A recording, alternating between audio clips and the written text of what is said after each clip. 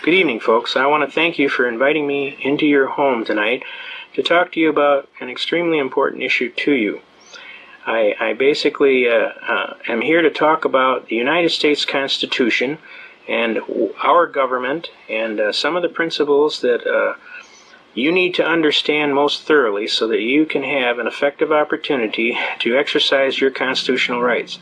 The whole purpose of this is that you understand that these rights come from God, okay, that they are God-inspired. God is the one who endowed us with these rights, and that this Constitution merely offers a legitimate program to protect those rights or to secure those rights and the blessings of those rights on ourselves and on our children for all time. It's important that you understand that the Constitution is God-inspired. It's important that you understand that a lot of the principles that are in the Constitution actually come out of the Holy Bible, okay? And it's very important that you understand that this Constitution allows each of you to be a king or queen in your own right, as long as you recognize one principle, that you don't ever create a situation where you take away the rights of another. So the whole point of having the Constitution is so that all of us can have the rights equally, and as long as we respect our neighbor and allow them also to have the rights equally, the protections are going to last forever. And the reality is that we are going to get thoroughly into your Constitution. We want you to find a Constitution wherever you can, and we are going to basically take you step by step through some of the most important parts of this Constitution so that you can better exercise your rights in a timely fashion. Now, the facts are simple. If you don't know your rights, you don't have any rights, and that's just the way it is. And if you certainly couldn't exercise those rights timely if you don't know what they are. So what's going to happen is they're going to tell you what your rights are, and do you think they're going to tell you in your favor? Certainly not. Now, we've come a long way to put this program on to help you. By the way, my name is Carl Miller. I want to thank you again for inviting me into your home. We're going to proceed with vigor. I should tell you a few things about me, that I'm a prior service soldier. I served 3 combat tours in the Republic of Vietnam. I should tell you that I was a participant in the top-secret project called Blue Book, where the officers in the jungle smelled a rat in a woodpile, and they decided to pull their top soldiers aside, and they come on over here. Come on over here. We want to talk to you. And they took their top soldiers in the corner, and they started teaching them things like duty, honor, country, pride in the Corps. They taught us history. They taught us all kind of programming as far as what's going on in our government. They taught us the Constitution. We had to be able to rattle the Constitution off just like we would any manual of arms.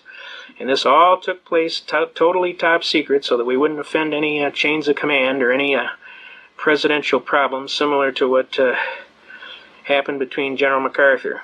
Yeah, the bottom line is this was taken totally upon their own, shall we say, careers to pull this thing off.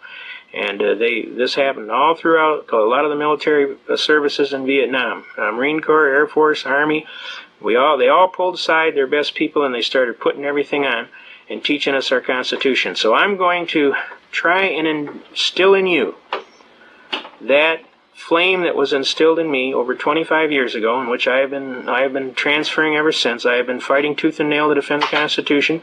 I have helped thousands and thousands and thousands of other people do the same. I teach people how to be their own counsel, to stand up in courts of law, and be able to exercise their constitutional rights in a timely and effective manner. And the good Lord willing, I'll be able to keep doing that. So why don't we right now try and get into some parts of the Constitution. The most important thing that I can teach you about this Constitution is the importance of reading it. You must read the Constitution and understand what physically is involved. You must know your rights and timely assert them. That is your burden. If you do not, then a legal term called laches incurs. Laches is a legal term which is defined as laches is a species of action wherein a party of reasonable intelligence and integrity, having a right to take an action as is prescribed by law and having failed to timely do so, loses all right to proceed. So what is actually happening out there, folks, is that laches is incurring because most people don't read their Constitution and know what's involved. So then you are left to being told, well, that's what it means. Okay, so you just got to do what you got to do, and you're told, and they're going to tell you in favor of them. They're not going to tell you in favor of you. So it's better for you to read the book and understand what's in it. It's not a very big book. I highly recommend the book. You can get several versions. A lot of times you contact your congressman. My congressman, Dominic Vincentini, state senator, supplied this one for me. John Kuhn, a Libertarian candidate, has supplied several also. Some of these folks, just check with your local congressman or state rep. A lot of times they'll just give you one. If you cannot find one, go down to your United States government building here in the Detroit vicinity. It's called the McNamara Building on the first floor. And what we do then is we go into the government printing office, and usually they're about $1. But I highly recommend you go get one. I don't leave home without mine. I usually have 3 or 4 of them someplace. And I hand them out also myself. I give them out to whoever. I think one of the most kindest things I can do to a person is give them this book and show them how it works. This book is kind of like a genie in a bottle. If you know how to stroke this book, I'm telling you, the genie comes out. And it usually with a force that will be clearly recognized in any court in the land. Now that doesn't mean it'll be easy. You might have to work a little bit. But basically there's an argument, and it comes like this. If I violate your rights, you may or may not know about it. If you know about it, you may or may not be able to do something about it. If you do have an ability to do something about it, you may or may not have the financial wherewithal to go to a finished program. If you do have the financial wherewithal, you may not have the intestinal fortitude to go to a finished program. So most of the time, your governments and your abusive personalities in government or your corporations pretty much have carte blanche to injure you. Because in 99.9% of the cases, most people will not proceed. But every now and then, you run into that one hard nut, and he doesn't quit or she doesn't quit till the cows come home, and what happens is that person will prevail. And those are the people that are actually generating better protections and better constitutional rights for you. Those are the ones that are going to the Supreme Courts and the Courts of Appeals and what have you, that are pushing, that are spending their life funds to allow you to have the benefit. But if you aren't there to catch the benefit, then the benefit is lost. So we're going to get right into the Constitution. We're going to teach you some things about it. Pay attention, because we're really doing this out of an act of love for you, and we're hoping to God you're going to pick up on it and pay attention. Okay? Now, I'm going to put one Constitution down here so the folks can see it. I will open this up from time to time to demonstrate things to you. I will basically try and read out of another Constitution so that we can better show you some of the things that are involved. Now, it's important that you understand that this Constitution is in writing. It's important that you understand that it is a legal document, okay? That it was ratified by all of the members in a Congress together, right? And that document you can get all the signatures on the document, okay? And it's important that you understand that there was an offer. Government offered to govern. There was a consideration. The citizens considered how they were going to be governed. And government promised that they would govern by Constitution. And there was an agreement. The citizens agreed that if government promised there would be a government by Constitution, that they would agree to allow the Constitution into force. Now, there's a unique situation here. It's very rare when you find the party of the first part, which is the congressmen, officers of the government, who are also parties of the second part, as representatives of we the people, the republic. And when they signed the document as officers of government, agreeing to the Constitution, and simultaneously as officers of representatives of the people in the Republican form of government. And when they signed that document, that constituted an ironclad contract in writing, enforceable in a court of law, pursuant to the statute of frauds. Here in the state of Michigan, that's 566.132, Michigan Compiled Laws Act, which basically states anything in writing is enforceable in the court of law pursuant to the statute of frauds. Now, all we're asking is that they enforce the contract. We want them to enforce the contract. In other words, if we read something in here, and we got a good reason for why we believe it's the way it is, then they should honor that. And they should honor it in favor of you, the clearly intended and expressly designated beneficiary, but I'll get into that a little later. Article 6, Paragraph 2 of the Constitution. This is called the Supremacy Clause of the Constitution. It's located at Article 6. Everybody see that? Paragraph 2, which is going to start right here, and I'm going to read it to you. Okay?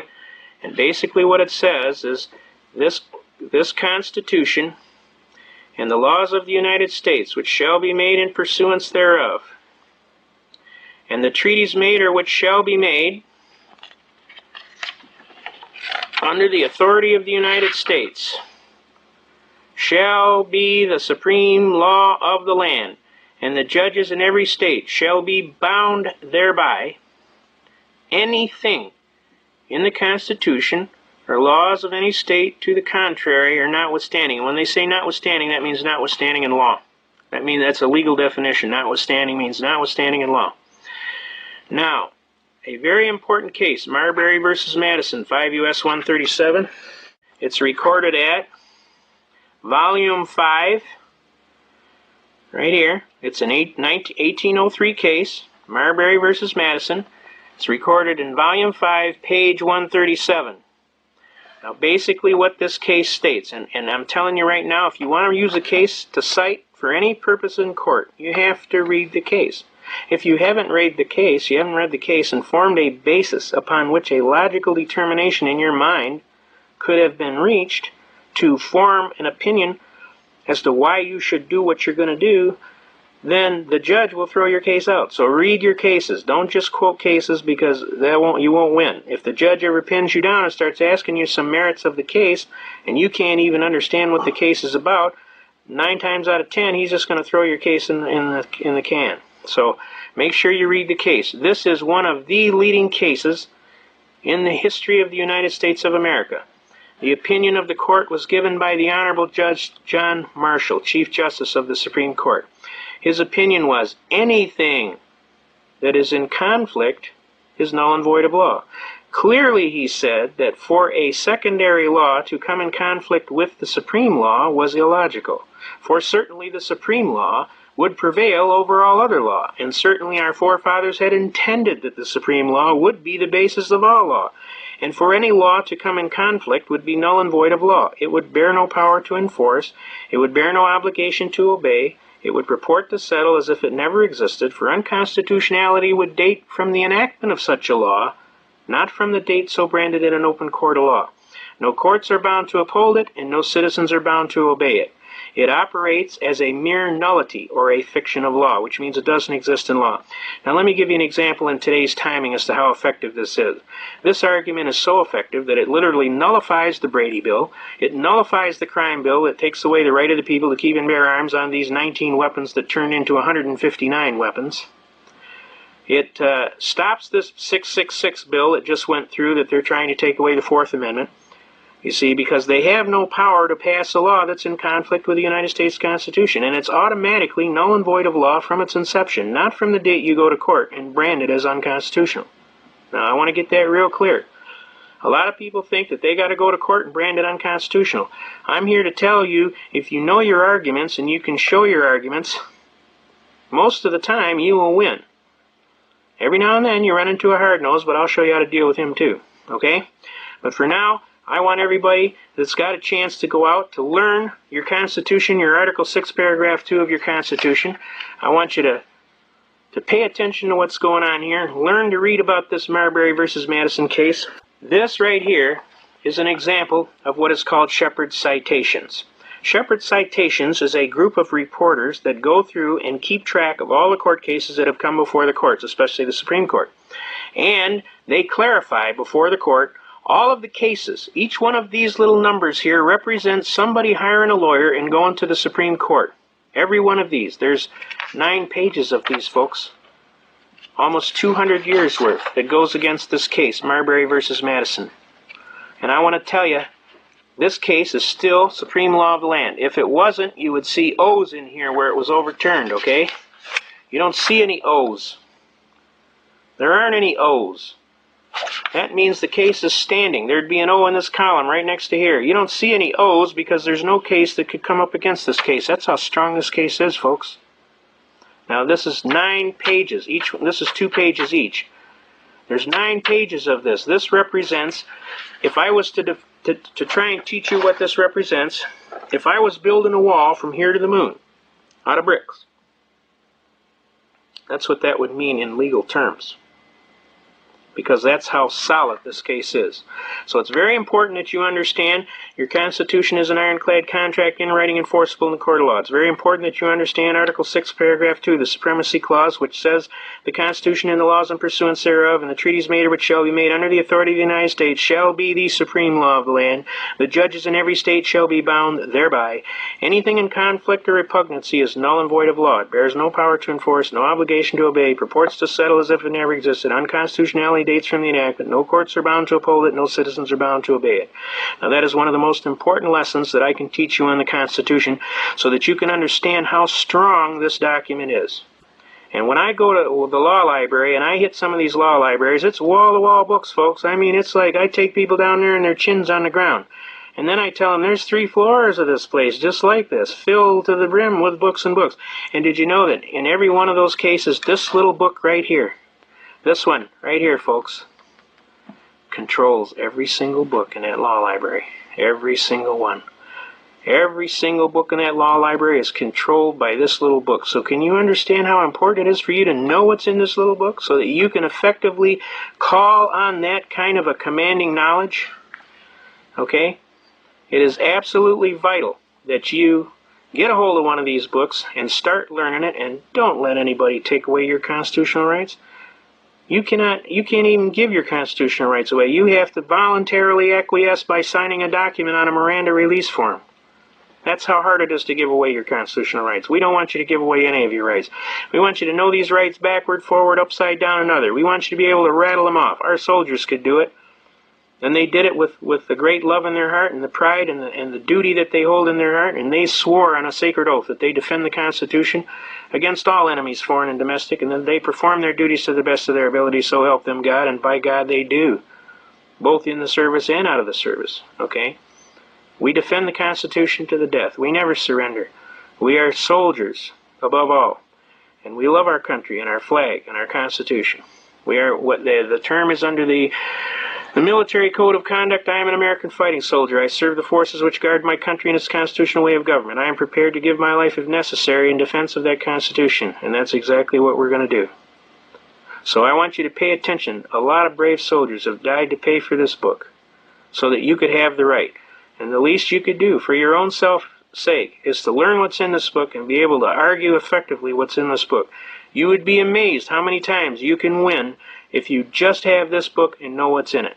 We're going to go into some other arguments here. We're going to try and show you how to really effectively use this book, okay? Now that everybody's got that in hand. The next thing we're going to start teaching you is things like about the Second Amendment. The Second Amendment is one of the biggies that everybody talks about today and the one that gets railroaded probably the most. The next is the Fourth Amendment and the Fifth Amendment, okay? But the Second Amendment is one of the most vital amendments here because our forefathers had such an important understanding of life, liberty, and pursuit of happiness, that was the First Amendment, that they turned around and realized that without the right to protect that first right, they didn't have that right. So the Second Amendment, they instituted the right of the people to keep and carry arms, and that right shall not be infringed. Now, they started out by saying a well-regulated militia being necessary for the maintenance of a free state. Okay? Isn't that a true statement, folks? A well-regulated militia is necessary for the security of a free state. That's just a true statement. So is oranges are orange. That's why they call them oranges. Okay? But that doesn't have any legal precedence in theory. The most important part about that Second Amendment is it says the right of the people. And the Supreme Court has ruled in hundreds of cases that whenever it says the right of the people, it means the right each of every single citizen to possess the right equally. Now, a lot of guys like to hand out this manola that, well, that's a collective right. You got to be a member of the militia. That's all hoodoo. You don't have to be a member of the militia. All you have to do is be an American. You have the right. The right to keep and carry arms, and that right shall not be infringed. Now, you will note after infringed, there is no subparagraph A, B, C, D, E, F, G, which would stipulate as to what would be an acceptable infringement. So all infringement is forbidden. Now, who says so? You say so. Do you see that? Does everybody see that? You say so. Who are you? I'm an American. And I'm telling you, you're infringing my rights. You're stealing my rights. I claim infringement. I claim encroachment. I claim impingement. I claim usurpation. I claim you're stealing my right. Because that's what they're doing. And I ask them, what is it you don't understand about the word infringement? Because that's exactly what it says when you look in Black's Law Dictionary. That's another thing I want to bring up. When you want to talk to these people in court, you want to get a hold of one of these books, right here. It's called Black's Law Dictionary. You would be absolutely amazed what's in Black's Law Dictionary. This is the exact words that you need to be able to definitively define the word game problem that we are having with these people today. They like to keep changing the words. But guess what? The words in this book are the words that were written when we were in the Constitution when it was signed. And the definitions that are in this book are enforceable in a court of law. You can bring this book into court and pull it open and say, this is the one, Judge. And they gots to listen. And that's the way it is. So for sure, if you're going to be in this, go down to one of your bookstores, whichever you may have in your area, Barnes & Noble or any one of the dozens of decent bookstores, and get a copy of Black's Law Dictionary. You need that to be in this, because this is kind of like defining the map of how to get from A to B. You have to have this book to be able to pull it out so that you can turn around and tell them, hey, don't trample my rights. I take a real dim view of that. Another good book you can pick up on the Constitution is this American Constitution, put out by West Publishing Company. This goes into a whole lot of widened arguments as to your Constitution. Now, after I'm finished talking to you, you're going to have a new concept of Constitution and how it works. You're going to understand that it's what you say it is. If you got an honest right, now I'll give you a perfect example. Now, the First Amendment basically talks about the right of life, liberty, and pursuit of happiness, right? But isn't the right to work part of right of life, liberty, and pursuit of happiness? You got a right to work, right? Contract your labor, your skill, and your time of life as you see fit, right? Does that make sense to you? That's a First Amendment right. Another First Amendment right would be the right to travel freely unencumbered. See, no state can require you to have a license to travel freely unencumbered, and we'll go into that and show you how that is taken care of, okay? The bottom line is you need to learn as much as you absolutely possibly can in the shortest possible time about your Constitution, because I'm telling you right now as we speak, they are trying to curtail that Constitution and take away rights that you have that have been given to you from your forefathers. There's only one thing that's going to stop that. Well, maybe two. There's two things. So the first thing that's going to stop that, if all of us get together, get a hold of one of these books and start shaking it and say, whoa, Horsey, we're not letting you take away that Constitution. This is America. We got an American flag on our pole out front. Last time I checked, this is the United States of America. We got a Constitution here, and you ain't touching that Constitution. So you call up that Bill McCullum in Washington, and you tell him he's the guy that sponsored that 666 bill to take away the Fourth Amendment right to have a search warrant. You get a hold of him, and I'll give you his number later on in the speech here. And you call that joker up and you say, sir, what is it you don't understand about your oath of office? We'd kind of like you to leave the Constitution alone. Matter of fact, we'd like you to make it stronger than it is, not take nothing away from it. Period. And we resent the hell out of you taking an oath of office to protect the Constitution, and we put you in office, and the first thing you do when you get in there is try and scuttle the Constitution and flush it down the toilet. We're not going to put up with that stuff. We want you to understand that real clearly. The second way we can do it is, if necessary and proper, our militias can come together and decide to tell these people that are giving aid and comfort to the enemies of our country by breaking down our laws that you have broken the law of Title 18, United States Code, Section 2381, which says that in the presence of two witnesses to the same overt act or in an open court of law, if you fail to timely move to protect and defend the Constitution of the United States and honor your oath of office, you are subject to the charge of capital felony treason, and upon conviction you will be taken by the posse to the nearest and busiest intersection and at high noon hung by the neck until dead. The body to remain in state until dusk, as an example to anyone who would take their oath of office lightly. You see, without that oath of office, this Constitution is worthless. That's why we have you take that oath of office, so that we know you will honor this oath of office, and that you will keep our Constitution. We don't want anybody taking our Constitution away, and we're here to tell you right now, don't do it. We'll take a dim view of it. We probably will charge you, and we're not fooling around. Okay? Now, let's get into some other things in the Constitution. The bottom line here is you have to know to be able to exercise your Constitution. The most important parts about your Constitution are in your first 10 amendments, okay? Obviously, the right of the people to keep and carry arms shall not be infringed. And that right shall not be infringed. You must claim your right if you want to have it. You have to be willing to do that. And if they are going to take your right, then you have to be willing to challenge them, whatever it costs. Now, the bottom line is any law that comes in conflict with that, what do we talk about in Article 6, Paragraph 2? If any law shall come in conflict with this, the supreme law, what happens? It's null and void of law. It bears no power to enforce, no obligation to obey, purports to settle as if it never existed. Unconstitutionality dates from the enactment of such a law, not from any date so branded in open court of law. So what happened to the Brady Bill, folks? Canceled due to lack of interest. Okay? What happened to the crime bill with the gun infringements? If any portion of the bill be unconstitutional, the whole bill is unconstitutional. Because why? Repugnancy. Okay? It's repugnant to the United States Constitution. It's null and void of law. It bears no power to enforce, no obligation to obey. Purports to settle as it ever existed. Which case said so? Marbury v. Madison, 5 U.S. 137, 1803. That's how important that case is. That's why you got to go down to your law library and read. Okay? So Marbury v. Madison is extremely important. It's important that you be able to read the case, understand what they're talking about. Now, other cases that are involved are your rights to due process, like under your 4th and 5th and 6th Amendments, right? The right of the people to be secure in their houses.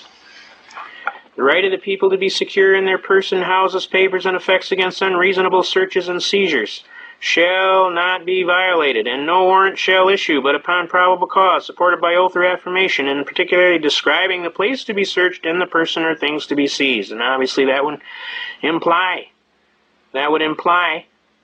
that he'd gone before a judge and said, this is the guy, he did it, this is the crime that was done, and this is the evidence we're looking for, Judge, and we'd like to get a warrant, and we're swearing on everything we told you is the God's truth, and then they can come over and they can search till hell freezes over.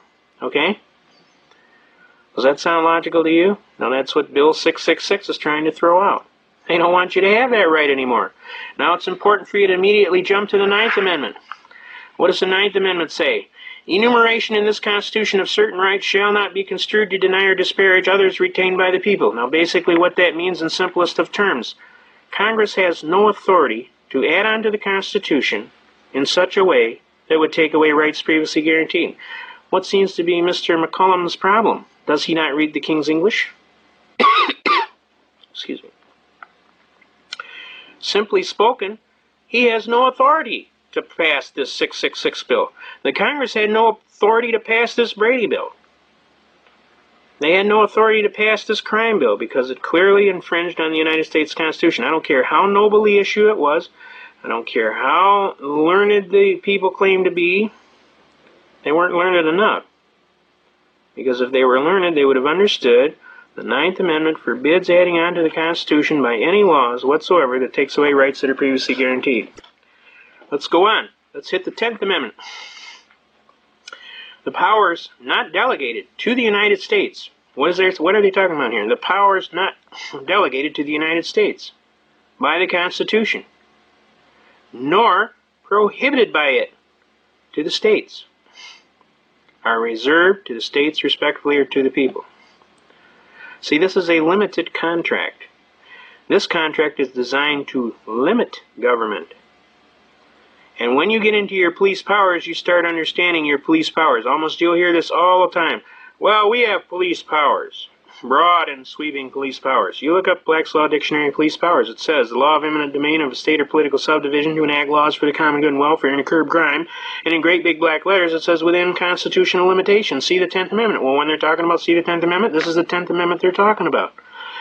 Now, do they have powers to take away previous rights guaranteed under the Constitution? The answer is obviously no, they don't. Obviously, the 9th Amendment sets a clear limit on that. What is it these guys don't understand about their Constitution? They pass these Brady bills, they pass these crime bills, they pass these 666 bills to take away your 4th Amendment right, requiring a search warrant. What is it that they don't understand about the locks on the Constitution? Now, do you see how wise our forefathers were? They knew history, and they knew that history repeats itself if people forget. So what they did is they set a standard, very importantly, toward the end of the contract that clearly stipulated exactly what limits would be there, you see. And it clearly stipulated that no power has existed to take away rights that were previously guaranteed. So how, therefore, is this being done? I'll tell you how it's being done, because they wants to. And they're not doing it by law. Now, why are they getting away with it? Because most of the people don't know any better. And if you don't know your rights and you don't timely assert them, laches incurs. Laches being a species of action wherein a party of reasonable intelligence and integrity having a right to take an action as is prescribed by law, and having failed to timely do so, loses all right to proceed. So, by you acquiescing, by not jumping up and saying, hey, hold the line, Chester. You ain't touching that Fourth Amendment. You aren't touching that Second Amendment. We're not putting up with that stuff. You took an oath of office, we're going to hold you to it. You violate that oath of office, we're going to charge you with capital felony treason under Title 18 United States Code Section 2381. What difference does it make if they're in open rebellion against the United States, or if they're breaking down the laws creating a rebellion? Isn't that giving aid and comfort to the enemies of our country? It most certainly is. And it's called sedition. Treason by sedition. Okay? Now we got to start collaring these guys and telling them, hey, what is it you don't understand about the Constitution and your oath of office? We're going to clearly correct that in the short interim. And if you don't want to fix it, we will remove you. And that's our duty and our responsibility. Now, when Benjamin Franklin walked out of all of the hearings to set up this Constitution, a lady reporter walked up to him and asked him, what is it we have now? And he turned to her and told her, we have a republic, if we can keep it. Obviously, the burden is on us to make sure we keep it. So I'm asking you to get a hold of one of these constitutions and let's plan on keeping it. All right, now let's get into some more of the arguments on the Constitution. Your Fifth Amendment. Let's pull up your Fifth Amendment.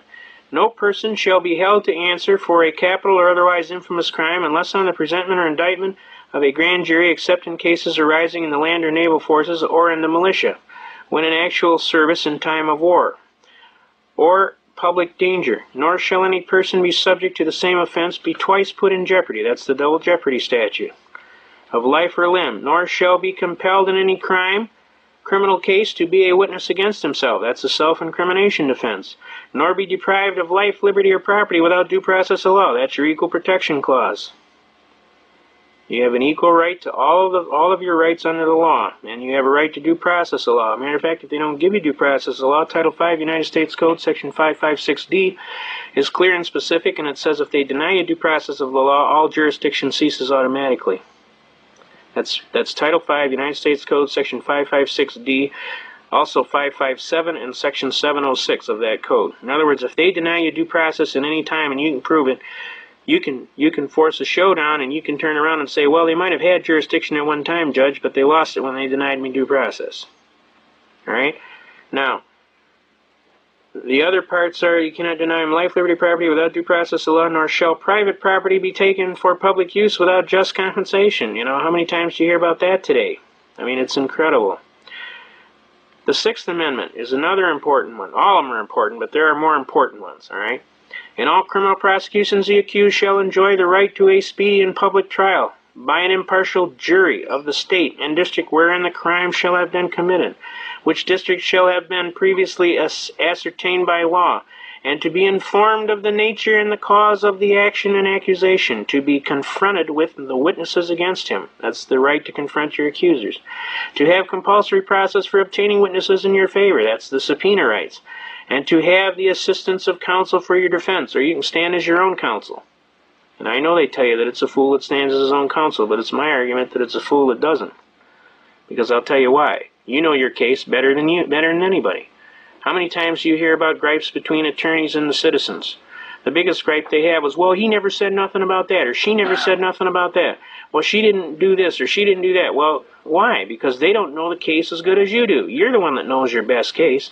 The only thing they know is how to apply the law. So all I'm telling you is learn how to apply the law and your constitutional rights, and then you don't need to do that. The only time you get into trouble is if you run your mouth too much and you get into self-incrimination. So obviously you have to keep your wits about you and watch your mouth. But the bottom line is, actually, I personally believe you are the best person to present the facts of your case, because you're the best person that knows all the facts. The only thing you know how to do is how to actually do it in a legal and lawful manner that is recognized by the legal community. And that's really not hard to learn. I can teach you, believe me. All right, the Seventh Amendment. In suits at the common law, where the value in controversy shall exceed $20, the right of trial by jury shall be preserved, and no fact tried by a jury shall be otherwise re-examined in any court of the United States, because the jury is the ultimate trier of fact. And then according to the rules of the common law. Now, we'll get into that common law argument. There's a lot of heavy arguments around that common law. Basically, I don't want to overwhelm you on the first time out of the chute, because that's not hard to do, okay? Now, the bottom line of this Constitution is it's all in writing. It clearly represents a contract. I'm asking you to learn your contract. I'm asking you to learn the book. Learn your contract. I mean, when you go to some place to do some work on your car, you read the document that comes with it for the warranty, don't you? Why? Because just in case something goes wrong, you want to be able to bring it back, right? Well, I'm asking you to read the warranty on your Constitution so that you can understand the rights that you have under that Constitution. So that if you don't get it right, we can bring it back. Does that make sense to you? All right. Now, it's also important that you understand that this Constitution is a very unique document, and that this Constitution is supposed to be enforced, and I'm going to teach you some things here right now.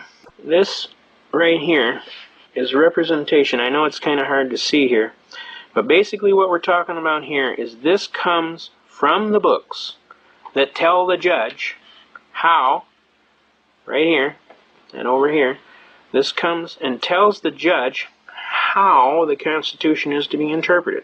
This is from the Am Jurisprudence volumes, and this is volume 16. You want the Constitutional Law section right here, Constitutional Law, and you want section 97. And when you start reading it, the most important part about it, and I'll read it, is that a constitution should receive a liberal interpretation in favor of the citizen is especially true with respect to those provisions which were designed to safeguard the liberty and security of the citizen in regard to both person and property. Can you see that? Can you all see that? Is that coming out right here? Over more. Okay. All right. To safeguard the liberty and security of the citizen in regard to both person and property. See Note 31, Breyers v. United States, 273 U.S. 28, and all of these 40 Supreme Court cases hold that axiom. In other words, it's supposed to be liberally enforced in favor of the citizen for the protection of rights and property. And a constitutional provision intended to confer a benefit should be liberally construed in favor of the clearly intended and expressly designated beneficiary. 32. But on 32, DeJammer v. Hospital Authority of Albany, in all of these cases. Let's do that over again. And a constitutional provision intended to confer a benefit should be liberally construed in favor of the clearly intended and expressly designated beneficiary. Similarly, a provision intended to afford a remedy to those who have just claims should receive a beneficial construction for the purpose of extending the remedy to all who might fairly come within the meaning of the terms. And that's Ryder v. Fitchie of Ohio, a Supreme Court case, okay? That's note number 33, okay? Now, this comes out of 16th Am Jurisprudence. In other words, I have this Constitution. This Constitution is a contract in writing enforceable in the court of law pursuant to the statute of frauds. I'm asking for specific performance, Your Honor, in favor of me. I am the beneficiary of the contract. There's also a basic premise in contract law, Basic Contract Law 101 of any first-year law student, that says, the contract shall be enforced most favorably in favor of the non-preparer. And that's you. You didn't prepare it. Now, if you believe honestly that you have a right, and you can timely bring that right before a proper adjudicated authority, and you can clearly stipulate as to what your right was, guess what? They gots to listen. That's the way it is. That's the way it's supposed to be. And I'm telling you, if you know your rights and you timely assert those rights, you have those rights. But if you sit on your haunches and you cry foul, it's just terrible. Somebody ought to do something about that. Hey, be a somebody. Do something about it. Don't sit there telling me somebody ought to do something about that. Be a somebody. You do something about it. You honestly got an honest bitch, you go out there and you take care of it. Because that's what it takes to be an American. That's what it's all about. That's what being an American is all about. That's what separates you from the rest of the whole world. Because Americans, you don't trample on their rights because they're going to come get you.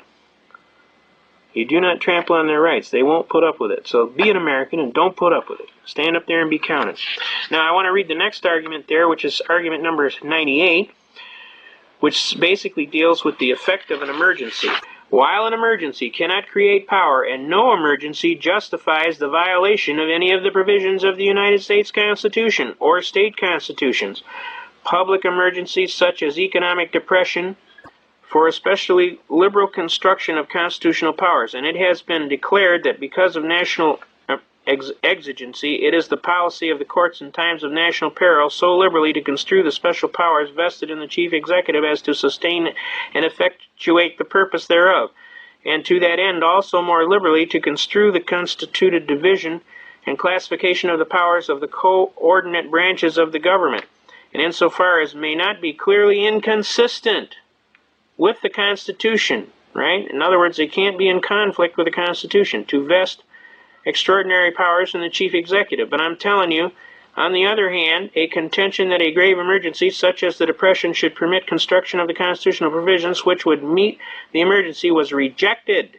In one case, the court holding that neither the legislature nor any executive or judicial officer may disregard the provisions of the Constitution in cases of an emergency, where the plain and unequivocal terms of the Constitution present to question of construction as to departures in emergencies. So not even an emergency justifies the taking away of constitutional provisions. And I know you've heard differently. I know you think, well, they got an emergency. They just declare an emergency, and then the president issues an executive order. But let me ask you, if it's repugnant to the Constitution of the United States, is it law? No. Who says so? We do. We're the people. It's our country. It's our Constitution. We're the ones that say you can't do that. And we mean it. You damn well better listen. All right, now, let's get into the next argument here. Now, I hope I'm not boring you to tears here, but it's kind of important that we cover these basic things so that you can understand. As to the construction with reference to the common law, an important canon of construction is that constitutions must be construed with reference to the common law. That means the law of the little people out there, not the corporations. Okay? Since in most respects the federal and state constitutions did not repudiate but cherished the established common law, this fact has been taken into consideration by the courts in construing certain clauses in a state constitution, such as the provisions securing the right to a jury trial. Also, provisions in regard to crimes have been interpreted with reference to the common law rule that one charged with a crime may be convicted of a lesser offense necessarily included in the crime charged. In such cases, the courts of the state always regard the language in the common law sense. So the common law prevails. Don't let anybody tell you this admiralty law prevails, because it only prevails if you get sucked into it. We're not going to let you do that. We're going to teach you how to beat it.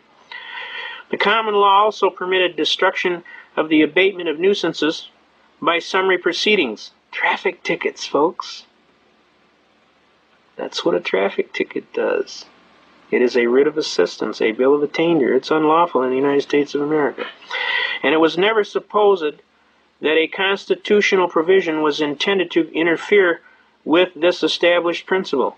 And although there is no common law of the United States in the sense, who said so? Erie Railroad versus Tompkins. Okay? All right? Of a national customary law, as distinguished from the common law of England, adopted in the several states. In interpreting the federal constitution, recourse may still be had to the aid of the common law of England.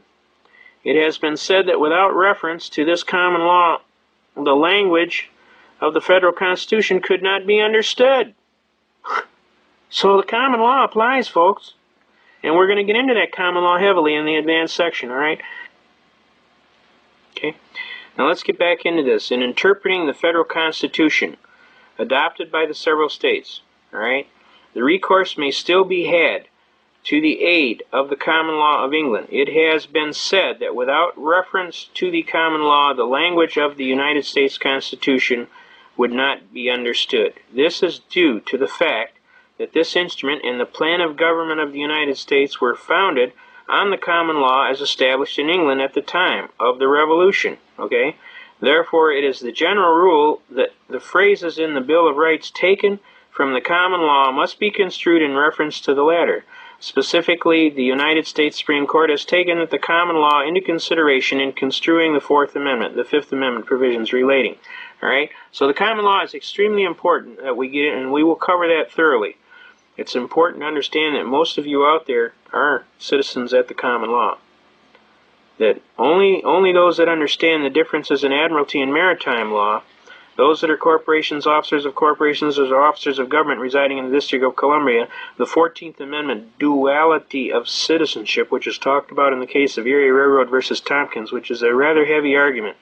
And I will cover that thoroughly with you so that you understand where the traps and the differences are.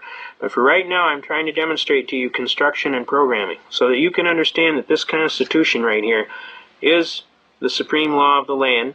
It is a contract in writing. It is enforceable in favor of you. In an open court of law, you are the beneficiary. Okay? I want to give you some basic more points on this Am Jurisprudence argument. This is section 114 of the 16th volume of Am Jurisprudence second. I'm going to give you a couple more of these sites so that you can understand how powerful a document this is. Okay? By the way, I highly recommend you go down to the law library, grab that 16th volume Am Jurisprudence, start at section 1 and start paging through to section 300. You will absolutely be astounded. We are now in 16th Am Jurisprudence, section 117. And I will read it to you. Basically, various facts and circumstances extrinsic to the Constitution are often resorted to by the courts to aid them in determining its meaning. As previously noted, however, such extrinsic aids may not be resorted to where the provision in the question is clear and unambiguous. In such a case, the courts must apply the terms of the Constitution as written, and they are not at liberty to search for meanings beyond the instrument, which that militia argument and that collective law theory of the Second Amendment is. They're reaching far. All right? Clearly it says in the plain English, the right of the people to keep and carry arms shall not be infringed. Now, what is it you don't understand about the word infringed? They're infringing. The Brady Bill, it's infringement. 1968 Gun Control Act, it's infringing. All of these, the CCW acts of these states, they're infringing. Who says so? You do. How shall a document be enforced in favor of who? You. When are you going to enforce it? You're the one that is the citizen. All power is inherent in the people. You're the one with the power. Enforce your power. All right? Does everybody understand that argument? That's the magnificence. I'm bringing the genie out. We're stroking the bottle here. And I'm going to bring the genie out here in a second. You're going to understand the magnificence of the power of this book. You see, once you understand this is an ironclad contract, once you understand that this is enforceable in the court of law pursuant to the statute of frauds, once you understand you have a right to claim specific performance on the contract. Your Honor, I'm demanding my right to keep and carry arms, and that right shall not be infringed. I want specific performance. I am the holder of the contract. It's supposed to be enforced in favor of me. I am the clearly intended and expressly designated beneficiary, the citizen. I want the thing protected in favor of my right. Does that make logical sense to you? Now do you start to understand the power of this document? Okay? See, before, you just thought it was a bunch of writing in some textbook that you had to take when you took a civics class in high school in the 11th grade. See, I want you to understand that you don't leave home without this. This is more important than your credit card. Okay? Next, let's get into the next section. I'm going to cover some more of these Am Jurisprudence sections so that you can understand. I want to get into section 155. 16th Am Jurisprudence, section 155. Since the Constitution is intended for the observance of the judiciary as well as other departments of government, and the judges are sworn to support its provisions, got me? Sworn? As an oath of office, sworn? The courts are not at liberty to overlook or disregard its commands or countenance evasions thereof. It is their duty in authorized proceedings to give full effect to the existing Constitution, and to obey all constitutional provisions, irrespective of their opinion as to the wisdom or the desirability of such provisions, and irrespective of the consequences. Thus it is said that the courts should be and are alert to enforce the provisions of the United States Constitution and guard against their infringement by legislative fiat or otherwise. In accordance with these basic principles, the rule is fixed that the duty in the proper case to declare a law unconstitutional cannot be declined and must be performed in accordance with the deliberate judgment of the tribunal before which the validity of the enactment is directly drawn into question. If the Constitution prescribes one rule and the statute another, and a different rule, it is the duty of the courts to declare that the Constitution and not the statute governs in cases before them for judgment. Does everybody understand that? They're telling the judge, you got to rule in favor of the Constitution. And if you know your Constitution, whose favor are they going to rule in? Yours. But you have to have enough hair on your tail feather to walk in there and say, hey, I'm an American, and I have a constitutional right. That right shall not be infringed, and you're infringing. And I'm asking you not to do that, because it's not nice. And I'm asking the judge to do his duty under his sworn oath of office and uphold the United States Constitution as he swore he would under Article 11, Paragraph 1 in this state, which says that he shall swear to protect and defend the Constitution from all enemies, foreign and domestic, and he will perform his duties to the best of his ability, so help him God. Now, let's get closer to so help him God. Now, let's get into another one of these. We got a load of them, folks, so let's bear with me here. 16th Am Jurisprudence, 2nd, Section 177. Declaratory judgments. Declaratory judgment actions have often been utilized to test the constitutionality of a statute and government practices. The Uniform Declaratory Judgments Act makes specific provisions of the determination of construction or validity of statutes and municipal ordinance by declaratory judgment, and is considered to furnish a particularly appropriate method for the determination of controversies relative to the construction and validity of the statutes and of ordinances. The Federal Declaratory Judgment Act, although it does not mention declarations as to the construction or validity of the statutes, has been invoked frequently as a means of assaying the constitutionality of congressional legislation. A plaintiff can have a declaratory judgment action on the constitutionality of either the federal or state statute by a single federal judge, so long as he does not ask to have the operation of the statute enjoined. You can't enjoin a constitutional right. A court may grant declaratory relief unless there is a case of controversy before the court. That is, the dispute must consist of specific adverse claims based upon present rather than future or speculative facts on which to base the adjudication. All right? Now, I'm trying to tell you folks here, you have a right to demand a declaratory judgment, which we are going to do in several of our cases here. And they got to declare. Is it constitutional or isn't it constitutional? If it's constitutional, it has to be judged in favor of who? You, the citizen. Why? Because you're the beneficiary. It's supposed to be enforced in favor of you, the beneficiary, the citizen, for the protection of rights and property. See Byers v. United States, 273 U.S. 28. And the 40 Supreme Court cases that support that mandate. Okay? Now there's just a couple more here. Bear with me. I know you're probably bored to tears right now, but I don't want you to do that. I want you to pay attention. Okay, we're at Section 255. 16th Am Jurisprudence, Section 255. In all instances where the court exercises its power to invalidate legislation on constitutional grounds, the conflict of the statute with the Constitution must be irreconcilable. The Brady Bill. Irreconcilable. Huh? In other words, the court is without authority to declare a statute unconstitutional unless it is in positive or direct conflict with the statute or with the Constitution. Thus, a statute is not to be declared unconstitutional unless so inconsistent with the Constitution that it cannot be enforced without a violation thereof. Because that would be violating the Constitution. We can't have that. What happened in Marbury v. Madison, 5 U.S. 137, same thing. A clear incompatibility between law and the Constitution must exist before the judiciary is justified in holding the law unconstitutional. This principle is, of course, in line with the rule that doubts as to constitutionality should be resolved in favor of the constitutionality and the beneficiary, you, the citizen, for the protection of your rights and property. Okay?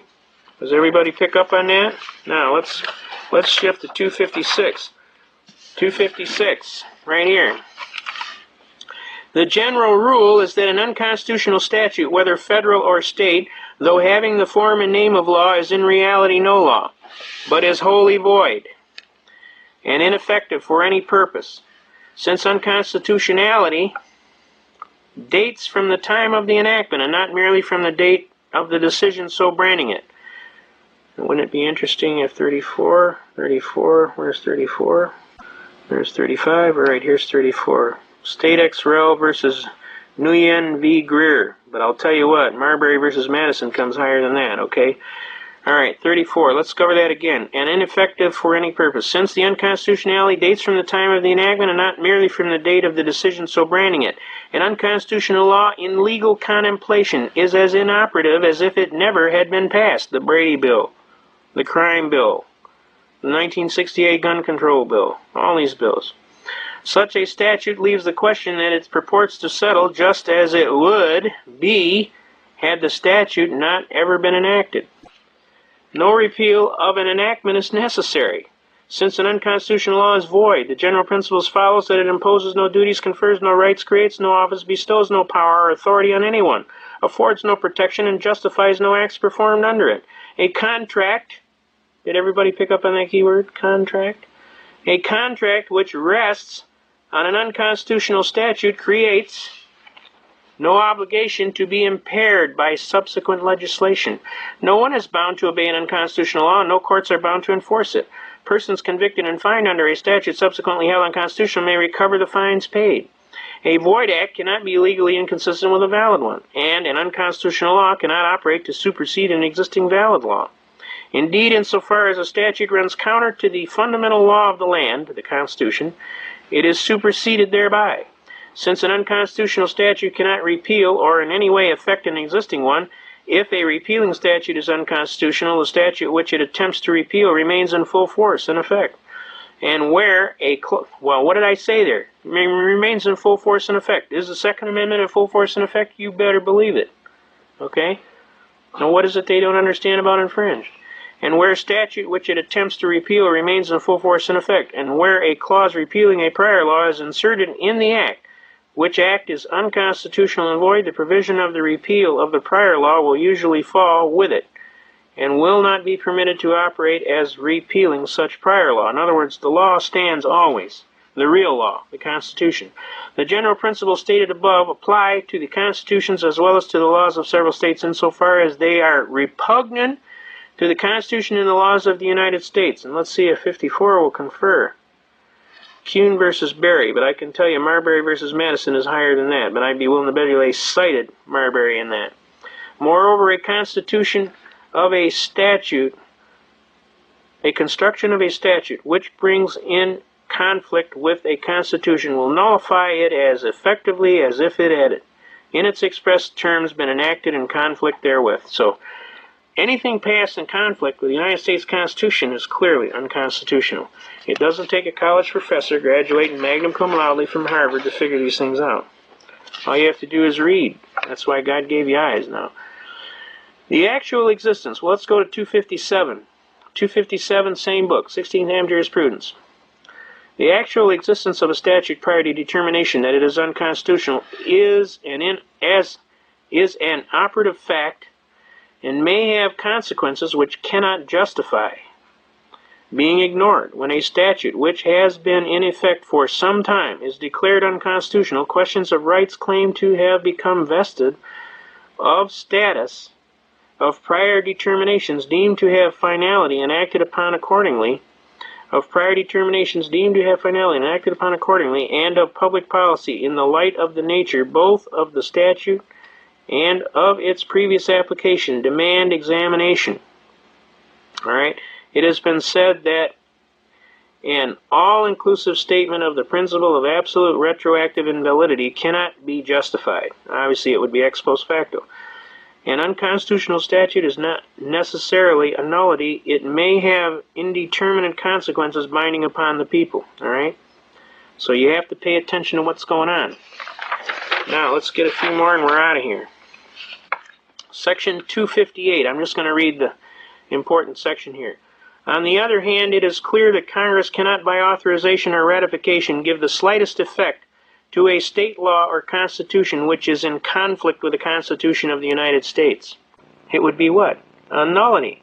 Why? Because it's in conflict or repugnancy. It'd be in violation of Marbury versus Madison, all right? Now, are you starting to see the gist of what's going on here? There's just one more, I think, and we're out of here. All right, Section 260 of the same 16th Am Jurisprudence. Now, folks, head down to a law library. The books are usually green or red in color. They're kind of thick. Ask the librarian where Am Jurisprudence 2nd is stored. Go on over there, grab the 16th volume, start at Section 1, and just start paging through to say Section 300. I'm telling you, you won't believe it. We're going to look at Section 260. Although it is manifest that an unconstitutional provision in the statute is not cured because included in the same act with valid provisions, and that there are no degrees of constitutionality. In other words, it's either constitutional or it's unconstitutional. There's nothing like, it's kind of like half pregnant. There's no such thing, all right? So that an act is either constitutional or it is unconstitutional, okay? So if you got statute here and most of it's constitutional and a part of it's unconstitutional, guess what? It's all unconstitutional. So what we got here is a crime bill.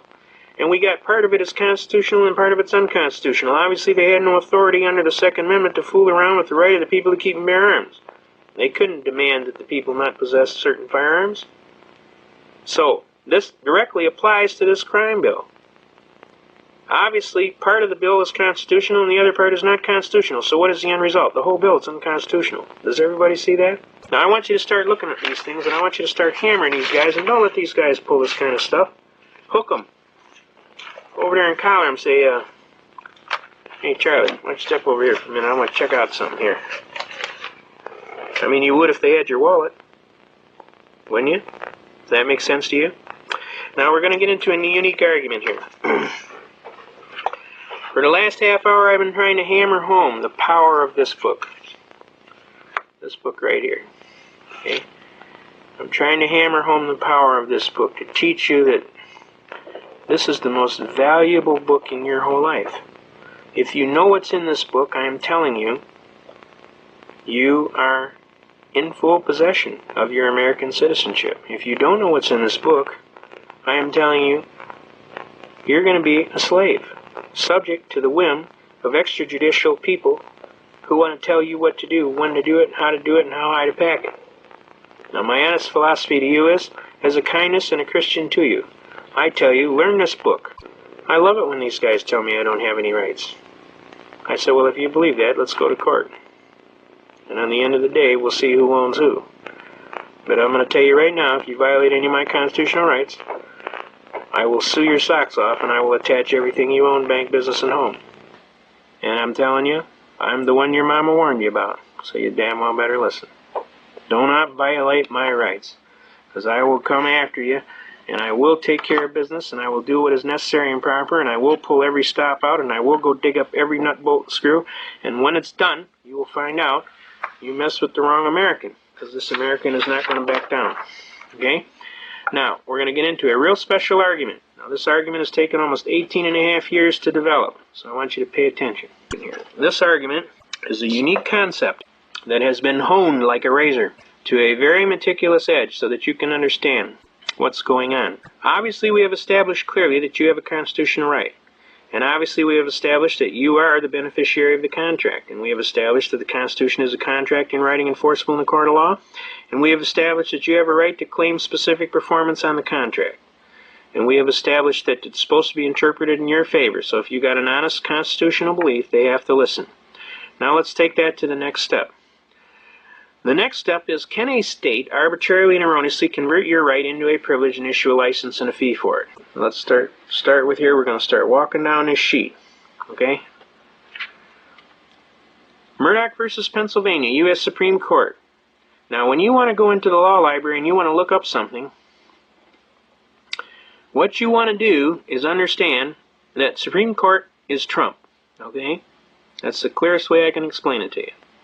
If you got a Supreme Court case, that trumps a district court, that trumps a court of appeals, that trumps a state court, that trumps everything. So you want to deal with Supreme Court cases as best you can. Murdoch versus Pennsylvania is a unique case. It's recorded at 319 U.S. 105. That's the 319th volume of United States Supreme Court Reports on page 105. So when you go to the law library, go into U.S. Reports, ask the little gal there, or the little guy that's behind the counter, where is the United States Supreme Court Reports? They'll tell you right where it is. You grab volume 319, you turn to page 105, and it'll give you the case of Murdoch versus Pennsylvania. Murdoch versus Pennsylvania is a real unique case. And I'm telling you to read the case. You get the case. The judge always likes to see that you're ready. And I'm going to summate basically the case briefly. Basically, it is a religious test case wherein Jehovah's Witnesses in the year of 1943 wanted their right to be able to go and preach among the public, because that is their right to evangelize, okay? In Pennsylvania, they wanted them to have a license to solicit, okay? This is basically the crux of the case. Now, what happened was the Jehovah's Witnesses claimed their First Amendment right of life, liberty, and pursuit of happiness, the right to worship and exercise their religion unencumbered, right? And, of course, that's one of the mainstays that founded this country, was the religious freedom, okay? And basically the points on the case that are established are: a state may not impose a charge for the enjoyment of a right granted by the federal Constitution, and that a flat license tax here involved restrains in advance the constitutional liberties of press and religion and inevitably tends to suppress their existence. All right, let's pull that over there. Everybody see that? Okay.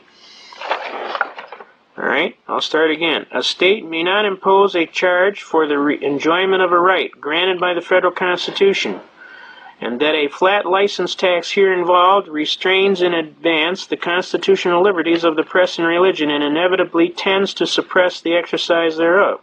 That the ordinance is non-discriminatory and that it applies also to peddlers of wares and merchandise is immaterial.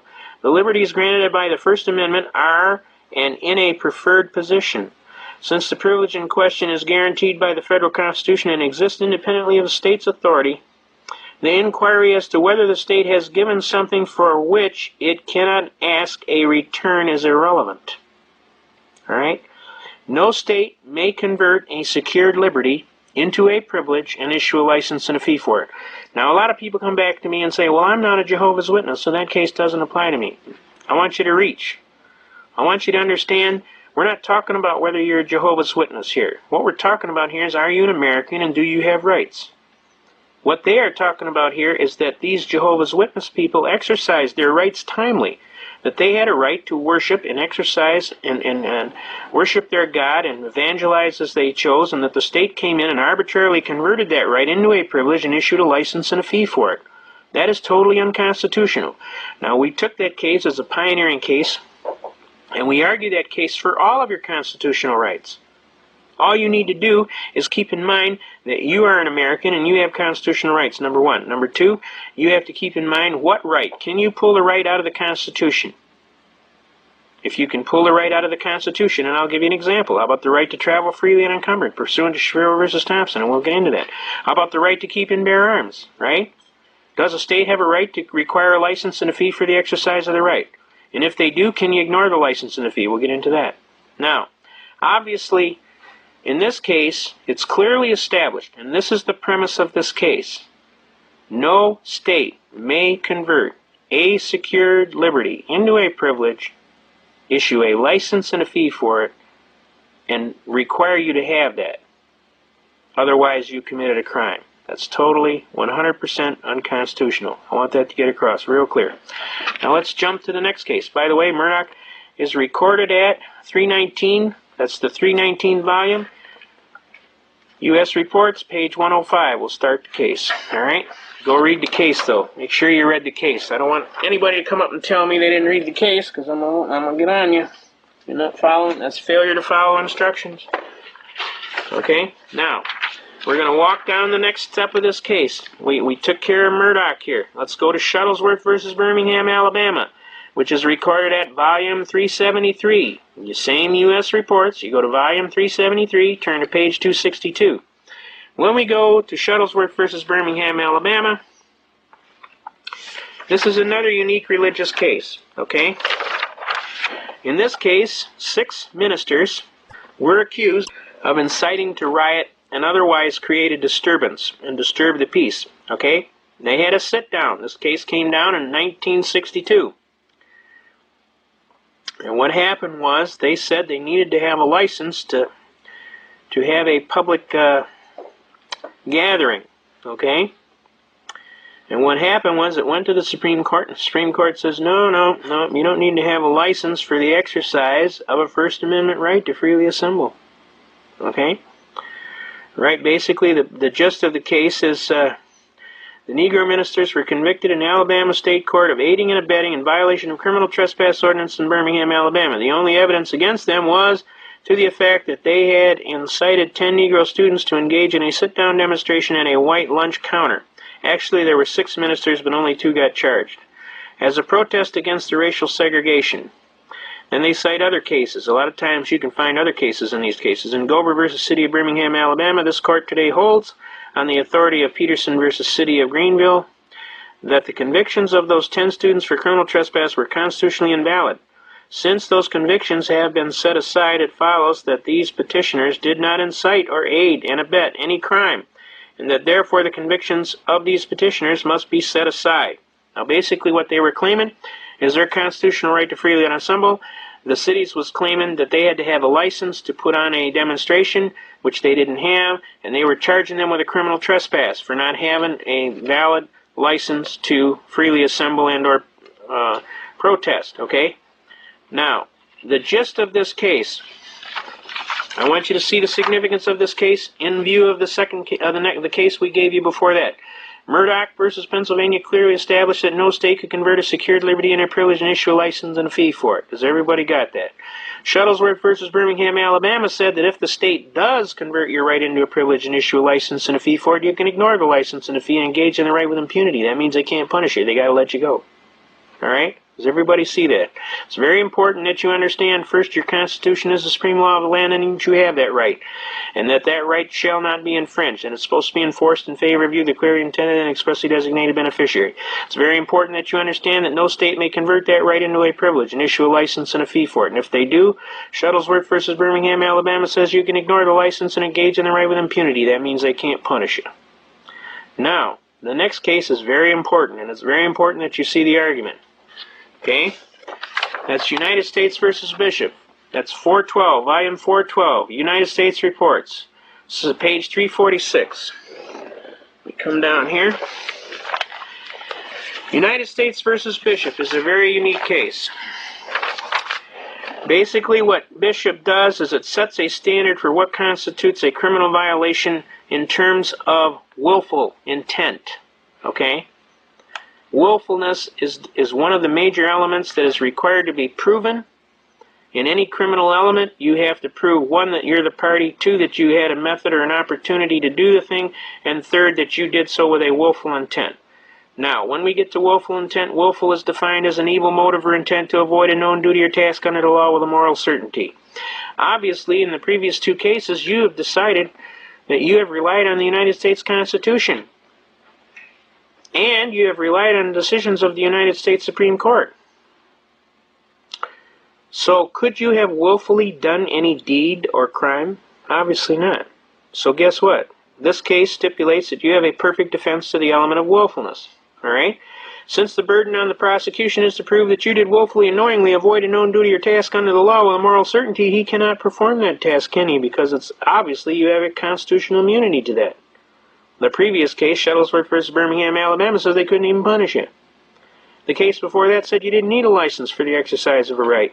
And the case before that said your constitutional right is supreme over any state law. So if they pass a law in violation of your Constitution, the Constitution overwhelms the state law. So the law doesn't even exist in law. Does everybody see that?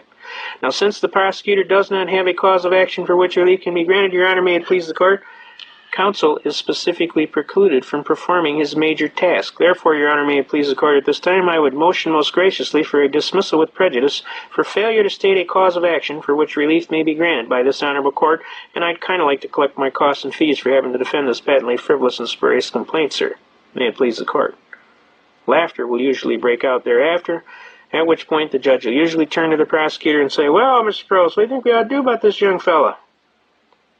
And he'll say, "I'd go for the motion to dismiss, Your Honor," and the judge will turn to him and say, "That's a good answer, because I don't think you're ready for this kid today."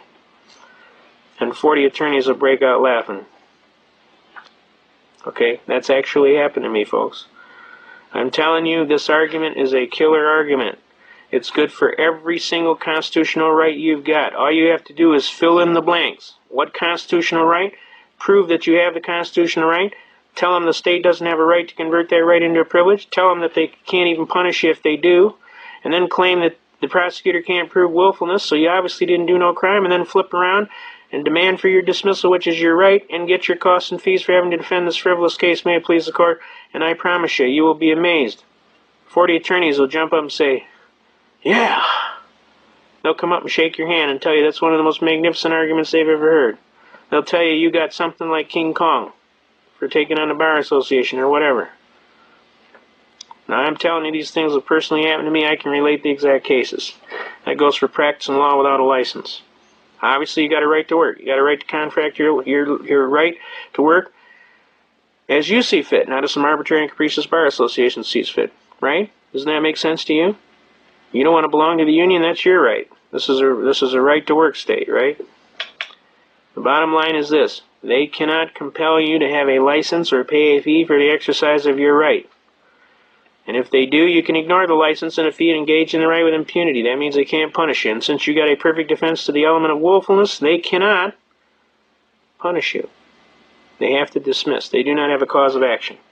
Now, this argument I'm telling you has taken us over 18 years to develop in courts and in law libraries over the years, and just kind of compiling and arguing cases and doing this. This argument is a killer argument. Have they ever won against us on this argument? Nor could they in the United States of America as long as the Constitution stands. I'm asking that you pay attention to this argument and start utilizing it. We'll show you some of the techniques later in the second half, all right? Now, the word willfully has the same meaning, all right? In controlling the voluntary, intentional violation of a known legal duty. And the distinction between the statute is found in the additional misconduct that is essential to the violation of the felony provision. If they can't prove willfulness, they can't prove nada. Okay? Has everybody got that? Now, let's go to the next one. Now that you've won and your rights have been violated, the next thing they will claim, well, we acted in good faith, or well, we acted in good faith. We had good faith reliance that you broke the law. Okay? And that means you can't sue us. That's a lie. You see, since these two cases, Owen versus City of Independence, which is recorded at 100 volume, and you want to look at Supreme Court reports. Now, that's a different reporter. Supreme Court reports will actually say on the back of the reporter, Supreme Court reports. It won't say U.S., it'll say Supreme Court reports. So that's a different volume. It's a newer reporter. So you want the 100th volume, and you want to look up Supreme Court reports, and you want to turn to page 1398. There is also a counterpart case to this Owen case, which is Maine versus Thibodeau. I'll give you the site for those. Okay, I gave you Owen versus City of Independence, so I'll give you Maine versus Thibodeau. Maine versus Thibodeau is recorded at 100 Supreme Court. That's 100th volume. Supreme Court Reports, page 2502. Now, basically, the summation of what these basic arguments say: where plain language of a statute supported by consistent judicial interpretation is strong, it is not necessary to look beyond the words of the statute. Right? Now, these are both civil rights cases. The right of action created by statute relating to deprivation under color of law, of state law, of a right secured by the Constitution and the laws of the United States encompasses claims which are based solely on statutory violations of federal law and apply to the claim that claimants had been deprived of their rights in some capacity to which they were entitled. Now, whenever this happens, folks, you must understand something. And that goes for both Maine versus Thibodeau and Owen versus City of Independence. And I'll tell you the brief synopsis on both these cases. Owen was a police chief in a town of Independence, Missouri. And he got in a gripe with the city council, and they indiscriminately fired him without just cause. Owen turned around and sued. They claimed that they acted in good faith. The Supreme Court said, "Sir, you are deemed to be officers of the law. You are to advise us to the law. You can hardly claim that you acted in good faith for a willful deprivation of the law, and you certainly can't claim ignorance of the law, because a citizen out here on the street can't claim ignorance of the law, and it makes the law look stupid if an officer of the court or some officer of government doesn't know the law, and then they go ahead and abuse somebody's constitutional right."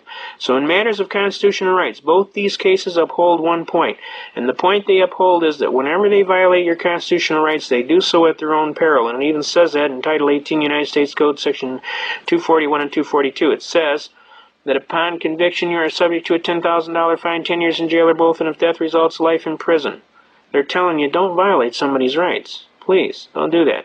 Title 42 United States Code Sections 1983, 1985, and 1986 clearly establish your right to sue anybody that does that. Now, they're going to claim you can't sue them because they have judicial immunity. Well, guess what? These two cases remove judicial immunity. There is no judicial immunity for violating somebody's constitutional rights. Judge, you are deemed to know the law and sworn to uphold it. You can hardly claim that you acted in good faith for a willful deprivation of the law, and you certainly can't plead ignorance of the law, for that would make the law look stupid for a knowledgeable judge to claim ignorance of the law when a citizen on the street can't claim ignorance of the law. Therefore, there is no judicial immunity. I want to get that across. I don't know how many attorneys come up to me all the time telling me, well, they're immune because they acted in good faith. They're just not reading their court. They're not reading their court reports, because if they were reading their court reports, they would have known this case has been on the books since 1982. Both these cases came down in 1982. So I want you to pay attention to these cases. When somebody tells you they can violate your rights with impunity, you just kind of smile and say, make my day. Okay? Now, the next case we want to talk about is Briers versus United States. We mentioned it previously earlier. Briers is recorded at 273, volume 273, U.S. Reports, page 28. Okay? Now, Briers versus United States is a unique case. It's a search and seizure case, but basically it sets constitutional standards which we had talked about in the Am Jurisprudence sections. Okay? I especially want to pay attention to note number 3 here. Constitutional provisions for the security of a person and property are to be liberally construed, and it is the duty of the courts to be watchful for the constitutional rights of the citizen and against any stealthy encroachment therein. All right? When a federal officer participates officially with a state official in a search, so that in substance and effect it is their joint operation, the legality of the search and the use and evidence of the things seized is to be tested in federal prosecutions, as it would be if the undertaking were exclusively the federal agent. All right? The reality here is what they are setting is the standards must be liberally construed in favor of the citizen. It's the duty of the court to make sure that happens. So now you have a right to be wrong. You have a right to enter your viable defenses that you honestly think. No state can convert that right into a privilege and issue a license and a fee. If they do, you can ignore the license and the fee. They must prove the burden of proof of willfulness, which they cannot do. If they do violate your rights, you do have a right to sue them in Owens v. City of Independence and Maine v. Thibodeau. They have to give every consideration to you, all right? And that's the way it is. 1900 yesterday, all right? The next case we want to talk about is Boyd. Boyd versus United States, 116 U.S., page 616. The court is to protect against encroachment of constitutionality or secured liberty, all right? Now, it is equivalent to a compulsory production of papers to make the non-production of them a confession of the allegations, which is pretended they will prove. And a lot of times that happens in federal cases. They'll claim something, they won't prove it. That's happened to me, believe me. And then the fact that they've claimed it makes it true. And then, of course, you have to prove a negative, which is impossible. All right? Now, the seizure or compulsory production of a man's private papers to be used in evidence against him is equivalent to compelling him to be a witness against himself in violation of the Fifth Amendment, and in a prosecution for a crime, penalty, or forfeiture is equally within the prohibition of the Fifth Amendment. See that? Now, the bottom line here is Boyd Protects against encroachment of constitutionally secured liberties. It's arguing the Fifth Amendment here, but it's basically arguing against encroachment, all right? So that's one you want to pay attention to when you're coming, especially to things on search and seizure natures. Another good case that you should know is your Miranda versus Arizona. And folks, I'm going to tell you something, and even I can learn something. Not that I'm that much above you. I want to come to you humbly, in humility. I'm telling you, I've read and I know, and there's a lot of things about the law, and I've been my own attorney for over 25 years, and I kick the tail out of them, I'll be honest with you. But I always can learn something, and I'm not stupid enough ever not to realize that. And the next thing I'm going to tell you is probably one of the most important things we're going to tell you today. This is the Miranda versus Arizona decision. It's recorded at 384, volume 384 U.S., that's U.S. Reports, page 436. Now, this is a heavy-duty case. Every American should know this case backward and forward, upside down, and other. All right? Miranda versus Arizona. This is the one that says you got a right to remain silent, you got a right to an attorney, you got a right to have your attorney present during questioning. Anything you say can and will be held against you in a court of law. If you can't afford an attorney, one will be appointed for you by the court. Do you wish to make any statement on your behalf, and do you understand the rights that I have spoken to you? As soon as they stop you, talk to you, as soon as they start talking to you, they are required to say that. If they don't say that, they screwed up. If they haul you into jail and they don't tell you this, read it to you, and then they want to make you sign a little statement that you know your rights and you knowingly waived them, please, folks, don't sign that statement. Use your head for something other than a hat rack. Do not sign that statement, ever. You are knowingly waiving your constitutional rights. Don't ever do that. I mean, they don't make it that hard. As soon as you hear those people start talking it, you tell them right effectively, I want to talk to an attorney. And I'm not saying nothing until I talk to an attorney, especially if you're talking to federal people, BATF. These people will lie, cheat, steal. They will do anything they can to hammer you. Their whole purpose in life is to hammer you. I don't want you to think, well, what nice guys, so maybe we can just work this out. Why don't we just talk and maybe we can get things worked out? You don't talk to these people, folks, and you're talking to somebody who learned the hard way. You do not talk to these people ever. I don't care if you think you're a nice guy and you want to be courteous. I don't think you think if you're going to work it out. I don't think you think if you're smarter than they are and you can beat them. I'm telling you, you don't talk to them, period. You button that hatch. An old wise legal defense counsel told me one time, he said, the first rule is keep your big mouth shut. I said, okay, what's the second rule? Keep your big mouth shut. He said, what's the third rule? Keep your big mouth shut.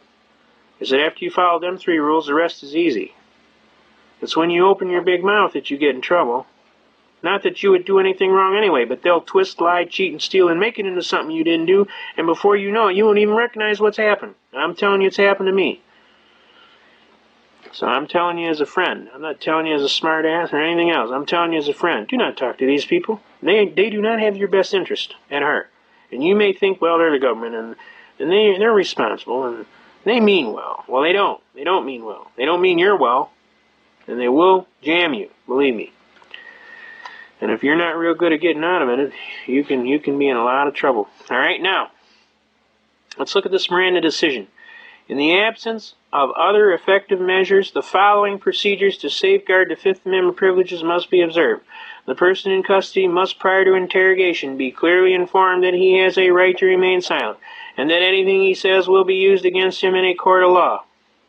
He must be clearly informed that he has a right to consult with a lawyer, and to have a lawyer with him during interrogation. Do that, please. And that if he is indigent, a lawyer will be appointed to represent him. All right? If the individual indicates prior to and during questioning that he wishes to remain silent, the interrogation must cease. If he states that he wants an attorney, the questioning must cease until an attorney is present. Where an interrogation is conducted without the presence of an attorney and a statement is taken, a heavy burden rests on the government to demonstrate that the defendant knowingly and intelligently waived his constitutional counsel right. Don't test that theory. But I'm telling you, it works. I did it. Where the individual answers some questions during interrogation or custody interrogation, he has not waived his privilege and may invoke his right to remain silent thereafter. The warnings require that the waiver needed are, in the absence of a fully effective equivalent prerequisite to the admission or admissibility of any statement, inculpability or exculpability made by the defendant. The limitations on the interrogation process required for the protection of the individual's constitutional rights should not cause an undue interference with the proper system of law enforcement as demonstrated by the procedures of the FBI and the safeguards afforded to other jurisdictions. In each of these cases, the statements were obtained under circumstances that did not meet constitutional standards for protection of the privilege against self-incrimination. Now, this is the big one, folks. This is the one they're talking about. Did you properly Mirandize him? Was he Mirandized? Was she Mirandized? If they don't Mirandize you, they got to throw the case out. Almost always. It's very hard to go forward with the case if their witnesses are excludable from the presentation of the case. Now, I personally got lucky on this one, folks, and I thought I was really, really good, and I am really, really good. But you want to know something?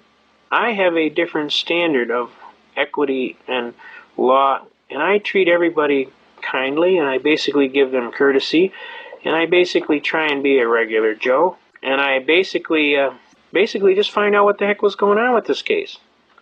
I promise you I would never do that again. I would dummy up like there's no tomorrow. I wouldn't say nothing. Not that I do anything wrong, but here's the thing. These people lied so bad.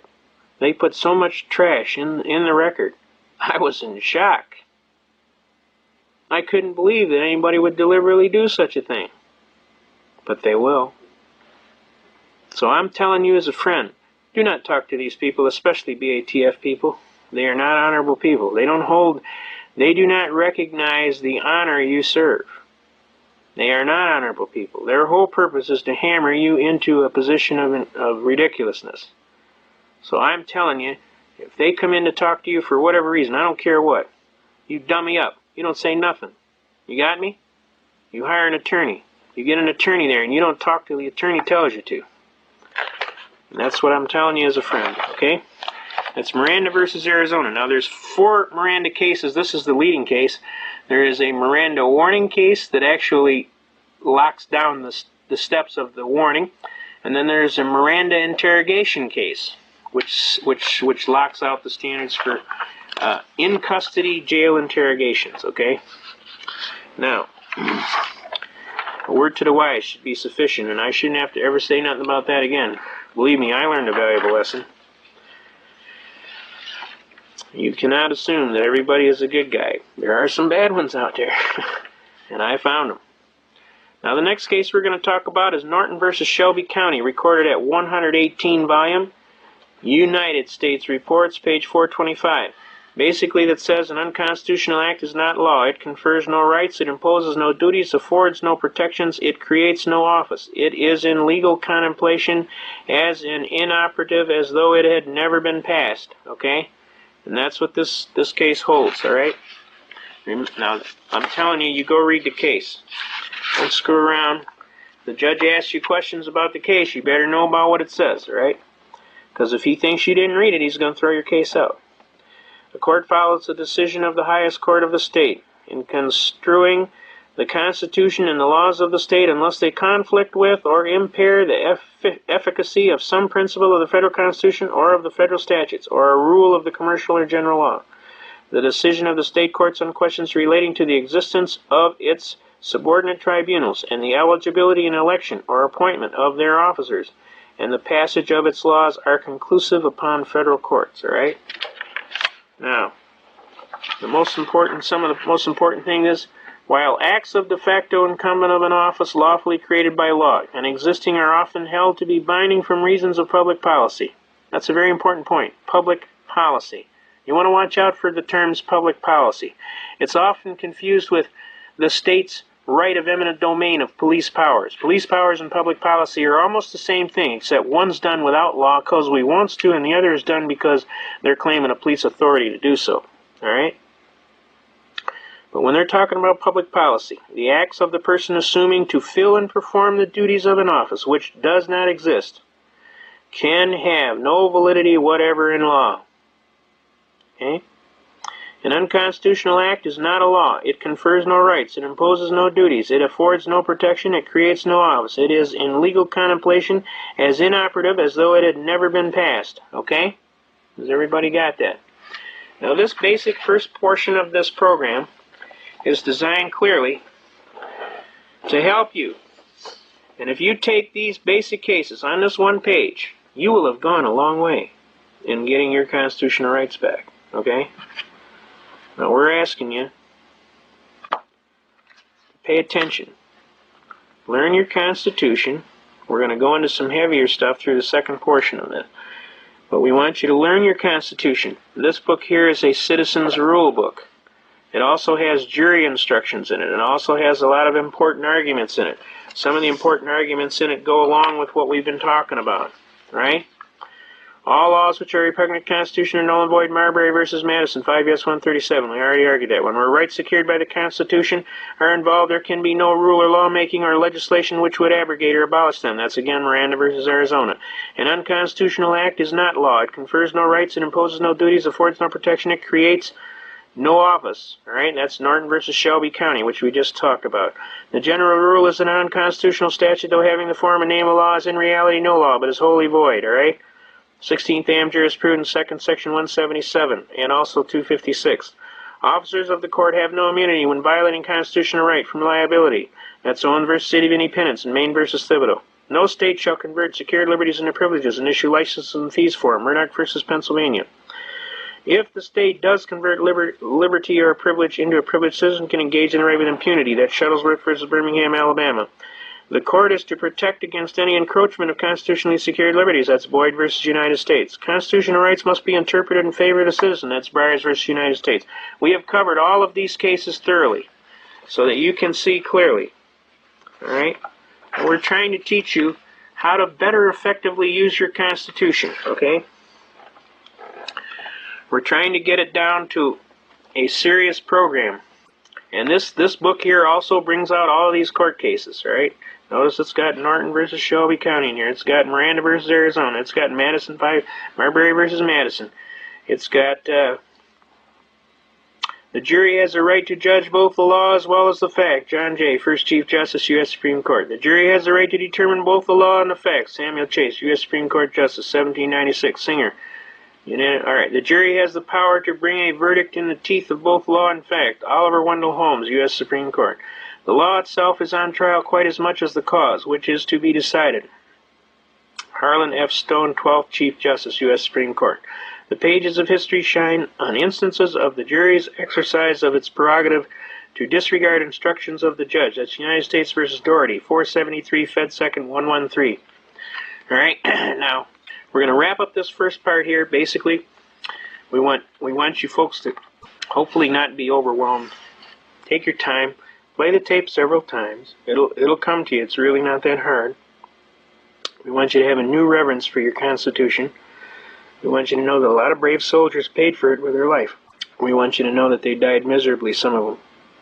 And we want you to know that this is a serious, very serious thing here. We want you to know that we love you, America. And we want you to know we need your help to learn your Constitution so you can better and effectively come forward, pick that book up, walk out there and shake that book and say, "Shaking it, boss." All right. Now that we've gone over the Constitution and we talked about some of the ways that you can use it, now we're going to go into some of the ways that you can apply it, okay? The things to do, first of all, is when you pull over, try not to demonstrate any rapid movements or any, like you're reaching under the seat or you're reaching in the glove box. Keep your hands where you can be seen. Do not overreact. Try and be calm. Talk to the officer in a mellow voice. Don't yell or holler or use profanity whatsoever. Basically, it's, "Yes, sir. What can I do for you, sir?" They'll usually ask you to produce your documentation. You have license, proof of insurance, and the registration of the vehicle. Okay? Now, we're going to go into a lot of issues on those programming to cover that, to show you some of the things that you can do and what you can opt to do. Also, I recommend that you treat the officer, as I told the other gentleman there, very courteously, because that is going to get you a lot farther ahead than giving them a lot of negative hype or trying to outshout them or give them a lot of static. So my honest counsel is, let me show you how we proceed most of the time you will be able to leave the scene without any serious injury. You might have a ticket or this or that, but we'll show you how to deal with that, okay? But you need to be understanding that this party is an armed party, and you don't want to do any movements that's going to cause him to overreact to an injury of you. Yeah.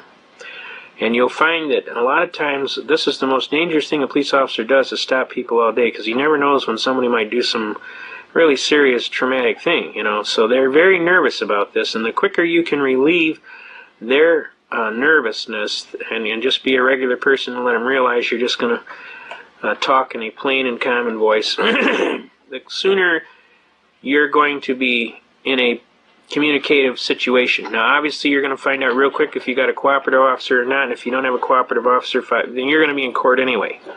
So the best thing I can tell you is be patient. Just let us follow along with our program, and we'll be happy to demonstrate. Again, we would like to let you know that your best defenses are in your Constitution, that Constitution is a viable contract, that it is enforceable in the court of law under the statute of frauds, that you have a right to claim those rights, that the burden is on you to claim them timely, and a key word here is timely, or you lose the right. So you want to be cognizant of your rights and be able to timely speak up, okay? Now, let's go on to a couple of things here. We're going to concentrate, as we did before, on our main basic cases. We also want to give you some further advanced programming.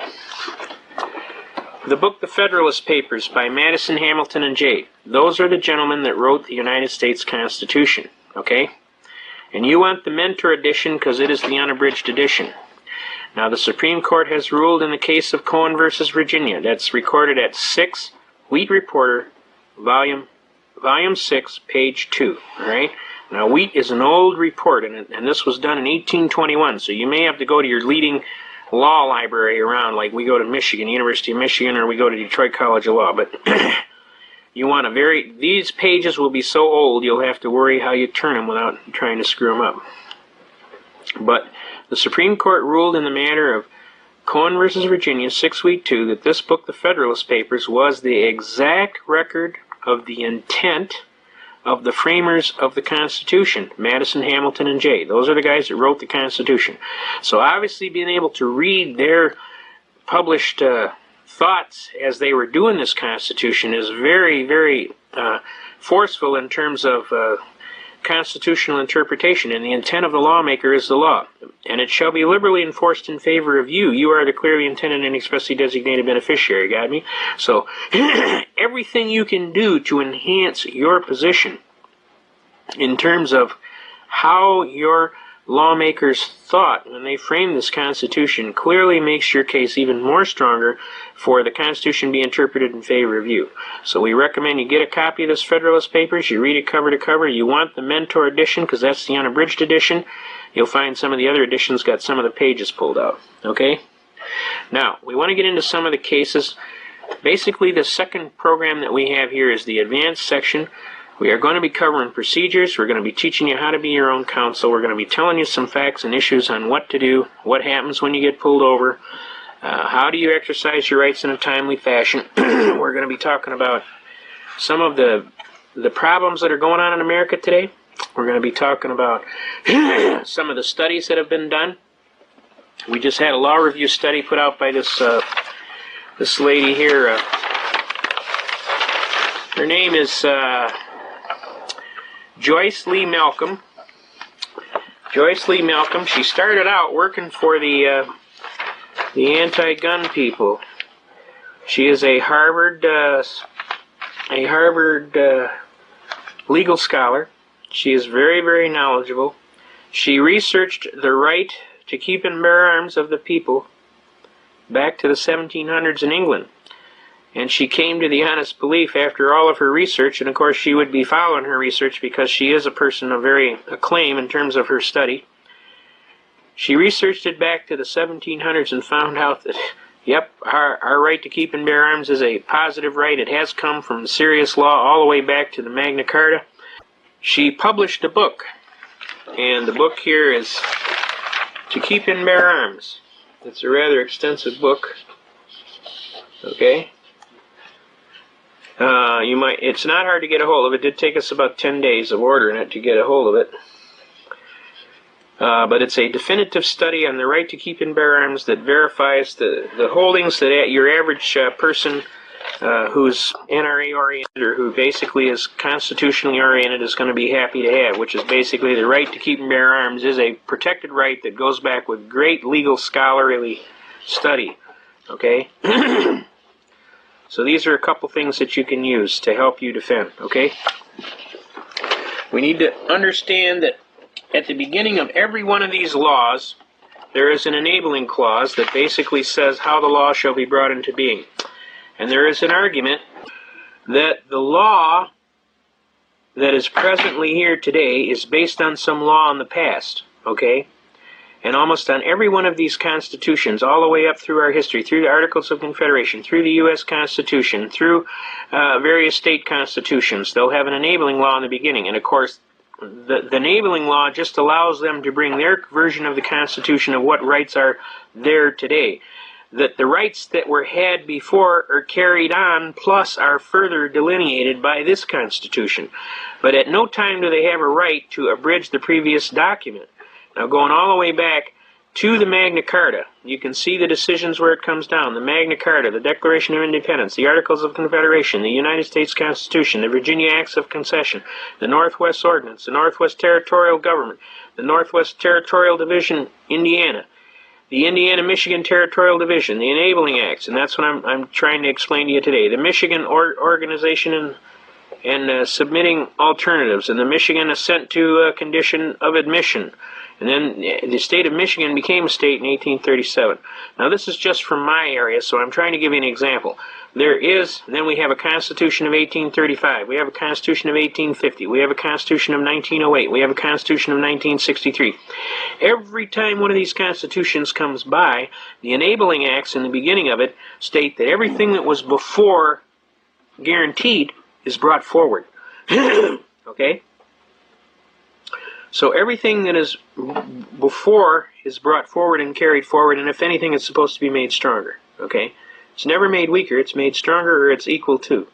So all of the rights brought forward are carried all the way back from the Magna Carta as a line of succession. So this is how you historically review trends and where, what, and how it comes from and how authorities are established in law. Okay?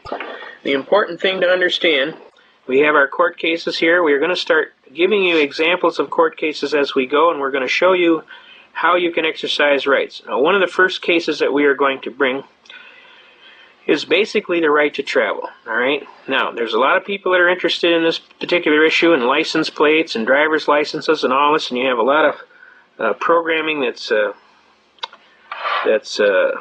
problematic from this, and you have a lot of people that are looking to argue. So we want to share some basic arguments with you. We're going to claim a First Amendment right to travel. And we're going to claim also a Fifth Amendment. It's guaranteed under the Fifth Amendment of due process and equal protection under the law. All right? Now, we come down, we looked up in our state constitution, and this is our constitution, and basically we have protected a right to travel. Okay? The freedom to travel is a fundamental right that should be unlimited by statutes, rules, or regulations which unreasonably burden or restrict movement. Okay? Now then, a law which substantially affects or penalizes the exercise of the right to travel may be justified only by a compelling state interest and must be tailored carefully to avoid unnecessary infringement on the right. Okay? Now, when we come down here, we start reading some of these arguments, you'll notice these little letters here that say, freedom to travel throughout the United States has long been recognized as a basic right under the federal Constitution. See Note 54. Everybody see this little Note 54 here? Again, we're going to take this Note 54, we're going to come down here, and the very first case that we have is Shapiro versus Thompson. This is recorded at 394, that's volume 394.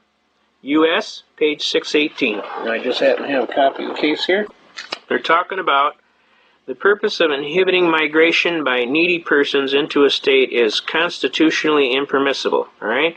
All citizens must be free to travel throughout the United States uninhibited by statutes, rules, or regulations which, unreasonably burden or restrict this movement. All right? If a law has no other purpose than to chill assertions of constitutional rights by penalizing those who choose to exercise them, it is patently unconstitutional. All right, does everybody pick up on the gist of the argument here? Equal Protection Clause prohibits apportionment of state services according to part tax contributions of its citizens. Any classification which serves to penalize the exercise of a right of interstate travel unless shown to be necessary to promote a compelling government interest is unconstitutional. Okay? Now, that's clearly established. Now, we go into the case, we come to find out, it says that the right finds no explicit mention in the Constitution. This is what I was trying to tell you. You got to use a little bit of wisdom. You read between the lines. In other words, what is your right to life, liberty, and pursuit of happiness? Well, what does it mean to you? Think about it. You can look at the exact words. The right of life, liberty, and pursuit of happiness. Ducky, what's that mean? I have no idea. Well, I'm telling you to start having an idea. Because when you have an idea, they got to listen. So you have an idea and you say, I have a right to travel freely and unencumbered, right? Now, that a right so elementary was conceived from the beginning. They're talking about the right to travel. That a right was so elementary was conceived from the beginning to be necessary concomitant of the stronger union the Constitution created. In any event, freedom to travel throughout the United States has long been recognized as a basic right under the Constitution. We've established that the right is clearly there. So you were right. You had a feeling that you had a right to travel, and you were right. There is such a right there, okay? One of the ways you could find arguments on that would be to go into the Federal Digest at the local library, go down by your Supreme Court cases. There'll be a set of red books called the Federal Digest right next to the Shepard citations. You look up the book called Words and Phrases. And in the book Words and Phrases, you ask for the right to travel. It'll give you every Supreme Court case that has anything to do with the right to travel, okay? One of the leading cases is this case, Shapiro versus Thompson, that it's such a basic right it doesn't even need to be mentioned, okay? It is important that you be able to back your arguments up. In other words, it's one thing to pick the argument up. Now, here we go. In moving from jurisdiction to jurisdiction, they were exercising their constitutional right, and any classification which penalizes the exercise of the right, unless shown to be necessary to promote a compelling government interest, is unconstitutional. All right? Now, the reality was they exercised their right to timely travel. All right? And the state didn't want to allow that. All right? Now, let's flip back here. First of all, the Constitution is the supreme law of the land, right? We established that. Who said so? Marbury versus Madison, 5 U.S. 137, 1803. The Constitution of these United States is the supreme law of the land. Any law in conflicts, null and void of law. Now, we know that the Constitution is supreme. We know that the right is clearly established in Shapiro versus Thompson. Can a state, arbitrarily and erroneously, convert a secured liberty, in this case the right to travel freely and unencumbered, into a privilege and issue a license and a fee for it? Obviously, we have decided that in Murdoch versus Pennsylvania, clearly, no state may convert a secured liberty into a privilege. Now, does everybody see how we plug that in? Just like on your computer, you fill in the blanks, okay? You have the court case. It says no state can convert the liberty into a privilege and issue a license and a fee for it. Well, what right are we talking about? The right to travel freely and unencumbered, so you plug that in. So does the state have a right to require you to have a license for the exercise of that right? No. Does everybody see that?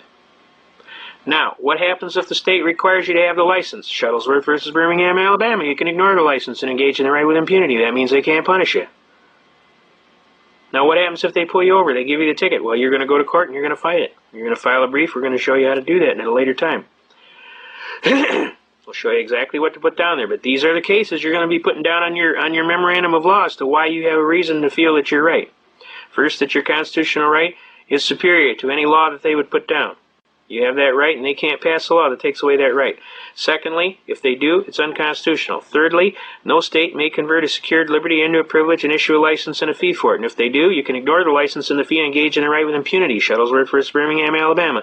And since you have not willfully done anything evil, you have relied on your Constitution and on the Supreme Court decisions, you have a perfect defense to the charge of willfulness. So you could not have been charged with willfully not going and getting the license. Does everybody see that? Okay? You have a perfect defense. United States versus Bishop, 412 U.S. 346. defines willfulness as an evil motive or intent to avoid a known duty or task under the law with a moral certainty. Obviously, you didn't do that, did you? Because you have a perfect defense. You relied on previous decisions of the Supreme Court, Shuttlesworth and Murdoch and Marbury. You relied on your constitutional right to travel freely and unencumbered, pursuant to Shapiro versus Thompson. So you have a perfect defense. So now where are we at? Your Honor, may it please the Court, I motion for dismissal with prejudice, failure to state a cause of action for which relief can be granted, and I would like to motion to dismiss, and I'd like my costs and fees for having to defend this frivolous case. Now, you have a right to collect your time for going to court, all right? You submit your bill, you submit your proposed order, you fill out your own proposed order. That makes the case go faster, and the judges kind of like that, and it intimidates the hell out of the prosecutor when you do your own order. Now, let's say, well, that's how you interpret that, sir. That's right, sir, that is how I interpret it. And 16th Am Jurisprudence, second, Section 97 says that it shall be interpreted in my favor, because I am the clearly intended and expressly designated beneficiary of the citizens for the protection of rights and property. See Briars versus United States, 273 U.S. 28. Unlawful, and that deals with an unlawful search and seizure, but it also deals that it's supposed to be interpreted in favor of you, the clearly intended and expressly designated beneficiary for the protection of your rights and property. So they got to enforce it in favor of you, right? Now, Boyd versus United States comes next. The court is to protect against any encroachment of constitutionally secured liberty. It's their duty. They have no choice. They have to do it. Okay? All right? In Norton versus Shelby County, an unconstitutional act is not law. It confers no rights. It imposes no duties. Affords no protections. It creates no office. It is in legal contemplation as inoperative though it had never been passed. Now, after you write all of this stuff down, you casually say, "Wherefore, Your Honor, I pray before this honorable court for your just and lawful relief. I ask that you dismiss this case with prejudice for failure to state a cause of action for which relief can be granted, and I pray the court for my just relief for having to defend this patently frivolous and spurious case, and my costs are whatever they are." You submit that on your order. I have an order. I have a proposed order, Your Honor. It's in my brief. At that point, they will turn to the prosecutor and say, "Well, Mr. Prosecutor, what do you think you'd like to do about this?" And most of the time, they're so overwhelmed at this point that they just go, "I'll go for the dismissal, Your Honor." And the judge will give them some slack. "Well, never before was a young man, not attorney, so literally overwhelmed when it counts for the prosecution, a licensed attorney." Now, it's not my goal to make attorneys look bad. My goal is to make you look good. My goal is to make you understand your Constitution. Now, if you happen to do it and you do it better than the attorney, God bless you. And God bless America. And if the attorney doesn't do his homework and prepare his case, I have no sympathy for him, because he shouldn't have done what he was doing anyway. And if he'd had any brains, he'd have pulled you aside and he'd have done what other attorneys have done to me and said, "You know, I hate going against a pro se litigant attorney." Almost always they're really, really good. And you know, I never get to find out if they're really, really good or they're really, really bad until I show up, and then it's too late. So I'm already on the diving board. And either the pool has water in it or it doesn't. And usually it doesn't. And it hurts when you hit the bottom. So they don't like going against you people. They will not like going against you. If you halfway know what the hell you're talking about, they're going to be intimidated. And I can tell you many, many, many tales. I had this one gentleman, he didn't have any plates on his car, and they called him into the court. And he was standing in the hallway, and the prosecution said, "Would you come over here, sir? I'd like to talk to you." He came in the office, and he sat down. And this party said to the prosecutor, "What can I do for you?" The prosecutor said, "Sir?" He said, "What can I do for you?" He said, "Well, it's not what you can do for me. I'm the prosecutor. What do you want to do in this case?" "Well, I assumed there was something I could do for you. You called me in here." "Well, what do you want to do? How do you want to plead on your case?" "Well, I don't intend to plead, sir. I intend to answer in the form of a demurrer, such that I do not acquiesce to quasi-jurisdiction, because that's an issue to be brought up in my pleadings and briefs to file with the court." The guy's mouth was on the ground. He said, "Are you an attorney, sir?" He says, "No, I'm a truck driver." The guy absolutely was in a panic. I had the same gentleman, later he was working as a bricklayer, and he did the same thing. Told the prosecutor he was a bricklayer, and the guy's jaw was on the ground. See, they don't anticipate that people that are in other jobs other than theirs have any brains. And it blows their doors off when all of a sudden this bricklayer or this truck driver can come in and argue law, and all of a sudden it's like, shoot, this guy's good. I have to treat him like he's an attorney. So what did this guy do? The first thing he does out of the chute, he walks up to the judge and he tells the judge, he says, Judge, I'm going to dismiss this case. Because he realized he was going to get hammered. And my guy says, he can't do that. I took day off work to come over here and battle. I told him, I said, shut up, sit down and relax. You won. Don't say nothing. You won. And the judge broke out laughing because this guy didn't want to quit. The judge turned to him and he said, well, evidently the prosecutor doesn't want to proceed, sir. I'm going to have to dismiss the case. He is the complainant. Can he do that, Judge? He can't do that. I'm here to battle. I want to go. Let's do it. And the judge laughed again. He says, well, apparently, sir, I cannot sustain a complaint that is not properly before the court. Counsel for prosecution has entered a motion to dismiss, and I have no other option but to dismiss. Now, if you want to countersue him, that's another case. Well, I'll do that. I'll do that. In the meantime, I told him, will you be quiet and submit your bill? Submit your bill. You won. Submit your bill for your damages. So he did. He said, well, I'll submit my bill then, Your Honor, for my costs and fees for having to defend this frivolous case. And the judge smiled, because people don't usually do that. But if you win, they are required to pay you. That's the rules. If you lose, you pay. So the bottom line is this. When you file your papers and they turn around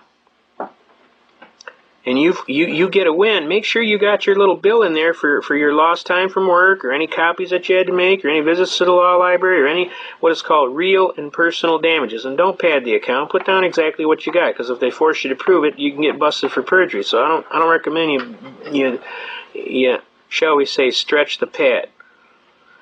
I recommend you put down exactly what your costs are. Believe me, the fact that they got beats plenty enough of a sting, and the fact they got to pay a couple $100 for your lost day at work will be more of a sting. And you will get a code on your license, and the next time you get pulled over, they will just hand your license back and tell you to think about slowing down and have a nice day. Because they don't like people like you. Because you're an American. And Americans don't give up. They never surrender, and they fight.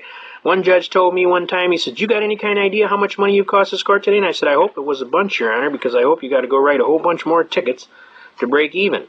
The way I figure, the more tickets you got to write, the sooner the public's going to wake up to this theft, and maybe they'll start doing something positive to stop this kind of stuff, because it's my belief they should be having masks on out there, because, I mean, if they was an honest crook, they'd be having a mask on there when they robbed the people. Okay? Well, he didn't like that answer too good, but the bottom line is he knew I was right, and after a while they realize what your goals are, and they know, hey, this is more fun than Edgewater Park, and I want to go on all the rides twice, you know what I mean? I want to hit the Wild Mouse and a whole bunch of them other rides. Let's do it. And see, when they see that, they realize there's no point. You're not going to learn anything. You're going to cost some time, money, and materials. Now the system is not profitable. Okay? So they back off. They put a code on your license. They won't bother you anymore.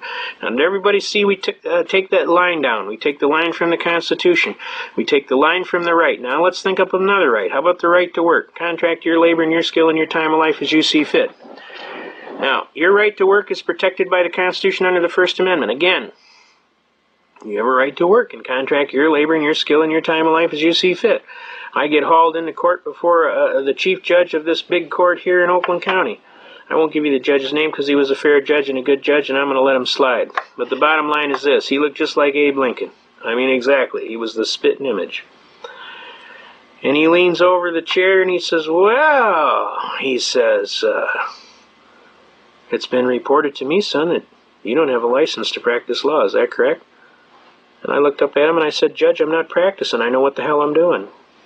And the whole court broke out laughing. He said, that's pretty good. That's pretty good. I like somebody with a sense of humor. He said, but that doesn't change anything, son.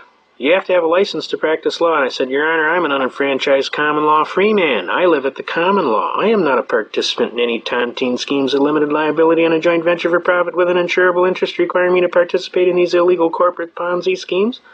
I am just Joe Blow from Kokomo down on the street. I just live at the common law. And I have a right to work and contract my labor, my skill, and my time of life as I see fit, not as some third-party arbitrary and capricious bar association sees fit. And they had loaded the court with all these attorneys, and they were, whoa, you hear that guy? I said, Your Honor, the state of Michigan arbitrarily and erroneously converted my right to work into a privilege, and issued a license and a fee for it. That's unconstitutional, Your Honor. Marbury v. Madison, 5 U.S. 137, 1803. Anything in conflict or repugnancy is null and void of law. Okay? Can you see that? Marbury v. Madison.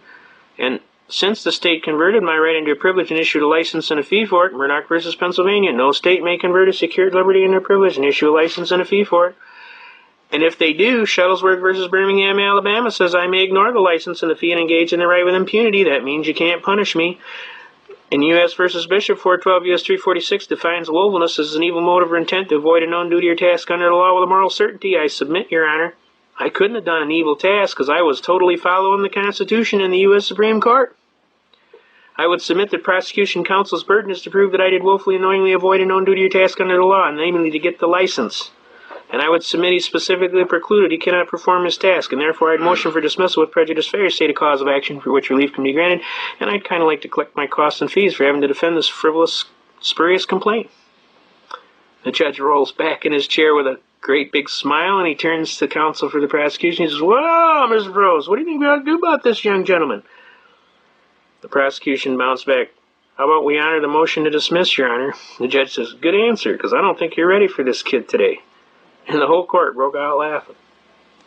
An old gentleman walked up to me and he said, "Son, I just want to shake your hand and tell you, you got to have like King Kong, because you just slammed the Bar Association right into the ground. On top of that, I've been an attorney for 57 years, and I just want to shake your hand, sir, and tell you that that was one of the most magnificent arguments that I've ever had the privilege to hear in a court of law." Now, he was an honest attorney, and he realized what kind of a chain was around his ankle with this Bar Association. And these lawyers, they resent that. They really do. They're people just like you. They don't like to have any chains on them.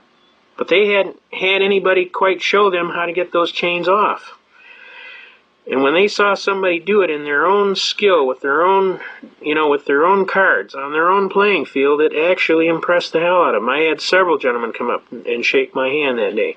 Needless to say, the case was dismissed, and I've been helping little people getting jammed for years. Every time I see some little person get jammed, I'm out there flipping that wrench. Zingy, zingy, zingy. And I flip that wrench on them so good that usually they just back off. Dr. Kevorkian was a perfect example. The poor man was just trying to help these poor people. They were jamming him every which way but loose. So what we did is we taught him a thing called quo warranto. I got a hold of his attorney and submitted all of the arguments. All right, now we're going to bring up several arguments right here. We're going to bring up police powers, and we're going to bring up quo warranto. Quo warranto is a basic right that goes back to English law, ancient English law. Okay, here it is right here. All right, quo warranto. Let's read it. Quo warranto. In Old English practice, a writ in a nature of a writ of right for the king against him who claimed or usurped any office, franchise, or liberty, to inquire by what authority he supported his claim in order to determine the right. It lay also in the case of a non-user or long neglect of a franchise is corporation, or misuser or abuser of a franchise, being a writ commanding the defendant to show by what warrant he exercises such a corporate franchise, having never had any grant of it, or having forfeited it by neglect or abuse. A common law writ designed to test whether a person exercising power is legally entitled to do so. An extraordinary proceeding, prerogative in nature, addressed to preventing a continued exercise of authority unlawfully asserted.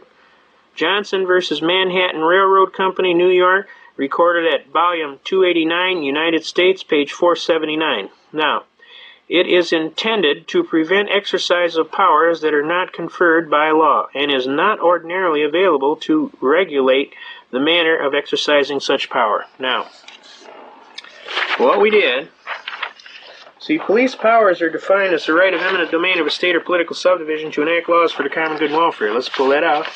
Police power. This is out of Black's Law Dictionary, folks.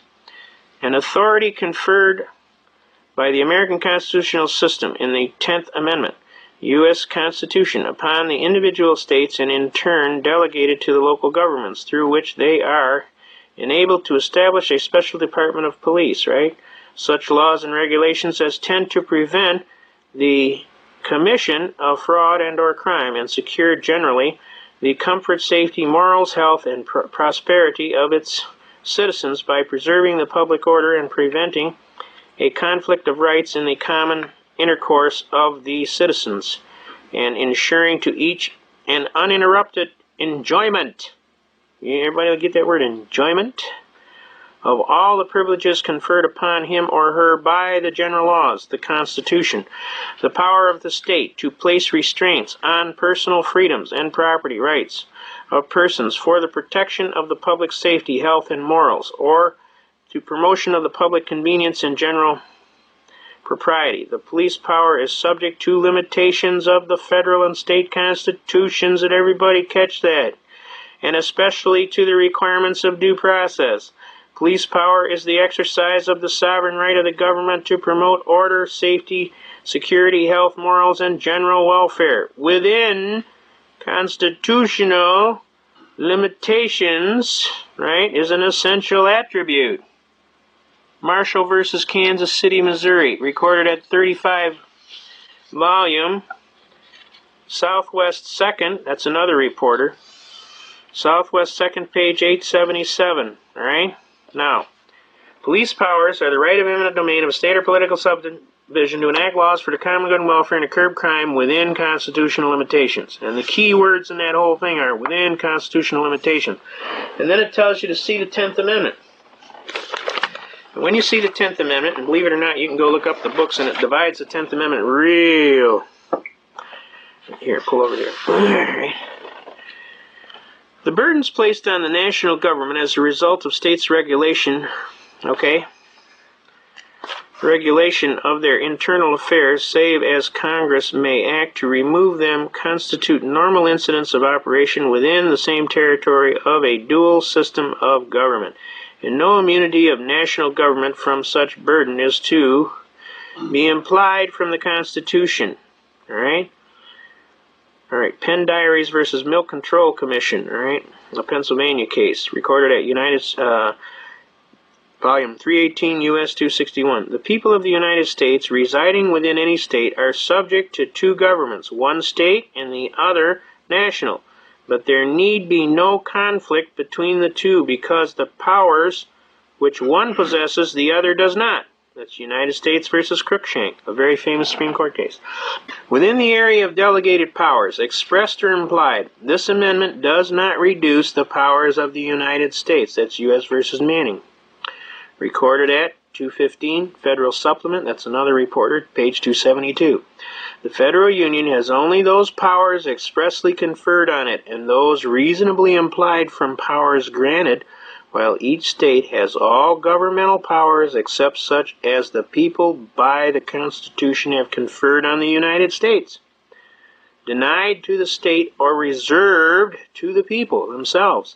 Anderson versus Gladden, recorded at volume 188, Federal Supplement 666. That's a bad number. All right.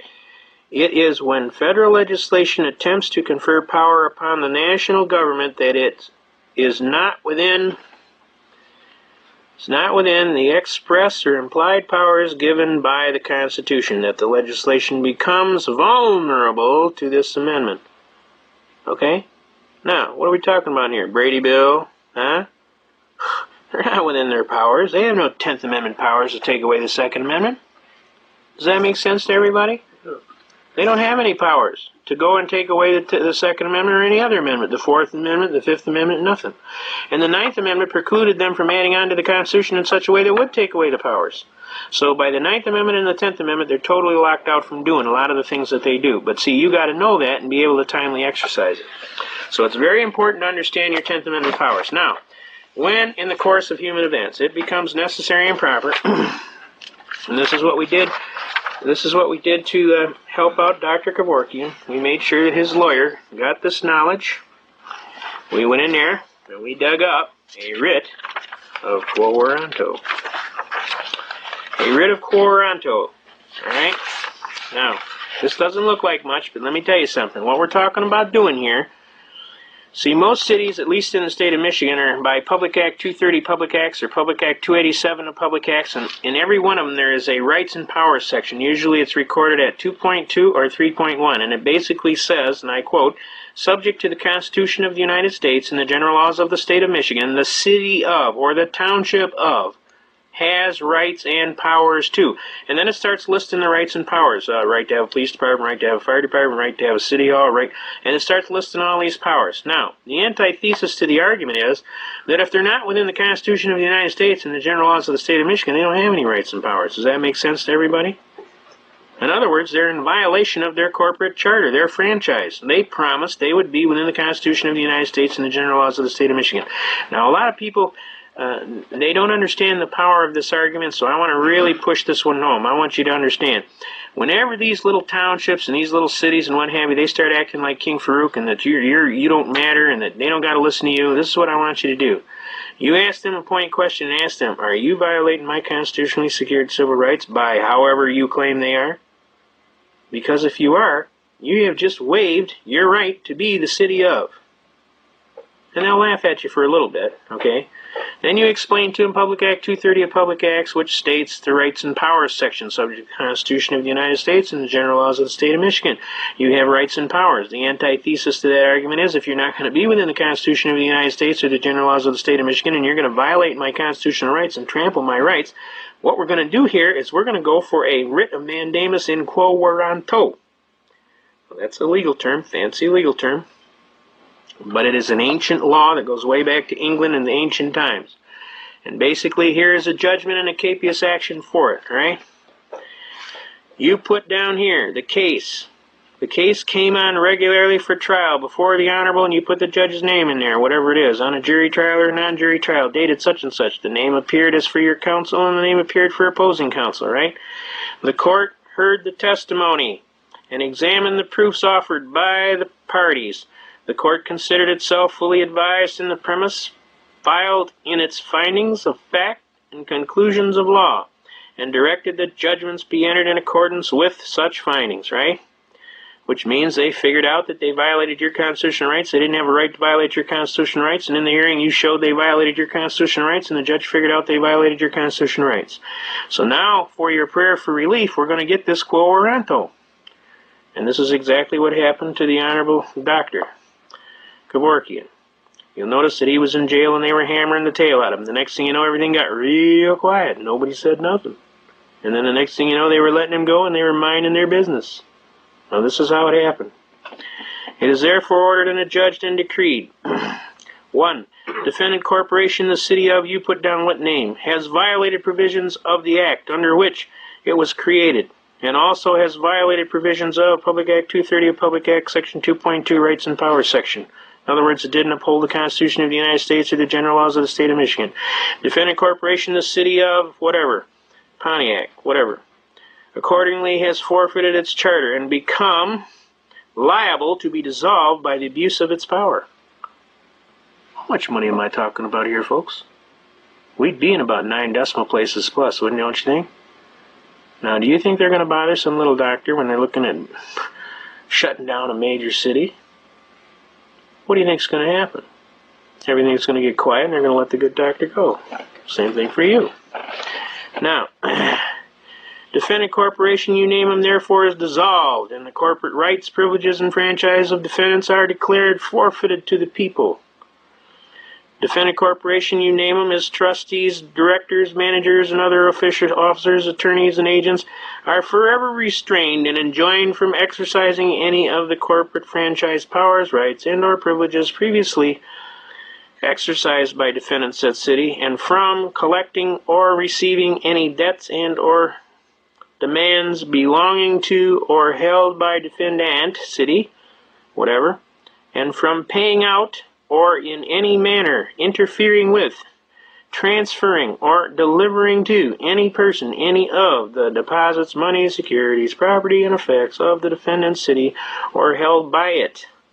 You name a trustee, which the state would do, probably the Attorney General, after your complaint is filed, is appointed receiver of all of the property, real and personal, things in action and effects of defendant city corporation held by and vested in defendants, or in or to which defendant may be in any wise interested or entitled thereto. Plaintiff, the people of the state of whatever, that's us, state of Michigan, shall recover of defendant corporation, whatever, city of, the sum of damages, real and personal. Got me? They don't like that when you start talking that, because they can go 100 million, 3 times that amount punitive damages. They get a little upset. As costs and disbursements of this action, and the receivers is directed to pay this sum out of their pocket to whoever, the attorney general, but you can have a person stipulated on there as an injured party. Now you put down there the Honorable Judge so-and-so presiding, the date entered, and he signs that, and that city is no longer a city. You see, when they violate your Constitution, this is one of the most powerful tools that you can use. And when you jam this on, you better wear a bulletproof vest to court, because you're probably going to get shot at by the time you get home. But it's nice to threaten. You know, you just threaten. Just drop one of them in the mail and say, if I don't get reasonable cause for my action in the near future, you're going to get one of these in the mail for real. Here is a summons for quo warranto. This is for the start of the thing. Right here. Summons. Form 41. By the way, you can get this in 21 AM Juris forms and practice. Your practical forms and practice. Alright? You name the party, you put down there who you are, the people of the state of Michigan versus, you are summoned to appear before which and which court on such and such a date to show by what authority you claim to have, use, and or enjoy the rights and liberties and franchise, namely the corporation city of, set out and complained of in such and such a time, summons, and further to do and receive all things which the court shall then order concerning you. This is kind of like pulling their driver's license for drunk driving. Now that's an oversimplification, but sometimes these city halls operate like a drunken sailor. And they just think they can abuse citizens' rights and trash them. You know who I am? No, and I don't care. You know who I am? I'm your boss. I'm the people. You're elected to work for me. And I'm trying to be nice, so I'd appreciate it if we can sit down and work this out. But if we can't work this out, I'm going to sock it to you, baby. You got me? And that's basically how I feel about it. Now, we can get into some of these other things. Right here. This is a very important point. I'm trying to get this across to people, and you try and tell them, and they kind of look at you with this blank, starry-eyed look. But in the Constitution of the state of Michigan, the latest and greatest, the very first thing they talk about, notice it says Section 1. All political power is inherent in the people. Government is instituted for their equal benefit, security, and protection. Now let me ask you a question. Do you feel equal benefit? I don't. You know? Equal protection and discrimination. No person shall be denied the equal protection of the laws. Right? Nor shall any person be denied the enjoyment of the civil or political rights, or be discriminated against in the exercise thereof, because of religion, race, color, or national origin. The legislature shall implement this section by appropriate legislation. You know? And they start going down through all freedom of worship. You know? I mean, this is what we're talking about here, folks. You know your rights, you got them. You don't know them, you don't got them. We get back in here to police powers generally.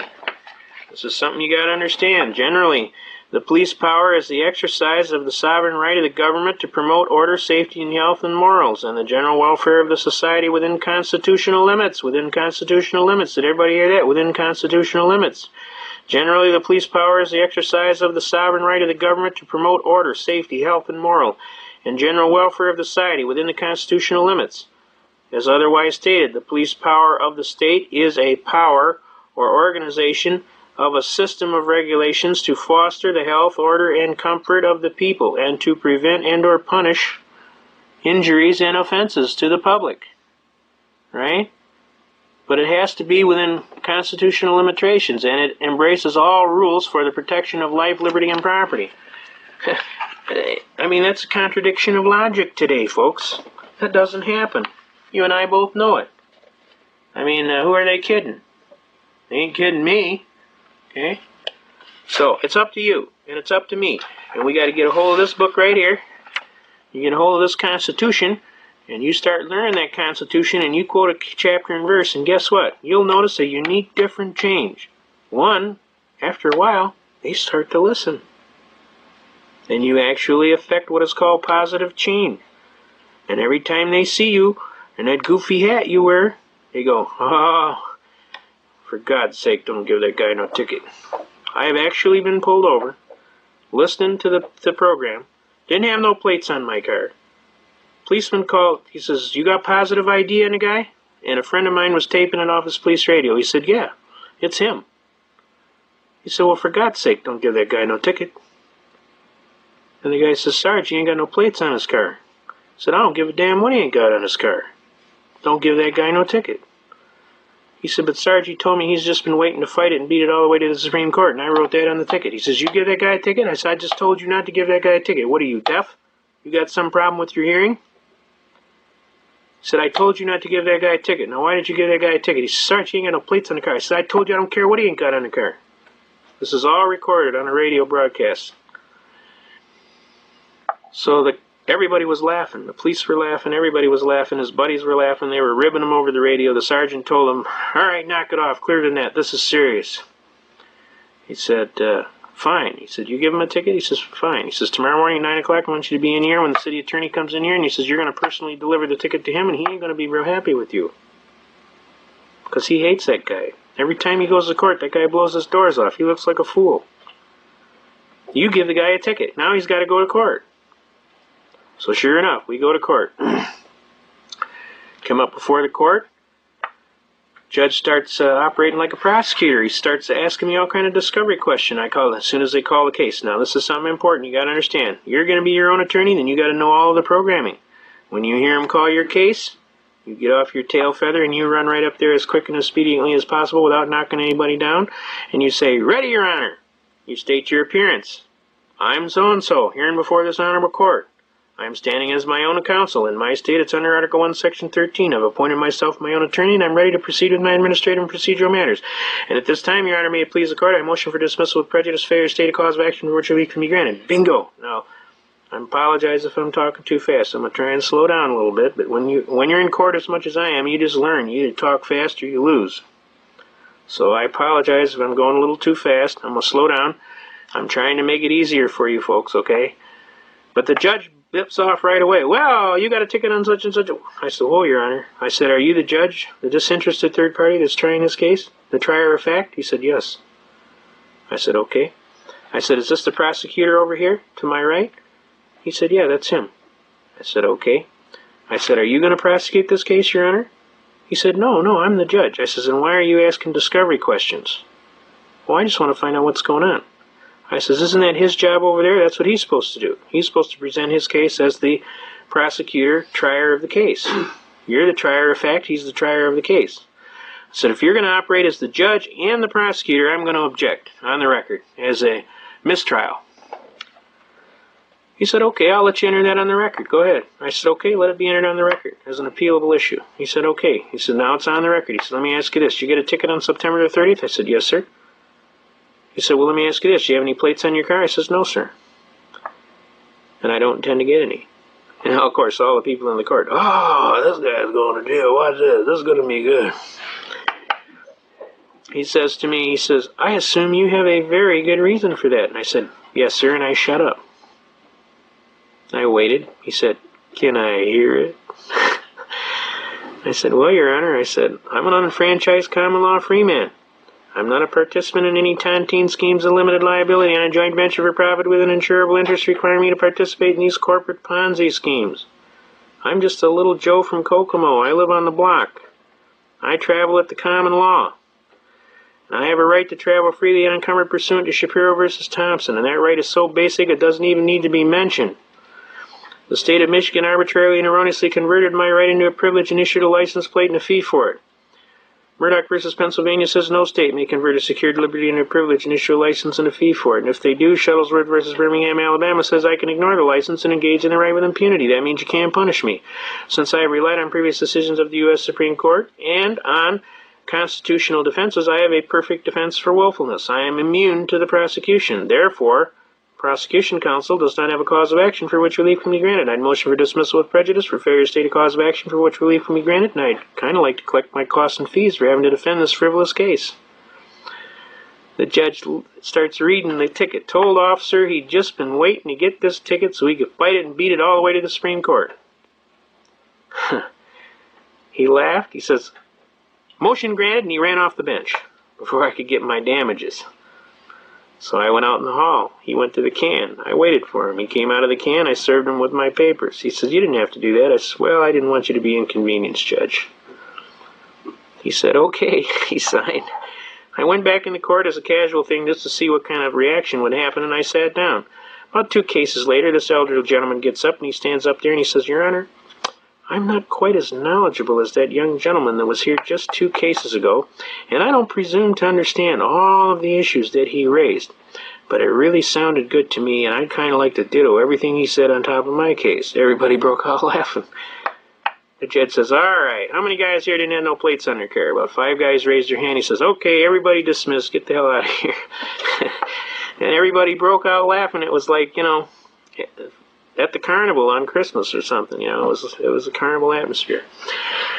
So I'm telling you, you can affect change. And see, they had all figured, they said, watch this guy's going to jail. And then all of a sudden, boom, out jumped, and I'm telling you, it's this little book right here, this book. You know what's in this book, you have power. Knowledge is power. You know what's in this book, and you know how to exercise your rights in a timely fashion. You have constitutional rights. And if you exercise them, and you utilize good judgment, and be courteous, and just treat people the way you like to be treated, with a little dignity. Most of the time, 99% of the time, I win. Now, I will tell you, I've been to jail. I mean, I'm not going to lie to you. But when I go to jail, they really hate it, because I usually get, the last time I got 5 guys' cases retried, and I got another 4 guys out, like within 24 hours, and then I got 11 guys off of their case because they signed up for drug rehab, and one bank robber come up to me and said to me, I think you know I'm a hard case. I said, yeah, I kind of gathered that. He says, I want you to know you changed my life. He said, I really appreciate you helping me with my paperwork. He says, they're going to give me a new chance. They're going to let me out on probation.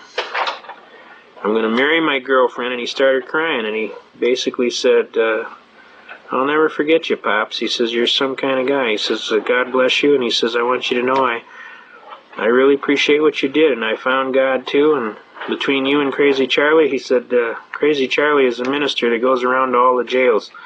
He used to ride for the outlaw motorcycle gang. Crazy Charlie is clearly crazy. The last time I saw Crazy Charlie, he was riding down 8 Mile Road at 85 miles an hour, standing on his seat against another guy, standing on his seat to see who was going to wimp out first.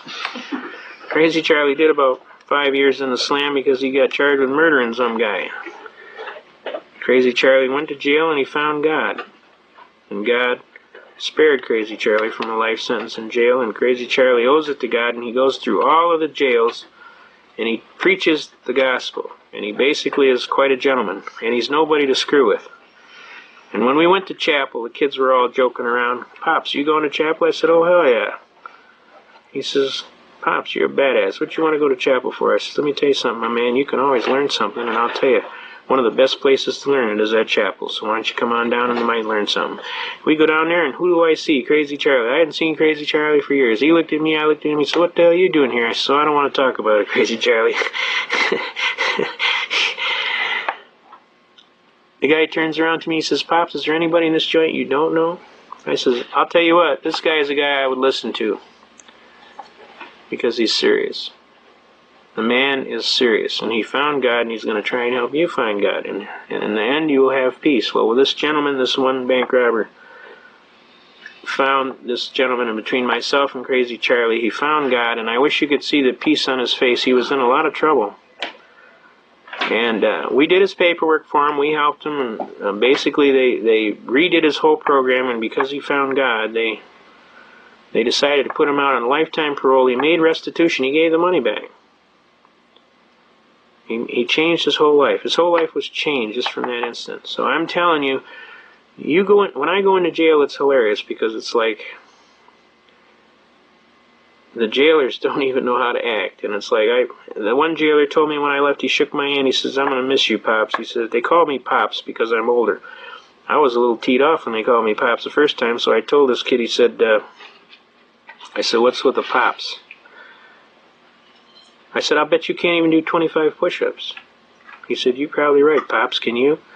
Boom, down I went, 25 out, and I'll raise your 25, and here's another 25. He said, "Pops, you in good shape." I said, "I'm going to show you how good a shape I'm in, you keep calling me Pops."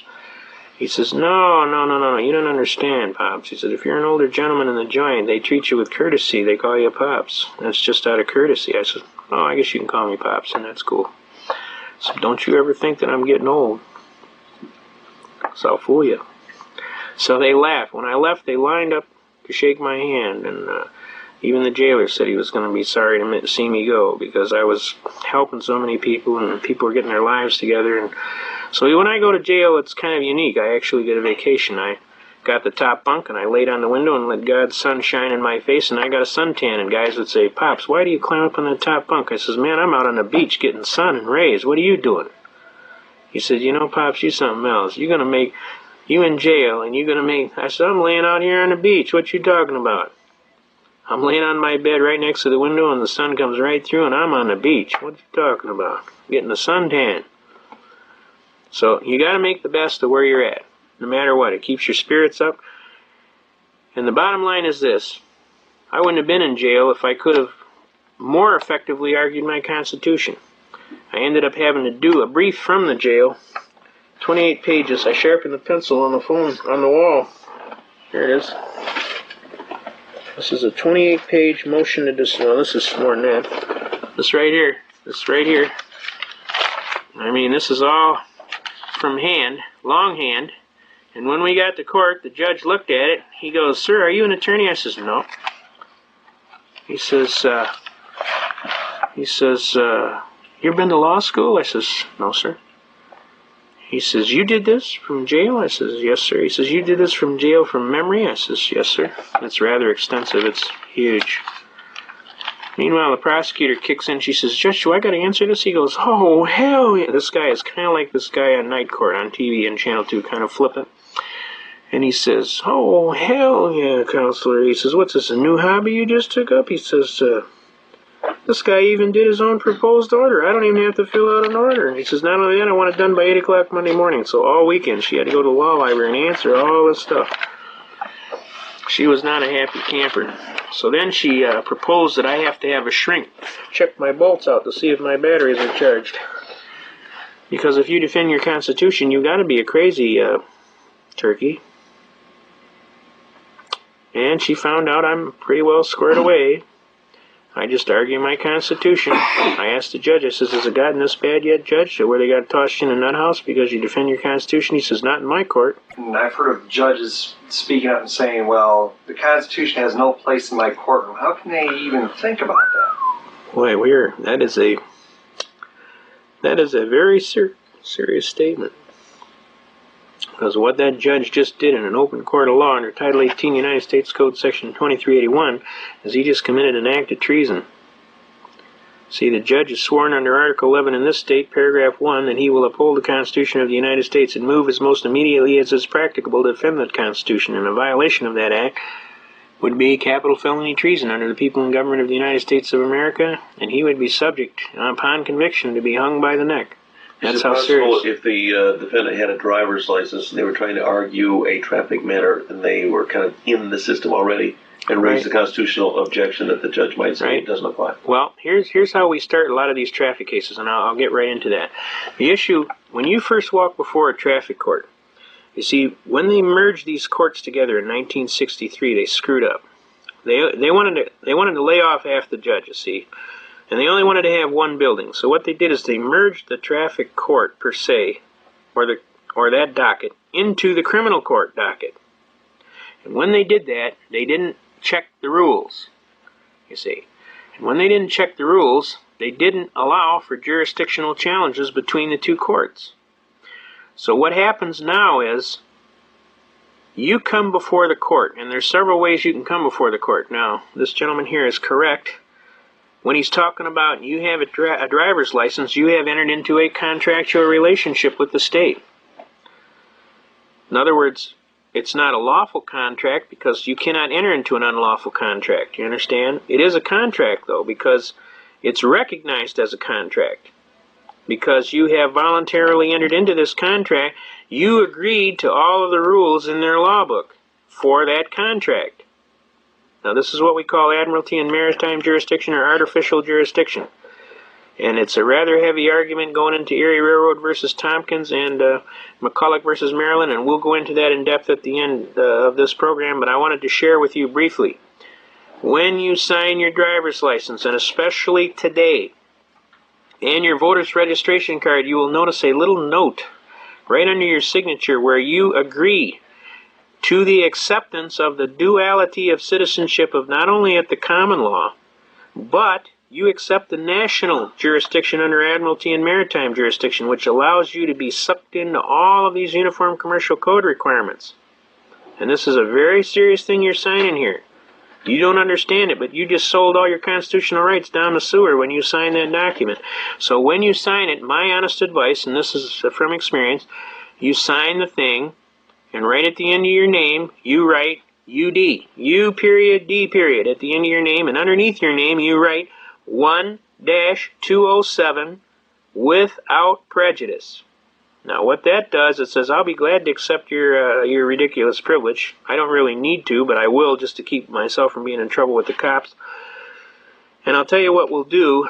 We'll exercise our Uniform Commercial Code caveat that allows us to keep all of our constitutional rights. In other words, my signature is not really a signature of contract, it's a signature of convenience that allows me to get a piece of paper to put in my pocket for identification purposes, that allows me to sign my checks and do whatever I got to do. But it doesn't in any way make any admissions or confessions or require me to participate in any of your rulebook schemes under your Admiralty and Maritime Tontine scheme. Now, to tell you how crazy it was, I just got asked by an attorney how he would defend a program where a gentleman that he was defending was accused of hijacking a car, and that they were claiming that because the car is made all over the world and all over the United States, that the parts, even though they're assembled at one point, they are in what is called the interstate jurisdiction. And that because of that, this crime was now a federal crime. You understand? This is how far-reaching this thing has gotten. And when this gentleman signed his driver's license, he had no idea that he was entering into this thing and waiving all of his God-given constitutional rights, and that he was no longer a common law citizen, that he was actually under Admiralty and Maritime jurisdiction. Now, when we pull up some of these statutory requirements, it's an interesting thing that you brought up. But what they do is these regulations are never enacted into law. We'll show you something on that just a little bit later, but they're not enacted into law. They just make a regulation, and because you voluntarily enter into this contract, all of these regulations just come up as enforceable to you, even though you don't know any better. Now, we have a Fair Credit Reporting Act that says if you make any loan or you get involved in any kind of a credit relationship, they got to tell you everything about how much the interest rate is, what the payments are, how long the payments are. I mean, they got to tell you every single thing about the contract. And in theory, all contracts, you're supposed to know all of the facts in regard to the contract. They just make the contract one-sided. And they figure, well, these people are not that well informed. They're not real bright. We'll just get them to sign this on their driver's license, and they'll voluntarily acquiesce into the situation, and then we can throw all of these regulations at them, and they'll never know how we hit them. So it's very important that you understand when you sign something, read it, for sure. If you don't understand everything that's down there, take it to somebody and ask some questions before you sign it. Because once you sign it, it's harder to get out of. But I highly recommend everybody lose their wallet and go down and redo their driver's license and sign the thing UD when you sign it, and put 1-207 without prejudice. Because right then and there, you cut off all of this Admiralty and Maritime jurisdiction, and you return back to your contract law of what? You're a common law citizen living at the common law. And they can have their contract, but it's not enforceable. Why is it not enforceable? Because you can state that you signed it under duress. Well, how do I know that? Look, I put UD right after my name. U period D period. What do you think that means? Under development? Under the deck? That means under duress. When I signed this, I was under duress. I didn't voluntarily sign this. I had to sign this, or the cops were going to cuff me about the head. You see, I was under threat, intimidation, coercion. I still believe that I have a right to travel freely unencumbered. Notice you're not driving. You have a right to travel. The customary usage of the right to travel today is you get in a car. You don't go down to 7-Eleven on your bicycle, you get in a car. Want to go down and pick up a carton of milk, you get in your car. Another unique argument along these lines is, well, Judge, I asked this judge, I says, let me ask you a question, Judge. If I get in my car, the Constitution was still in effect in full force before I got in my car, right? Oh, yeah. Now, when I got in my car and I had my gun, it was still in effect, right? But when I closed the door, the Constitution was suspended, and everybody broke out laughing. How could that be? The act of getting in the car and closing the door made the Second Amendment unconstitutional. I said, that's totally ludicrous. How could that possibly be? You see, they have passed these laws, and they've gotten away with it for so long that it's kind of like a bank robber that's robbed 25 banks in a row, and on the 26th is a little miff that you getting excited. Man, I've done this 25 times. What's the big deal? Now you're going to bust me on the 26th time, and you're going to get all upset. See, they've been getting away with it so long, nobody's ever taken them to the task. They feel like, well, I should be able to get away with it on the 26th time. An unconstitutional act, wrongfully done. It doesn't matter how many times in a row you did it, it's still unconstitutional. And the reality is, a person that's properly motivated, properly trained, and properly willing to do whatever is necessary and proper to defend the Constitution will almost always prevail on the merits. And that's what we're doing right now, and they're sweating on that right now. But the reality of this is, and you got to understand, the burden is on you. You want your Constitution, and you damn well better grab a hold of it, and you better hold on tight, and you don't let go for nothing. You read your Constitution, you learn your Constitution, you quote your Constitution chapter and verse, frontwards, backwards, upside down. When people come up to you, well, we want you to take a drug test as part of your job. Go fish. I ain't taking no drug test. I'm not required to prove a negative. You're required to prove a positive. If you think I'm doing something negligent, fine. Then you go file papers and you take necessary precautions and what have you, and we'll go to court. I says, but I'm not going to be convicted before the fact, and then I got to provide evidence that I'm not guilty. That's the cart before the horse. That's back-asswards. We're not going to do that. Not only that, the Fifth Amendment says I got a right not to be a participant in a compulsory process that's going to make an incriminating situation to me. Now, I'm not nothing to hide, and I'm not even arguing from what I got to hide. I'm arguing from the fact that the right stands, and I'm exercising it. And then I usually ask some simple questions. Well, if they find anything when I get fired, hell yeah. You're going to be penalized. So there are penalties. And if they find anything, would I be criminally prosecuted? Could be. Huh? So why would you want to do some damn stupid thing like that? And give them a piss test. This guy comes up to me at the last convention we had, and they want to take a test as to whether or not he's got any drugs in his system. I said, first of all, what's in my system is between me and my doctor, and none of your damn business. I says, I don't take drugs, and I got nothing to hide, but I'm not going to voluntarily enter into anything. What if your guy screws up and now you say I got drugs? Now I can't get a job ever? What, are you kidding me? Is this some new hobby you just took up? I'm not going to play that game. It is not my burden to prove a negative. It is your burden to prove a positive. If you have a just claim for which relief can be granted, you go file your papers and we'll sit down and talk. But until such time, you go fish. Because I'm not going to play. I'm not required to play, and I'm not going to play. And if you fire me for the exercise of my constitutional right, I'm going to tell you about Miller versus United States, which says, the claim and exercise of a constitutional right shall not be converted into a crime. And you're doing that, and you're punishing me.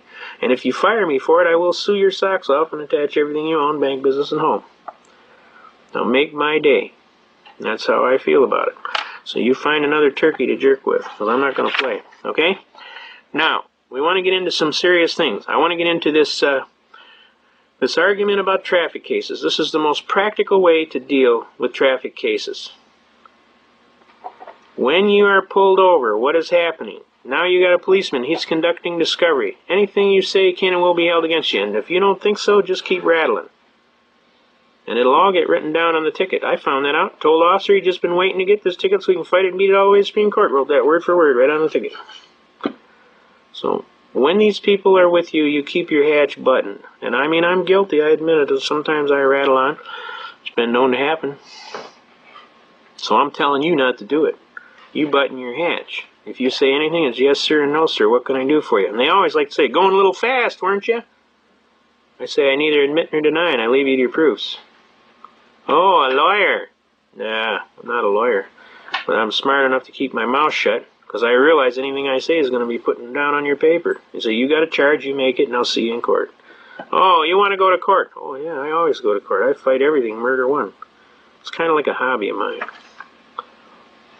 You know? Well, let's see what we get. And they walk back to the car and they start writing. Or they usually come back and they say, well, you're going a little fast. Think about slowing down. We're going to let you go with the warning. You got to have a good day. Thank you, officer. You have a good day, too. God bless you and keep you safe. Okay? Courtesy. I can blow their doors off anytime I want. Still, yes, sir, no, sir. Courtesy. Courtesy pays. You treat people the way you like to be treated, and 9 times out of 10, you will benefit. You treat people like a yahoo, and you're going to get treated like a yahoo yourself. So I highly recommend courtesy as an effective way. I had a policeman one time tell me, you ever read a flashlight the hard way? And I looked at him and I said, quite frankly, officer, most of the officers I have run into are extremely professional. And I treat them with a great deal of courtesy and professionalism because I respect what they're doing and that they risk their life every day. And at no time would I give an officer enough static that he would want to make me eat a flashlight. I mean, I treat them very cordially, and I respect what they're trying to do. I don't agree with everything they're trying to do, because some of the stuff is kind of unlawful. I said, but I will give them the courtesy they have coming. He turned to me and he said, I'm sorry, I got a big mouth. I didn't mean it. You're right. I was out of line. See, you treat people with courtesy, and 9 times out of 10, you can even back down some guy that's talking a lot of manure.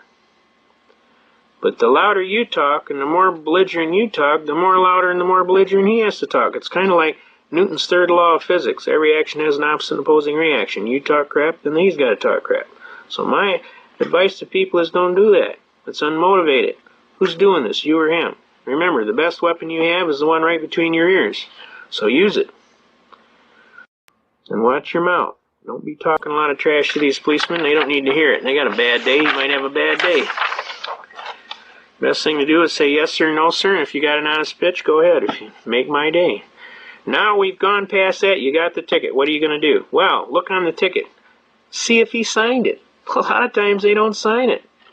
Guess what? If he didn't sign it, there ain't no sworn complaint. How can you defend against a non-sworn complaint? A lot of times the cop doesn't sign the ticket. Look, open your eyes. God gave you a set of eyes. Look. Yeah, this guy didn't sign it today. It says, under penalty of perjury, I attest and certify that this is a true and fact complaint. Well, what happens if you don't sign that? It ain't a complaint. Do you have to sign the ticket when the police officer pulls you over in that situation? Don't they make you sign the ticket? Sometimes they do. If you sign it, put UD 1-207 without prejudice. That's saying that you received the complaint. That's all that's saying. All right? So it's okay to do that then? Yeah, but put UD 1-207. It's not an admission of guilt. It just means that you received the complaint. Okay? If you don't sign it, he's going to take you to jail. I realize that it's unconstitutional. Unless you like jail food, I wouldn't do it. I'd sign the thing, UD 1-207 without prejudice. The signature doesn't do anything. Besides, you want a copy of the complaint anyway because you want to file a brief. And how are you going to file a brief if you don't know what the complaint is, right? Now, the next thing you know, you have to notify the court within the time period, and it's usually 10 days. One of their dirtiest tricks is you call in and you think you got it noticed, and guess what? They claim you didn't call in. And they go ahead and say you didn't show up. Then they find you guilty, and bingo, you're out of there. So I recommend you call them, tell them that you want a formal hearing, ask the name of the party you are speaking to, and who am I speaking to, so that you've got a name of somebody that works there to verify that you called. Then immediately or sooner, type up a little notice that says, I, state your full name, do hereby request a formal hearing. Put that in the mail, sent certified mail to them, or run down there and walk right in and get them to set up a hearing. Now, you want a formal hearing. Okay, now, 5 days before that hearing, you are required to serve your papers on opposing counsel. If you don't do it in a timely fashion, Michigan General Court Rule will sock it to you, and you will not be able to enter your briefs. Now, sometimes you can get away with it the last minute, handing it to them, and they won't say nothing.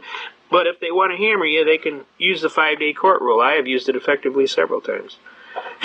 Now,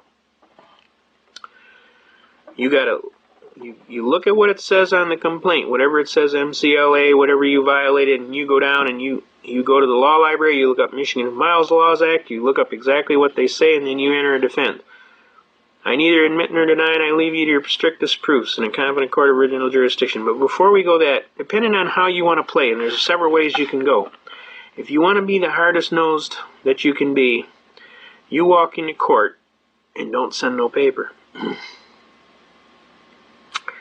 And as soon as they call a case, you, as expediently as possible, you move to the forum up there in the front, and you say in a loud and clear voice, "Ready, Your Honor." You state your full name. I'm giving my appearance before the court in propria persona, which means in your own proper person. In this state, it's pursuant to Article 1, Section 13. I've appointed myself my own attorney, and I'm ready to proceed with my administrative and procedural matters. And at this time, Your Honor, may it please the court, I'd motion for dismissal with prejudice, failure to state a cause of action for which relief can be granted. And all of a sudden, the cop will go, especially if you wear a army jacket and you look like you're 3 sheets in the wind. The cop will lean back and go, "Oh, crap, we're going to get sued. I didn't know the guy was a lawyer." And then he'll start talking to the prosecutor, and the prosecutor will go, "Turkey, you brought me one of them kind. I'm going to get killed, and you're going to sit here and pay for it, I promise you." And then what happens is, out of your mouth, you tell the judge in the most clearest and expedient language, "Your Honor, may it please the court, is this a court of law or is this a court of equity?" He will immediately sound off with, "There's no equity here," just like he got hit in the knee with a hammer and his leg jumped. And just that fast. It'll happen that fast. Because he thinks there's no lawsuit here, therefore there's no equity. See, the judges don't even understand what happened with this shift from 1963 where they moved these courts together. So you got to find out what hat the judge is wearing. Is he wearing a criminal hat or is he wearing the civil hat? So you have a right to ask. You say, "Judge, this is court of law or is this court of equity?" He goes, "There's no equity here." Now, we just did this in a beautiful case.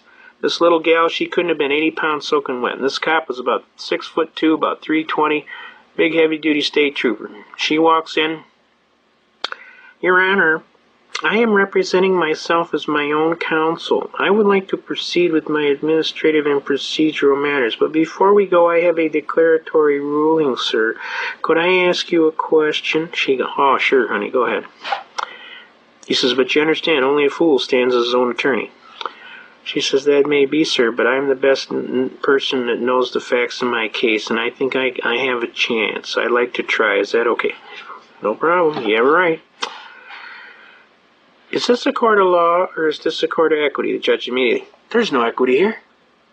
She said, "Thank you, sir." She rolled up her hand. In the hand was a ticket that said civil infraction right across the top, and she said, "How may we hear this civil infraction, sir?"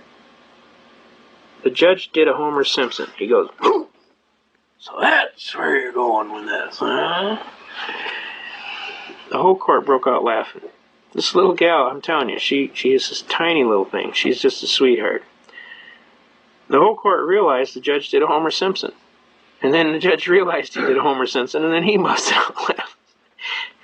He goes, "Oh, honey, you're not going to pull that here today, are you?" And she got a little flushed. She wasn't sure. This was her first time, and she was a little scared. She looked over at an associate of mine. She said, looked at him, and he gave her the nod. And she turned, she said, "Yes, I am, sir." And everybody broke out laughing again.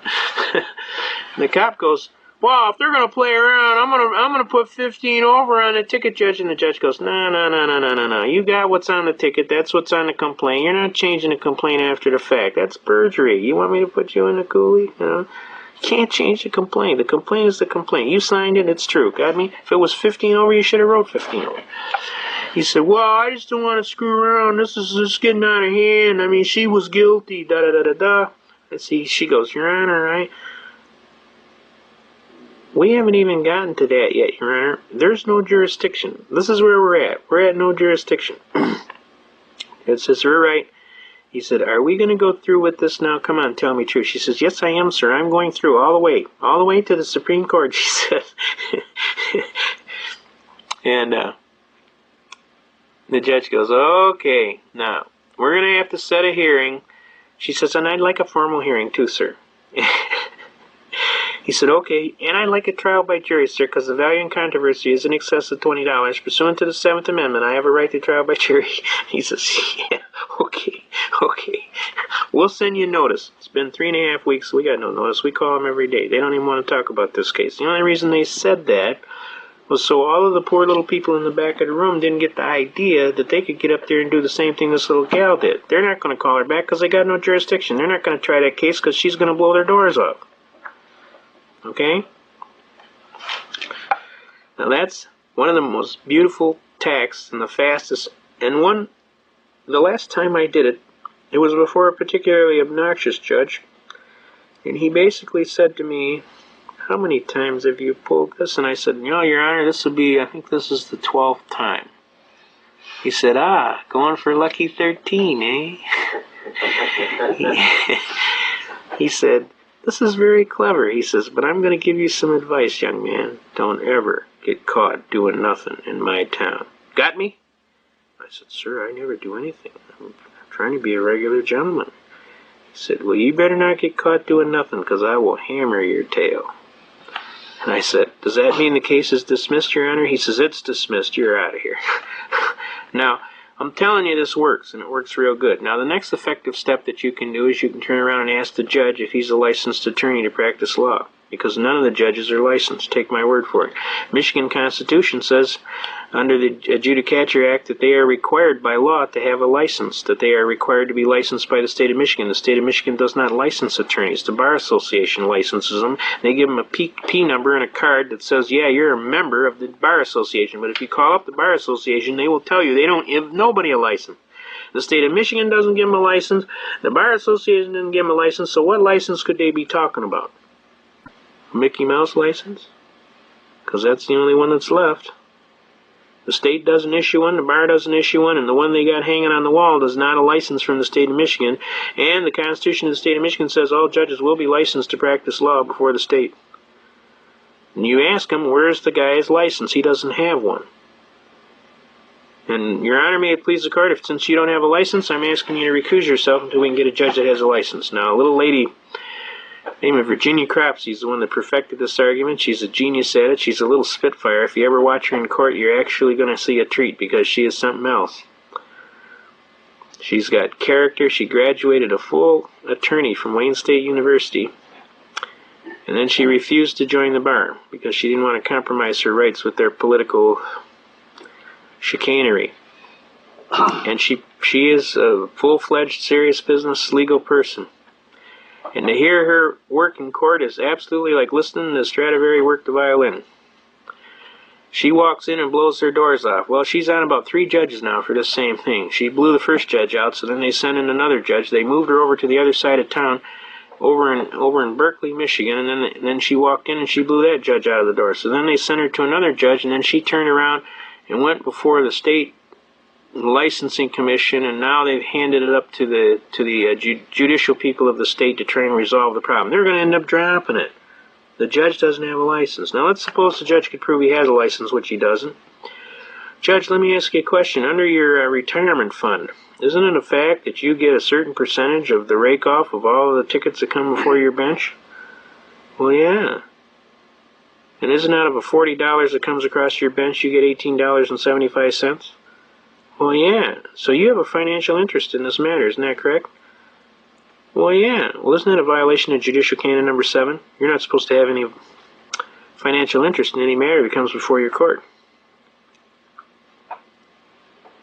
I'm going to ask you to recuse yourself for bias, Your Honor, may it please the court. And every single judge has got it. Now, does everybody understand how many ways you can hammer them just out of the chute without even getting nasty?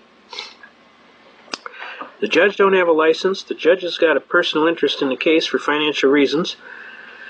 There is no jurisdiction to hear the matter, and I'll tell you a secret. Once you challenge jurisdiction, the burden falls on the plaintiff to prove jurisdiction. See? And he can't do it. It cannot be done. There isn't any. There is no jurisdiction to hear a traffic ticket in the United States of America. I know you're sitting back, oh, come on, they've been getting this for years. A traffic ticket is a writ of assistance or a bill of attainder. You look in your Constitution, you'll find out bills of attainder are against the Constitution. And it's stated at least twice that I know of, all right? I'm telling you, you read your Constitution. There is no place for a traffic ticket. You cannot have a writ of assistance that has civil equity arguments that transmit into law penalties. They can't throw you in jail for a debt because that's a debtor's prison. We have a constitutional argument against that also. So how do they do it? Because they wants to, and because you don't know any better. That's how they do it. What if they have a court, if they say it's a court of equity? All right, that's a good question. I'm glad you're paying attention here. If they say they have a court of equity and there is equity, then you turn to them and say, thank you, Your Honor, I appreciate your time. I would like to know who is the injured party and where the contract is. Can you show me the contract? There is no contract unless you didn't sign your license on UD 1-207 without prejudice. Where is the contract? It's when you sign for that license. So don't sign for that license unless you put UD 1-207 without prejudice, UCC 1-207. Now, they can't produce the contract, and if they could produce the contract, you've exercised your waiver under the contract not to give up your constitutional rights to travel freely unencumbered, right? And let me ask you this. Can you enter into an unconstitutional contract? Not lawfully. The contract is voidable for not lawful performance. It has to be a lawful contract for you to enter into it. All right, now the next thing. Who's the injured party? Who got injured? Show me, Judge. The parking meter out there? Another neat trick that I like to do, especially in speeding tickets, is I like to confront my accuser. I always like to call a black box that accused me of speeding to the stand, and the judge always gets upset. And I tell him, well, Your Honor, I said, I've been asking this policeman here for 3 hours how the black box that he's been playing with works, and he can't tell me. And we've been through the whole stationary mobile radar manual from Macomb County Community College Law Enforcement Academy, and I've asked him every question, and I don't know how he passed his second-class radio operator's license because he doesn't know how the damn thing works, period. He doesn't even know how to set up the test to properly test the thing in all environments. I said, on top of that, I said, he is not the witness. He is nothing but a hearsay witness, and his testimony is inadmissible in any court in the land because you can't have hearsay. He says, what the hell are you talking about? I said, he did not actually accuse me. That black box with flashing lights on it and little beepers accused me. I said, now if I had a black box in here with little lights on it and making noises and accusing and saying, he didn't speed, he didn't speed, he didn't speed, we know how far that'd go, right through that window, Judge. You'd throw it right out through that window. But you let this guy bring his idiot box in with flashing lights and beepers on it, and his thing is exactly by the book and admissible in court. He can't tell me how the thing works. We've been trying for 3.5 hours to test him to see if he knows how it works. He couldn't pass that test to save his life, and the bottom line is, I still don't think the damn thing works, and personally, I want to call it to the stand to confront my accuser. Under Article 1, Section 13, Paragraph 5, I got a right to confront my accuser, and I'd like to confront my accuser, and I'm serving a subpoena. A subpoena deuces take 'em. Which means bring your books and records, too. He goes, that's pretty clever. I says, not only that, Your Honor, he's arguing apples and oranges. See, I got a speedometer in my car, and it might be plus or minus 12 miles an hour on a factory-made one. A hand-made one is plus or minus 6 miles an hour. I said, and mine's got a little needle on it, and it works off a little cable that goes in the transmission. It runs off a little gear. I says, it doesn't have 4 decimal places, and it doesn't do space logic and all this other stuff and shoot out a mile ahead and tell me how fast the telephone poles are flying by. I said, he's got this handy-dandy gadget in his car that's measuring speed one way, and I got this one that's measuring speed my way. So how could I be guilty to the extent that his is talking about, because I don't have one of them in my car? You see the apples and the oranges here, Judge? It's not really a fair test, is it?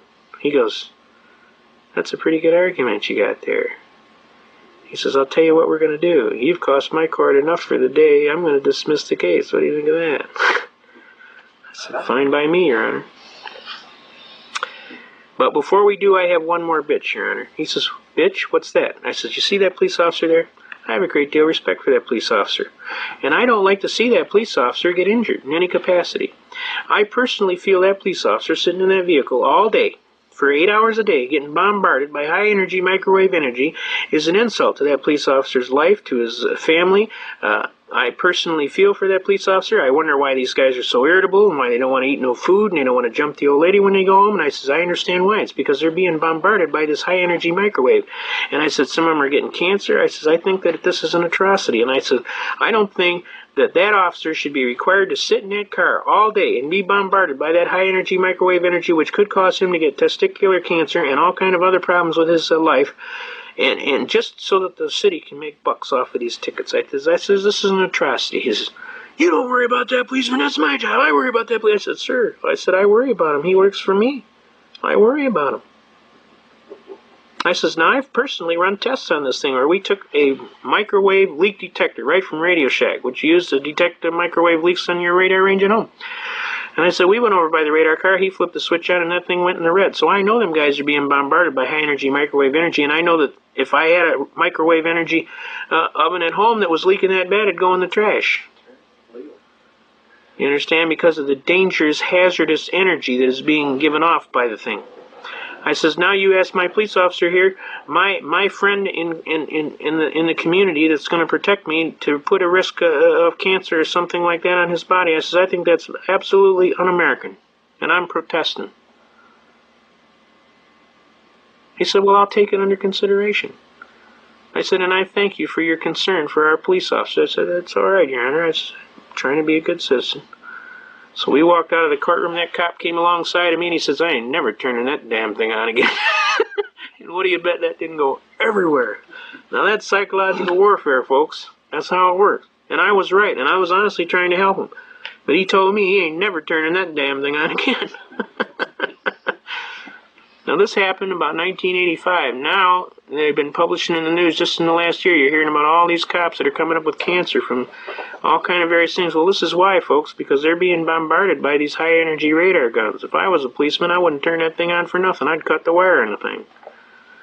I'm not turning it on. What do you think of that? I'll write a ticket, I'll look in the speedometer, and I'll see how fast the guy is going. If he's going fast, I'll give him a ticket.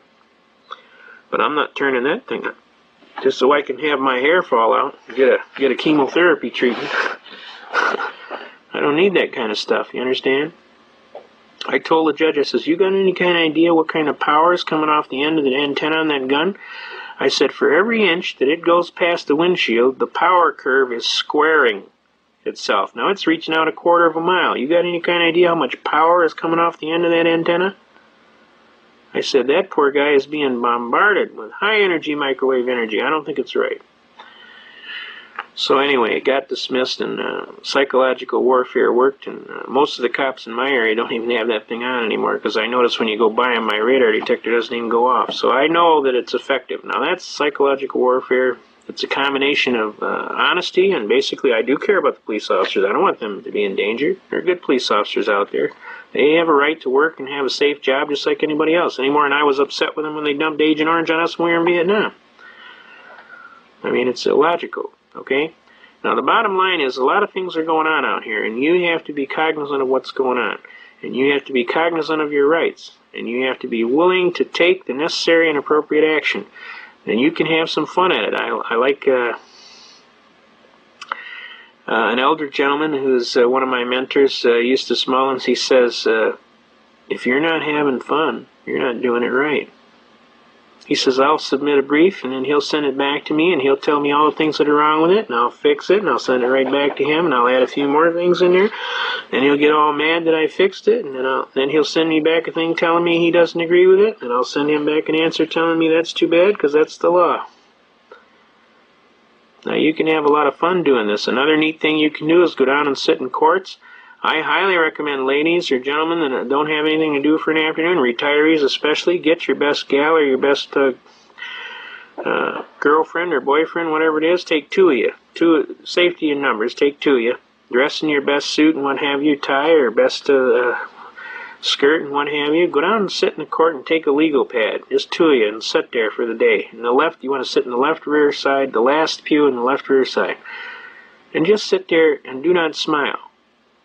They'll think you're from the Judicial Tenure Commission. You ought to see what happens. It's great. Everybody gets read their rights. Everybody gets treated like a human creature. It's absolutely uplifting. The judge will stop what he's doing and ask you, "We're not here for anything serious today, are we?" And I'll say, "No, sir, Your Honor, I'm just casually observing." He'll go, No. Why are we here today?" "Honest, sir, we were just in the area. We heard that you were a real good judge, and we wanted to see you in action. My associate was driving in the area, and we stopped by to see you." He says, "That fish smells awful loosely wrapped to me. Now, you tell me why you're here right now." "Honest to God, sir, we're just casually observing." "Okay, all lawyers in my chambers." Shuts the court down, goes in his chambers. Now, look. They start trying cases in the chambers, and they started trying them in the hallway. Then they were on the other side of the clerk's office at the other end of the hallway. Then they come back, and then the little gal from the prosecutor goes on. She says, "What's with the nerd patrol?" The judge gave her a look that would kill. "Don't you do it today, honey. You keep that mouth zipped. These guys are from the Tenure Commission. We don't want no problems with the state. You button that hatch." I mean, you can have a lot of fun. My associate was just absolutely almost in tears. He could keep his straight face no longer, so I said, "All right, we're leaving." We got out. He laughed all the way down to the car, laughed all the way down Rochester Road to the expressway. He said, "That's the most fun I had in my life, just sitting there in that day." And everybody was getting off. Guys were getting sentences canceled. Guys were getting out of jail. One guy had $2,500 worth of fines, and they got reduced to $124 and 5 days served. It was $240, and it was going to be 10 days in jail, but the judge turned to me and winked. He says, "I can't throw him in jail for a civil infraction." I knew that. So, this is the last offer I'm going to give you, young man. It's going to be $124 and 5 days served. Does that sound good to you? The lawyer turns to me and says, "You better take this. This is the best deal you're ever going to get." So I'm telling you, you can be effective as citizens. When you hear them bring up the right constitutional issues, you pop off, you sound off. Tell them, "Hey, this is America. Last time I heard we got an American flag on a pole out there. Last time I heard we got a Constitution, and by God, we're going to keep it forever. Forever." Anybody got a problem with that? Okay? All right. When I go to court, I always take all my Lucky Charms with me, and I was one of the fellows that served with the infamous Apache Troop, 1st Squadron, 9th Air Cavalry. We were the fellas that were in the movie Apocalypse Now, where they told you, "I love the smell of napalm in the morning," and that gentleman was exactly like that. This book is done about the Apache headhunters by a Cobra gunship pilot by the name of Jerome Boyle, who we used to call Dirty Harry, because he looked just like Dirty Harry. Make My Day. He used to have that painted on the side of his aircraft along with Pinball Wizard and a few other things.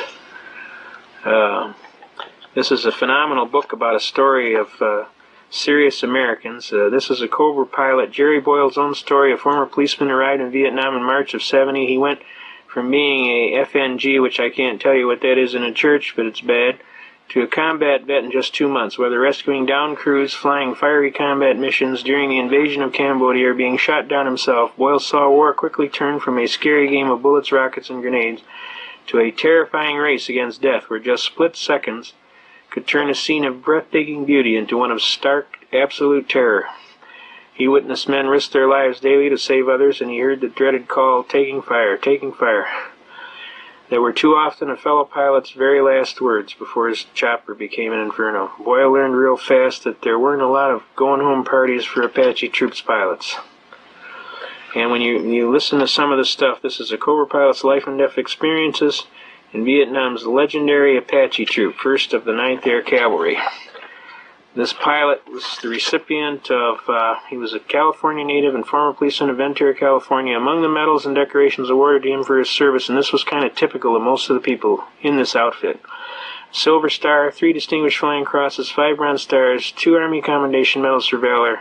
He now works as a pilot who flies in support of offshore operations. He lives in Oha, California with his wife Andrea of 20 years. And to read some of the stuff about this is absolutely phenomenal. Some of the things that get involved, I'll just read you a closing part of this thing to give you an idea. The Apache troop I served in wasn't part of the Army. The Army was part of Apache troop. We were mavericks, but the kind of team that any commander with hair on his tailpipe would want his unit to be like. If you couldn't get what you needed to accomplish the mission through normal channels, we begged, borrowed, or stole it, usually the latter.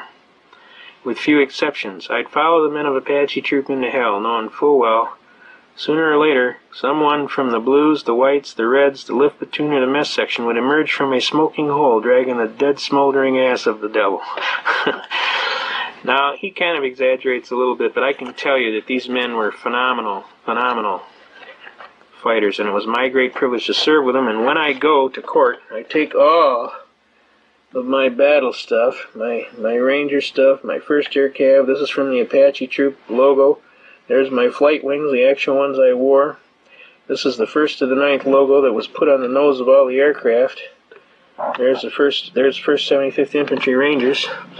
I have my Duty Honor Country coin from the MacArthur group of people. It's a special group of people that defend the Constitution. It's a silver coin that's given as a serious defender group memento. This is MacArthur, and it's solid silver.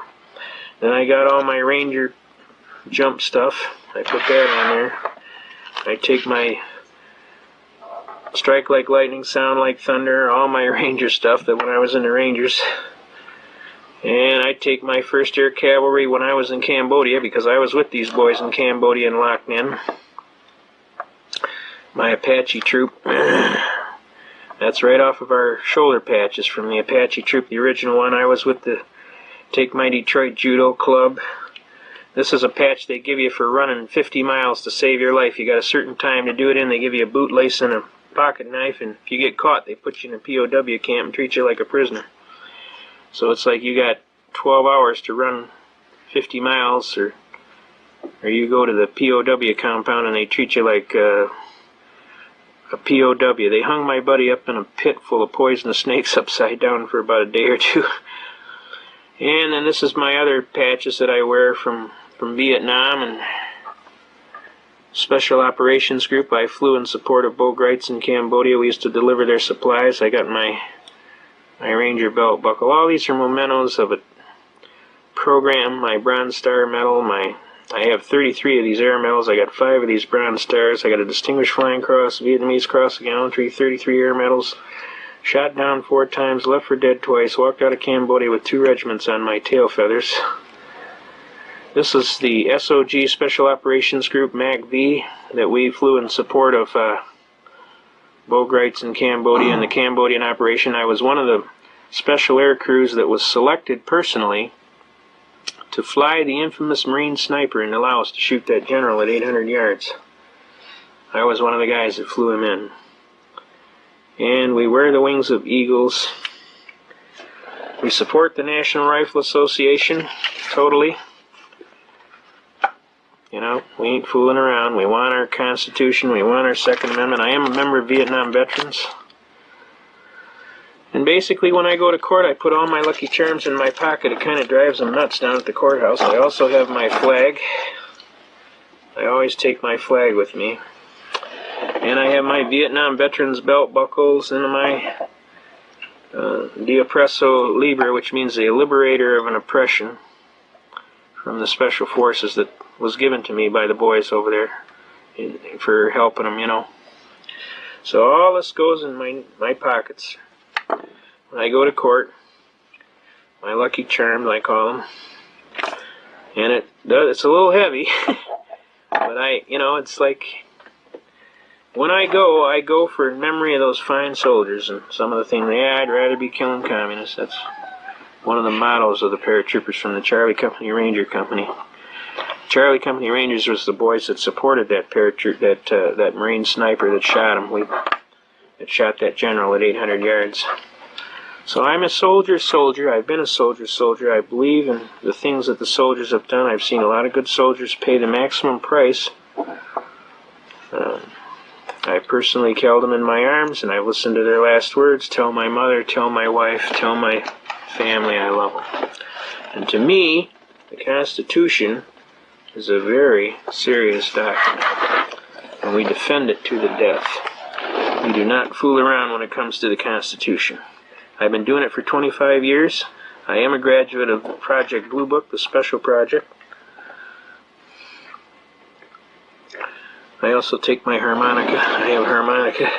What's the special Project Blue Book? Blue Book is where they pulled their soldiers aside and taught you the Constitution.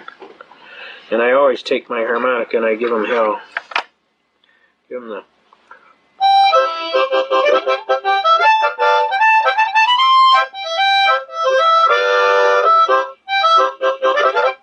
And we give it to them.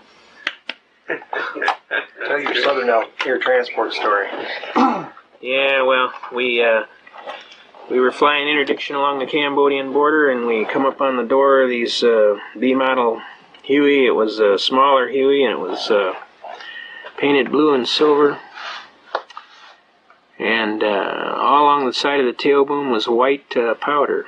And I informed the aircraft commander, and he told me he was hailing them on the hailing frequency, and he called them up and told them to land. We wanted to inspect their cargo, and they told us basically to blank off and die. You know who we are? My pilot told him he didn't care if he was a man from Glad. He was going to land that aircraft, and we were going to inspect his cargo. Basically, he told us, we're not landing. My pilot ordered me to roll my guns up, and he shot him down. And we went down there, and we blew his landing gear off, shot up below his fuel cell, and he got the idea we weren't fooling around. He went down and landed in the rice paddy, and we inspected his cargo, and sure enough, he was carrying heroin. So the pilot gave him a choice. He could go to Long Bin jail with us for contraband trafficking, or he could hitchhike home, baby. So he chose to hitchhike home, and figured he had a chance. Of course, we knew that was going to be rather difficult in Cambodia, him being 3 foot taller than anything they're walking, and a white man on top of that. But we gave him a chance, and the bottom line is he didn't want to go to jail, so we torched his aircraft, and we got back, and the CO, are you crazy? Those people are CIA, they're going to kill you. I told him, make my day. I said, they were trafficking that dope to RGIs and God knows who else, and as far as I'm concerned, we stuck it to them for about $15 million, and I'm just tickled, and if I could do it again tomorrow, I'd do it again. And that's a true story. We actually did it. So anyway, to make a long story short, I'm a serious soldier. I love my country and its Constitution, and I do not compromise when it comes to Constitution. I defend to the death, and that's what we do. Anybody who knows Bo Gritz, he's the most decorated soldier in the history of the United States. He's a very congenial gentleman. He, when we worked with him in Cambodia, he was all business, and we flew his 5th Special Forces people all over for whatever recon missions they had, and they got to work with us, and they know we were pretty serious folks. And I personally think Bo Gritz is going to be painted as some desperado no matter what he does, only because he is associated with the avant-garde type constitutional defense. He was the guy that got the Ruby Ridge matter resolved peacefully. Clearly, he went in to save Randy Weaver, because Randy Weaver used to be one of his boys on the team. And he was risking his own life. They could have just as easily dispatched him, too. So he's a man of great courage. I respect what he's doing. I appreciate that he's trying to make things happen, but I also know that he's going to be held in some type of villainous... no matter what he does, people are going to not understand, and they're going to be afraid. And, of course, the newspapers will continue to paint him as whatever boogeyman in the closet they can. All right, we're going to go on with our programming here. We just got a little off the track there just a little bit, just to kind of let you give an idea where we're coming from. We take a pretty serious attack on the Constitution, and we want to get into some other issues. We want to get into things like things like money. And one of the best tapes you can get is from a gentleman, we call him Ernie. He basically is known throughout the movement around here. He delivers all the tapes and the what have you. And he has a tape called Wake Up America. And basically it starts telling you how money works and why it works and what they're doing with our money. And when you're done, you really understand what's going on. But we want to share some things with you about the money. And we got a good story to tell you too. But basically, we want to share with you right now in Michigan, the Michigan Compiled Laws, 21.153, Michigan Compiled Laws Act. Obligations due state or municipality and date operative when paid by check or legal tender.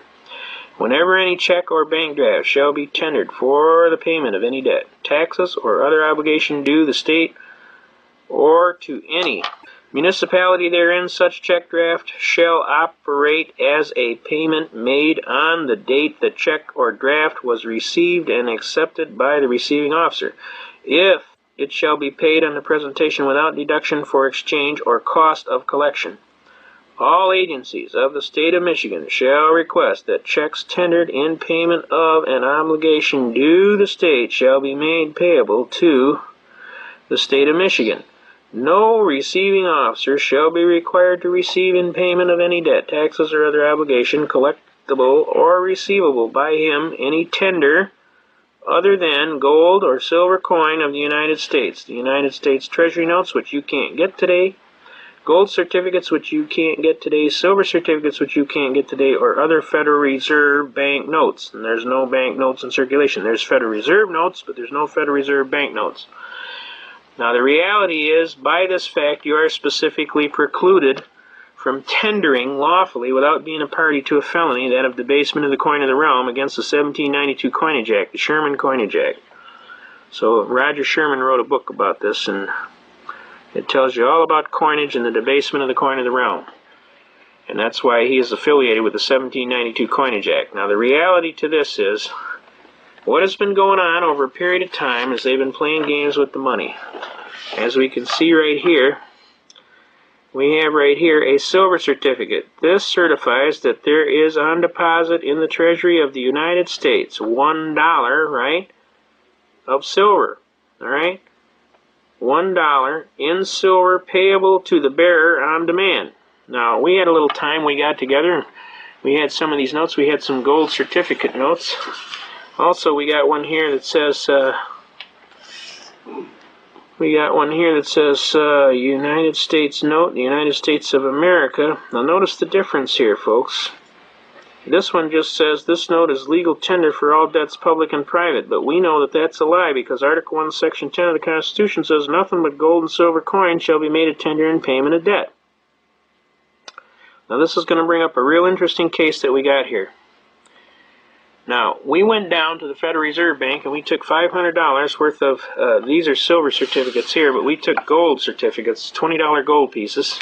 We had $500 worth, and we went in the Federal Reserve Bank, and I walked up to the window and I said, I'm the bearer on demand and lawful money of account of the United States government, sir. I said, I want my gold. I handed her the notes.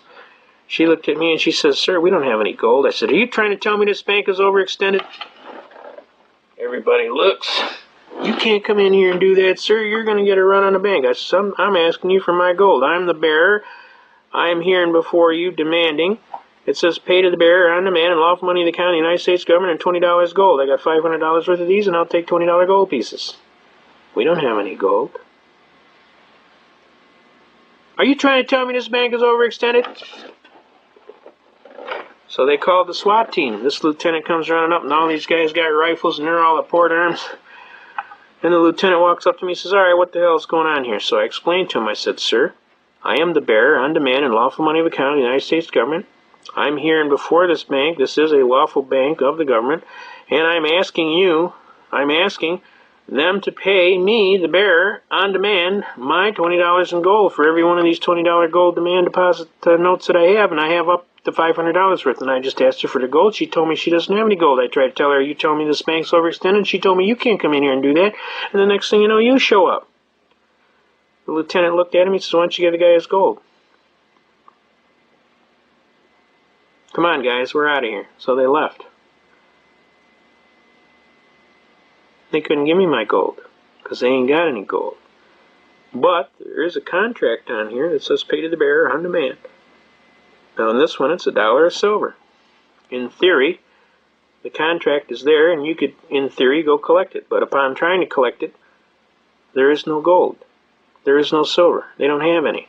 Now over a long period of time in barter, we have slowly been pushed into a position of impossibility to perform. Now, can the hat check be the hat? Can you walk in and check your hat and get a hat check? And then when you come back to get your hat back, they hand you another hat check? Can you wear the hat check? Obviously not. So obviously the note is not the dollar. All it is the promise to pay $1. Does everybody understand that? And what has happened over a long period of time in custom and uses is the people have been hoodwinked into thinking that they have money, dollars. There are no dollars. Dollar is a unit of measurement. Which brings up a very famous case, the case of Montgomery Wards versus Eugene Glacier. For those of you who want to order the case, we'll be happy to give you the court case numbers. Let me take this off so it doesn't reflect too much. This is a very famous case, okay? The docket number is 82-002087. This is before the Honorable District Court of 52nd 3rd District Court. The judge of the record was the Honorable James P. Sheehy. Okay? Now, I'll give you a little synopsis of this case. What happened in this case? Did everybody get the court number first, though? 82-002087. All right, now, what happened in this case, to make a long story short, this gentleman's wife got a little mad at him and decided to take his credit card and go out and charge to Montgomery Wards from the front door to the back door, and he ran up quite a large sum of debt. The matter got, of course, Montgomery Wards wasn't going to take it back. You bought it, it's yours, you got it. Now, they went to court and came up before the famous Judge James P. Sheehy of 52nd 3rd District Court, who, by the way, is a very excellent judge, very knowledgeable, very a decent man, a kindly man. He's pretty serious business, though. If you're screwing around, he's going to hammer you, but most of the time he's quite congenial and kind of a lot of fun, too. But it came up before his court, and up jumped the devil in the deep blue sea, and they're starting to argue, and the judge is saying, "Well, let me ask you a question." He says, "Did you get a credit card?" He said, "Yeah." "So you signed for the credit card?" He said, "Yeah." "So you give the credit card to your wife?" He said, "Yeah." He said, "Here's the bill. You pay." He says, "Okay, Judge, now let me explain something to you. You told me that the judgment is for this amount. Is that right? And I'm asking you, and you told me it's this many dollars, and I'm asking you for a determination of the dollars. What dollars?" He said, "Sir, you can interpret it any way you want. You can make it frankincense or myrrh. I don't care. I don't care if you don't even pay his judgment. I'll tell you what, don't pay it. There's a lot of documents in the basement, they never pay them." He says, "Don't pay it. We'll just take judgment against you, and we'll attach it, whatever we need for writs of attachment, and we're going to collect on this debt." He said, "Sir, you misunderstand my point. Now, you have told me this amount of dollars, and I'm confused here. I need to know something about these dollars." He says, "Well," he says, "let me clarify it for you. I've entered a judgment against you for the amount due, all right?" He said, "Yes, sir, but if I ask you for a pound of something, you're going to say a pound of what? And if I ask you for a gallon of something, you're going to say a gallon of what? And if I ask you for a foot or a yard of something, you're going to say a foot or a yard of what? Now you're coming to me and telling me dollars, and I'm asking you dollars of what? Because dollar is a unit of measurement." He said, "You can make it anything you want. Tell you what, make it coffee beans." Now at that instant, the Montgomery Wards attorney came to a half rise and he went, Your Honor, there was 40 of us plus in the court, and we sat there and all we could do was go, because we realized instantly what this judge had just did. He had made a determination of the substance of the money of account of the United States government pursuant to coffee beans. With great courage, the Honorable Judge James P. Sheehy had made a determination that the substance of the money of account of the United States government was coffee beans. That's what we told the Wall Street Journal and all the newspapers and television stations that would listen. He was most upset about that. Instantly, the judge looked across the room. We're all sitting with our jaw on the ground. And he leaned back in his chair, flipped his pencil in the air, and he said, "Ah, S with a hit," on the record. He realized that a landmark Michigan court decision had occurred. He realized that Montgomery Wards wasn't going to say nothing. Because they won. They ain't going to appeal. They won. What are they going to appeal? You won? You won. You won? You won. There's nothing to appeal. We weren't going to appeal because we won too. We got the judge to make a determination that the substance of the money of account of the United States government was coffee beans. You can see in the back of this book here, Mr. Glacier took the judgment right here, and this was for $1,098.97. He did it in 100 bean bags certified, 1 bean to the dollar, and 97 100ths. We cut the tip of the bean off, painted a white line on it. He sent it to Montgomery Wards. We got it on there? Mm-hmm. Please find enclosed in this package 1,148 coffee beans, which is payment in full, pursuant to Judge of the 52nd District Court, October 8, 1982, before this Honorable Judge James P. Shee. I thank you, sir, for your time and trouble concerning this matter. Most graciously yours truly, Eugene Glacier. And it's certified mail sent to him. They never said nothing. Nor would they, nor could they. He honored the stipulation of the judge. Okay? Now, to this date, this gentleman comes to court with a big red bag, marble bag, full of coffee beans that he's got stenciled on the side, Gene's Beans. I'll read you the last statement. This is kind of hilarious. Therefore, really out of his own testimony, it seems to me that judgment really is unavoidable in that amount. Thank you, Your Honor, the court. Anything else, sir? You have the right to a closing argument, Mr. Glacier. Only that I don't think I received a fair and equitable trial here today, the court. This is a closing argument regarding this trial, okay? As to the subject matter, Mr. Glacier, subject matter, I have nothing to add to the subject matter here, the court. The court makes the following finding of facts, that the court finds that pursuant to Plaintiff's Exhibit Number 1, that Mr. Glacier, Eugene Glacier, entered into a contract with Montgomery Wards and the company which it is a monthly account. 2, pursuant to Plaintiff's Exhibit Number 2, that the account was used by probably 99% of the time of the purchases by his wife while they were married. Number 3, that for testimony of Mr. Davison's unrebutted testimony, Mr. Davison, the balance owing on the account is $1,098.97. And the court also finds that Mr. Grossman's excuse me, from Mr. Glacier's testimony that he just recently got divorced, approximately August 24, 1981. In that divorce proceeding, he accepted the liability on this account as between he and his wife. Based upon the information, the court makes a conclusion of law that Mr. Eugene Glacier, the defendant, this matter owes Montgomery Ward $1,988.97. Court finds a judgment in favor of plaintiff in the amount of plus costs. Mr. Glacier, you have a right to appeal this, and that appeal, I think, is in 15 or 20 days, Mr. Grossman. Mr. Grossman, 20, Your Honor, 21, actually, out of county 23. I think it's 20 all over now, Your Honor, the court. I think it is. It used to be 15 on some cases and 20 on others, and I could never keep it straight, but I think it's 20. You have a right to appeal in 20 days. If you appeal, let me explain to you how you do that. You have the file with the court, with the circuit claim of appeal. Are those the ones that are marked by the way those exhibits? Mr. Grossman, oh yes, sir, Your Honor, that's right. The court. We better keep those. You can give him a copy of the other ones. By the way, you can file a claim of appeal with the circuit court in this court. You also make a request to the court stenographer for a copy of the record. A copy of the record must file within a certain amount of time.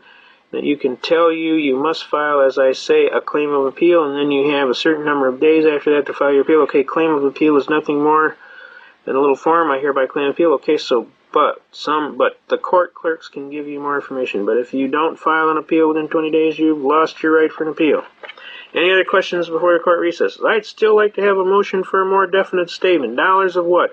Do I owe the court dollars of what? The court has made it. Now this is after he had already told them dollars of what before, and the judge told him frankincense and myrrh, and then he kept hammering away at this dollars of what, and then the court lost its cool. The court has made a judgment of $1,098.97, and however you interpret that, sir, if you want that in coffee beans, that's okay with me, really. Okay, thank you much. And at that point, we all went, ah. And he went, oh, S with a hit. He realized he threw his pencil up in the air. Now, this is a magnificent case and an example. And to this day, this gentleman still pays court judgments with coffee beans. And it's a viable case. You can use the case as a reference. It's a landmark Michigan court decision. We use it thoroughly. Okay? Now, to make a long story short, Article 1, Section 10 of the Constitution is clear and specific. It says nothing but gold and silver coins shall be made a tender in payment of debt. We got Article 1, Section 10 right here. For those of you who are looking for no bill of attainder or ex post facto law shall be passed. That's traffic tickets, folks. A bill of attainder is a traffic ticket. Can you see that right here? No bill of attainder or ex post facto law shall be passed. No capitation or other direct tax shall be laid unless by the rule of apportionment or census to... We'll talk about that later. That's another heavy one. Alright. But Article 1, Section 10 is basically no state shall make anything but gold and silver coin a tender in payment of debt. Alright, here we go. Right here. No state shall enter into any treaty, alliance, or confederation, grant letters of marque and reprisal. A letter of marque or reprisal is like your brothers messed with the king, so the king is going to attack your family and put a letter of marque out on them. Coin money. Emit bills of credit. What is a Federal Reserve note? Make anything but gold and silver coin a tender in payment of debts. Why? Because it creates inflation. You got to understand that paper money, if you can't redeem every piece of paper in a society, the amount that you can't redeem is inflation or credit. Credit is inflation, all right? Pass any bill of attainder, huh? What is a bill of attainder? Again, a traffic ticket. Ex post facto law, or law impairing the obligation of contracts or grant any title of nobility. When they give these guys these gun permits because they got $3,000 in their pocket and they're a rich businessman, isn't that a title of nobility? Because they get more rights. They're more politically correct than you. They have rights, you see? I mean, they violate so many things it's not funny. It's never funny, but I'm just saying, I mean, you start reading this book, folks. I mean, I read it all the time, and I always find something new. This is kind of a book like the Bible. It's one of these books you can read and find something out of it all the time. The bottom line is you read the Constitution and you holler. You don't let these people jam your Constitution. You keep going. All right. Now let's talk about treason here. Let's put this down here. What is treason? Title 18. This is the Penal Code, and we're talking about treason. Whoever owing allegiance to the United States levies war against them or adheres to their enemies, giving them aid and comfort within the United States or elsewhere, is guilty of treason and shall suffer death, or shall be imprisoned not less than 5 years and or fined not less than $10,000, and shall be impeachable of holding any office under the United States. All right? After this section, it gives you all of the reasons of how you can be charged with treason. But the basic issues come under adheres to their enemies, giving them aid and comfort. Now, breaking down the laws of our country has also been construed as giving the enemies aid and comfort. So if they're violating their oath of office and they're not upholding the Constitution, that is treason. Because in so doing, they create anarchy in the land. And in that, they aid the enemies of our country. Does that make legal sense to you? All right, here we go. We want to talk about Title 22 United States Code, Section 286A. Basically, the part that we want to talk about is the governor's and executive director's term of office. But basically, when we get over here, we really want to talk about the compensation for services. Now, this is Title 22 United States Code, Section 286A. All right? Okay? Compensation for services. No person shall be entitled to receive any salary or other compensation from the United States. Did everybody get that? From the United States for services as a governor, executive director, counselor, alternate, or associate. The United States executive director of the fund. What are we talking about here? The International Monetary Fund shall not be compensated by the fund at a rate in excess of the rate provided for an individual occupying positions at level 4 of the executive schedule under Section 5315 of Title 5 United States Code. all right, the United States Alternative Executive Director to the fund. What fund? The International Monetary Fund. Shall not be compensated by the fund at a rate in excess of the rate provided for an individual occupying a position of level 5 of the executive schedule under Section 5316 of Title 5 United States Code. The Secretary of the Treasury shall instruct the United States Executive Director of the Fund to present to the Fund's Executive Board a comprehensive set of proposals consistent with the maintaining high levels of competence of the Fund, personnel, and consistent with the Articles of Agreement, with the objective of assuring that the salaries and or other compensations accorded Fund employees who Fund, International Monetary Fund, do not exceed those received by persons filling similar levels of responsibility within the national government. Got me? Service or private industry. The Secretary shall report these proposals, right, together with any measures adopted by the Fund's Executive Board to the Congress prior to February 1, 1979.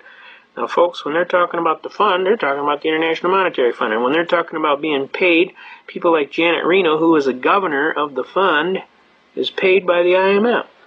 And who are they talking about? The Secretary of Treasury shall instruct who? Now, these people are paid by another government to our people. That is a violation of our laws. You understand? I mean, if they catch a congressman on the take, what happens? He's out of there. Why? Because it's considered to be unethical activity. Yet this foreign operating program, this International Monetary Fund, is paying our officers as executive officers. Whose interest do they serve? Do they serve the United States or do they serve the funds? Does that make sense to you? Okay. To me, this is an act of sedition or treason. The bottom line is they are not operating in the best interest of the United States of America. They are operating in their interest. And they are paid by a foreign power. And how can they sit in an office of government in the United States of America paid by a foreign power? It's inconceivable that this is going on. Now, you want to find out. Now, here we go, folks. This is the Bretton Woods Agreement Act. And this is the Agreement Act that created this problem with this Title 22 United States Code Section 286. Okay. This is heavy duty, folks, so remember I showed you about treason. Okay. No person shall be entitled to receive any salary or other compensation from the United States for services as a government executive director, counselor, alternate, or associate, right? Congress by law authorizes such action. Neither the President nor any person or agency shall, on behalf of the United States, request or consent to any change in the quota of the United States under Article 3, Section 2, the Articles of Agreement of the Fund. The International Monetary Fund. Alright, let's pull it up here. Alright, they're talking about dollar under paragraph 6. Okay, that's not what I want. Let's see. Make any loan to the fund or bank. Approve the establishment of any additional trust fund for the special benefit of the single member or of a particular segment of membership of the fund. Now, alright, let's see. In order to carry out the purposes of the decisions of January 1962 of the Executive Directors of the International Monetary Fund, the Secretary of the Treasury is authorized to make loans not to exceed billion. Yeah. Outstanding at any one time to the fund. If it sounds like I'm hammering on that fund, that's because I am. Under Article 7, Section 1, subparagraph I of the Articles of Agreement of the Fund. I mean, they set this thing up. The Secretary of the Treasury, with the approval of the President, directly or through such agencies as he may designate, is authorized for the account of the fund established in this section to deal in gold and foreign exchange and such other instruments of credit and or securities as he may deem necessary to the consistent with the United States obligations in the International Monetary Fund. The Secretary of the Treasury shall annually make a report on the operation of the fund to the President and to the Congress. That makes the Secretary of Treasury what? An officer of the fund. Okay? The Secretary of Treasury, yeah, he is guilty. The Secretary of Treasury is authorized to issue gold certificates in such form and in such denomination as he may determine against any gold held by the United States Treasury. The amount of gold certificates issued and or outstanding shall at no time exceed the value at the legal standard provided in Section 2 of Par Value Modification Act 31, United States Code 449, on the date of enactment of this amendment of the gold so held against gold certificates. There are no gold certificates. Alright, the amendment made by Sections 2, 3, 4, 5, 6, and 7 of this Act shall become effective upon entry into the force of the amendments approved in the resolution number 31-4 of the Board of Governors of the Fund. Now this is called the Brentwood's Agreement Act, folks. And this is what set up Title 22 United States Code, Section 286A, which says that these officers are paid out of the fund. They're not paid as United States employees. Capiche? Is there any doubt in your mind now who gets paid where? We don't pay them. They're paid by somebody else. The fund. Who is the fund? All of those rich guys that are sitting over in Europe that are trying to control our country. Alright? Now, also, we want to show them this. These concurrent resolutions here expressing the sense of the Congress regarding the need for the President to seek the Senators' advice and consent to ratification of the United Nations Convention on the Rights of the Child. John Conyers is in on this. He's one of our guys, too. Okay? Now, the bottom line is they're setting standards, all right? And on these standards, whereas it is estimated that every night in the United States at least 100,000 children go to sleep homeless. Whereas, they make all these allegations. Wherein the United States has the world's largest gross national product, yet American children rank below the top 15 nations in regard to the health and well-being. Whereas in 1989, the infant mortality rate for the United States ranked 19th in the world, being Singapore or Spain. They make all these allegations about the United States, and the National Commission on Children has declared that every child in America needs an excellent education, yet approximately 40% of the nation's children are at risk of school failure. They go on and on. Whereas the United States, 2,600,000 children were reported to be abused and or neglected in 91. This is ridiculous. Whereas it's estimated that 1,800,000 teenagers were victims of violent crime. Whereas the Supreme Court has never fully articulated the range of rights to be accorded to children under the United States Constitution, or fully articulated the manner in the Constitution is applicable to minors. It is. Whereas the positive futures of our families, communities, and nations are dependent. Now, you keep reading all these whereases. Whereas 29 others nations have signed convention indicating their intention to ratify the convention in the future. And then you get down. Whereas it is essential that the United States sign and ratify the Convention on Rights of the Child and begin implementing convention legal standards in order to improve and protect the lives of children. Believe me, they're not trying to protect the lives of children. They're trying to create a new federal bureaucracy. Whereas at the World Summit of Children in September such and such to sign the World Declaration of Survival, Protection, and Development of Children, which would include commitment to work and promote earliest possible ratification and implementation under the United Nations and Conventions of the Right of the Child. Whereas the House of Representatives passed a resolution during the 101st Congress urging the President to seek consent of the Senate to ratification of the Convention of the Rights of the Child. But such action having not occurred, it is necessary that the Congress implore the President to take action on the Convention now. And now they want to push it. Alright? Now, you got to understand, folks, they're not doing this for the children, believe me. They're doing it because they want to create some new kind of problem. Children, tomorrow, I apologize to you on behalf of those in my time for the things we didn't do. We didn't stop the tyrants so your fate could be prevented.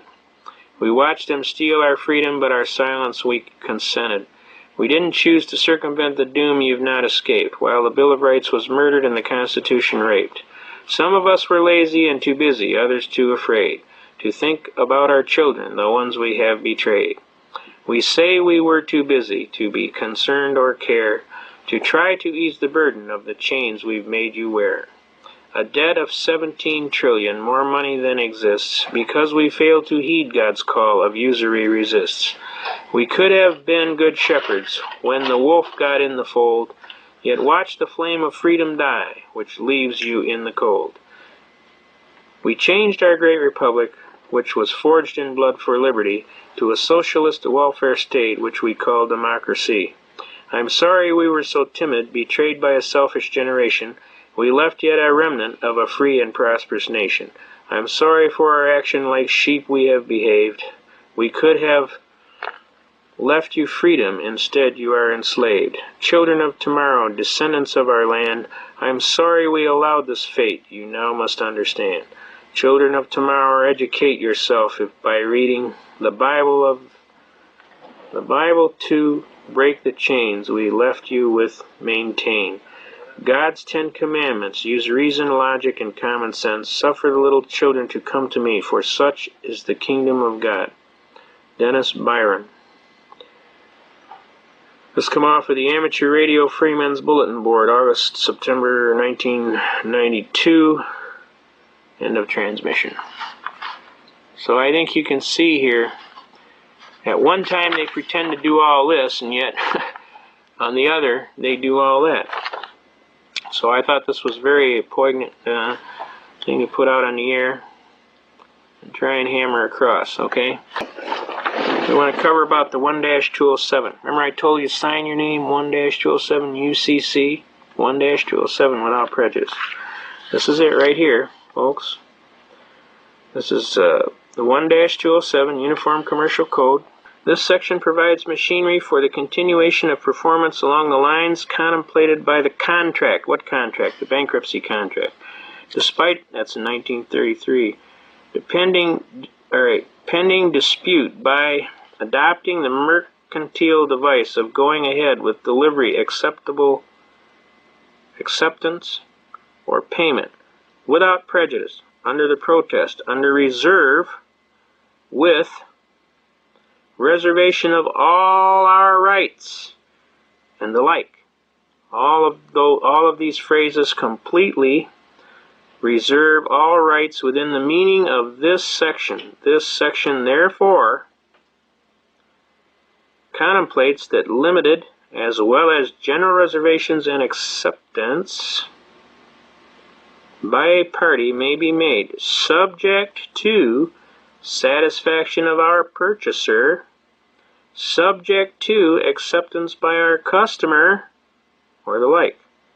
This section does not add any new requirement of language of reservation where not already required by law, but merely provides a specific measure on which a party can rely as he makes or concurs in any interim adjustment in the course of performance. When they say performance, they're talking about contractual performance. It does not affect or impair the provisions of this act, such as those under which the buyer's remedies for defect survive acceptance without being expressly claimed. If notice of the defect is given within a reasonable time, nor does it disturb the policy of those cases which restrict the effect of a waiver of a defect to reasonable limits under the circumstances, even though no such reservation is expressed. Now this is all what they're talking about when you write down without prejudice. They're telling you you have a right to reserve your right. So I'm telling you to use it. Don't screw around. Sufficiency of the reservation. Any expression, can you see that? Any expression indicating an intention to preserve rights is sufficient, such as without prejudice, under protest, under reservation, with reservation of all our rights, under duress is another one. The code states an explicit reservation must be made. Explicit. Undoubtedly is used in place of express to indicate that the reservation must not only be express, but it must also be clear under duress that such a reservation was intended in advance, right? The term explicit as used in UCC 1-207 means that which is so clearly stated or distinctly set forth that there is no doubt as to its meaning. Okay? Now that is the reservation I want you to claim.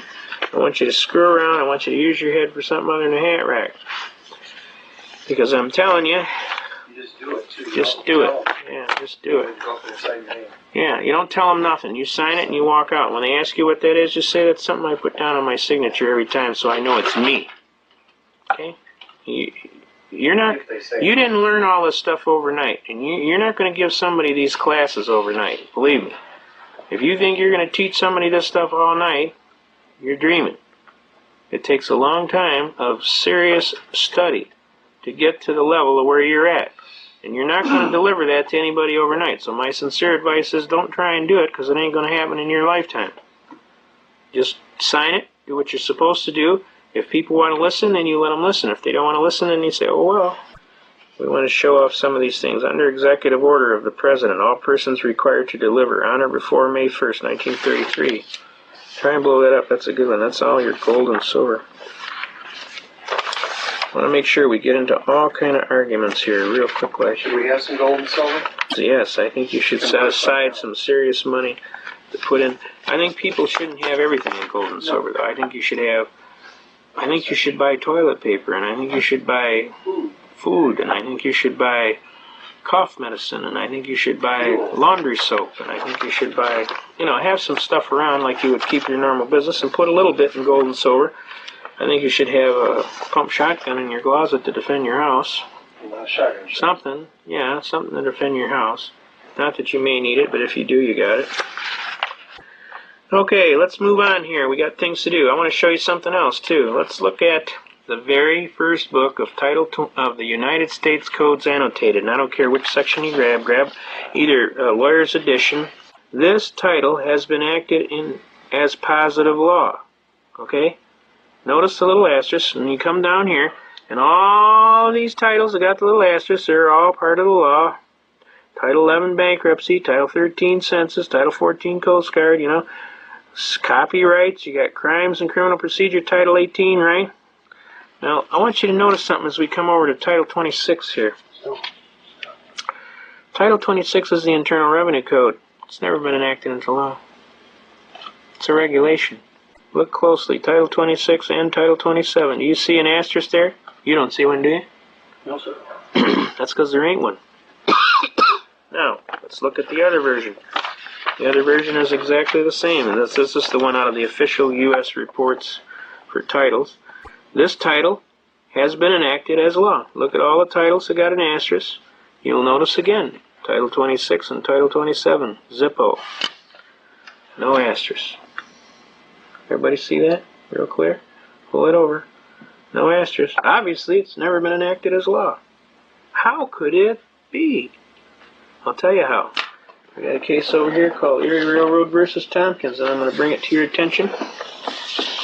Erie Railroad versus Tompkins is a magnificent court case. Basically, what this court case did, this court case is recorded at Volume 304, United States Reports, page 64. This is the start of the case. That's 304, Volume 304, United States Reports, Section 604. Now, what this case does is it sets up a duality of citizenship. There are the citizens that live at the common law, and there are the citizens that live at the national law, or what is called Admiralty and Maritime Jurisdiction. Now, the way they get away with putting this Title 26 and this Title 27 out, the way they do it, is they create this Admiralty and Maritime Jurisdiction, and if you volunteer into it, you are in it. If you step in it, it's on you. Okay? So I'm telling you, don't do that. You know what the doctor says? Every time you go to the doctor and you say, Doc, every time I do this, it hurts. You know what the doctor tells you? So don't do that no more. You don't do that no more, it won't hurt, right? I'm telling you the same thing applies with this. Don't volunteer. How do you volunteer? You enter and you watch what you sign, number one. Any evidences of contracts where you are an admiralty or maritime jurisdiction says that you are a party to the contract. So you avoid that. When you sign that bank draft to get into that bank and that Section 9 form you fill out, guess what? Look at the bottom. You signed to get into an admiralty maritime jurisdiction. What the hell would you want to do that for? It's illogical. When you signed up for that Social Security check. So, how are we going to remedy this situation? 1-207. Without prejudice. You sign anything that has to do anything with those guys, take the rights if they'll give them to you. Take the benefits. But make sure when you sign it UD 1-207 without prejudice.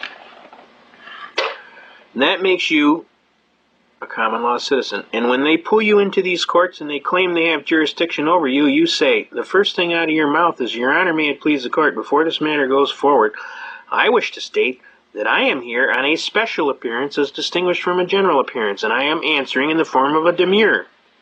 A demurrer is an old way of pleading. It's an old-fashioned, old-country, barrister English way of pleading without granting jurisdiction. In other words, I'll answer out of courtesy, and I'll give you an answer out of courtesy, but at no time am I granting jurisdiction. Now, I put on my briefs. I state my name, I state the defendant, in propria persona, on a special appearance as distinguished from a general appearance for jurisdictional challenges. Now, I've raised the issue of jurisdictional challenges. I'm putting on the record. It's clearly cognizant. Once jurisdiction is raised, the burden is on the plaintiff to prove jurisdiction pursuant to McNutt v. General Motors Acceptance Corporation, recorded at 56 Supreme Court 502. It says, jurisdiction may never be assumed, but must be substantively proven by the plaintiff claimant. They don't prove it in a timely fashion, laches incurs. Laches is a species of action wherein a party of reasonable intelligence and integrity having a right to take an action as is prescribed by law, and having failed to timely do so, loses all right to proceed. So if they don't prove it timely, motion to dismiss, Your Honor, failure to state a cause of action for which relief can be granted, and I'd kind of like to collect my costs and fees for having to defend this frivolous case. Does that make sense to you? All right, now, let's get into this Erie Railroad case. This is a railroad case. What it's about, the guy was walking down the track and a board was hanging off the end of the train and whacked him upside the head. He tried to sue in the state courts. The state courts hammered him. So what happened was Erie Railroad had flipped around and they tried to sue him in the federal courts to get back at him. And they thought they were pulling a fast one. And what happened was the case bounced back on them. And guess what? When it bounced back, it created a very, very dangerous thing. Now, before this, I want you to understand that for 100 years of law, this case was the one that was the leading case before this. And this was called McCulloch versus Maryland, the state of Maryland. This is a very leading case. This is the most heavy case. It comes in 2 sections. That tells you how thick it is. So you're going to be reading for a while. This case upheld for 100 plus years, practically almost 100 years. This case is recorded at, it's an 1819 case. It is an old case. And it upheld for years the single citizenship relationship. And it deals with corporations. The power of establishing a corporation is not a distinct sovereign power or end of government, but only the means of carrying into effect other powers which are sovereign. Whenever it becomes an appropriate means of exercising any of the powers given by the Constitution to the government of the United Union, it may be exercised by that government. Now, basically, it sets up relationships. The Bank of the United States has constitutionally a right to establish its branches or other offices in discount and deposit within any state. All right? The state within which such branch may be established cannot, without violating the Constitution, tax that branch. All right? Now, it goes into some heavy arguments on taxes and some other arguments on programming, but I'm telling you here, this was the law of the land.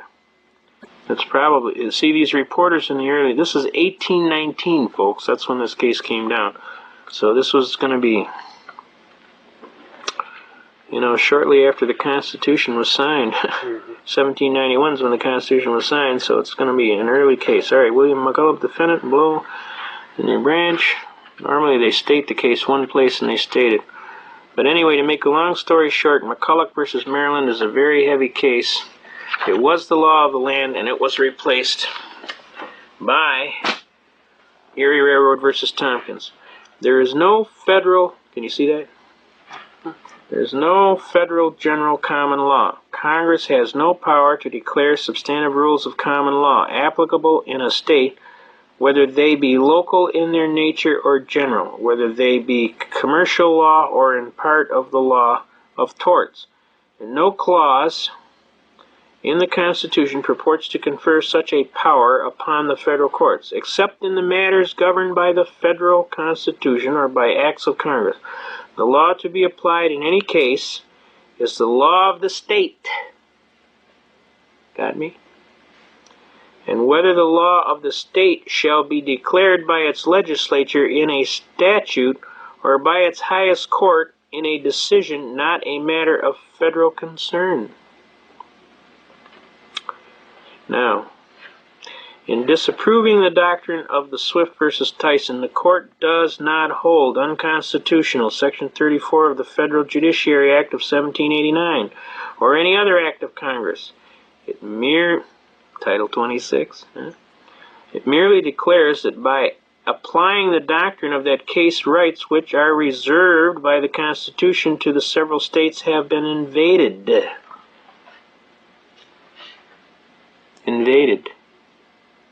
That's why they can get away with having Title 26 without having no asterisk. They don't have to have it in law. They're claiming it's an act of Congress. And if you voluntarily enter into it, guess what? You bought the whole firm. A federal court exercising jurisdiction over such a case on the ground of diversity of citizenship. What am I talking about? Diversity of citizenship. I'm talking about dual citizenship, right? Is not free to treat this question as one of so-called general law, but must apply the state law as declared by the highest state court. Swift versus Tennyson, overruled. The liability of the railroad company for the injury caused by negligent operation of its train to its pedestrian on a much-used beaten path on its right-of-way interstate, right, along and near the rails depends in the absence of a federal or state statute upon the unwritten law of the state where the accident occurred. Now what they're trying to do here is they're trying to justify the existence of this duality of citizenship between common law citizen, which you are, most of you, and this natural national citizen, which would fall under Title 26 United States Code.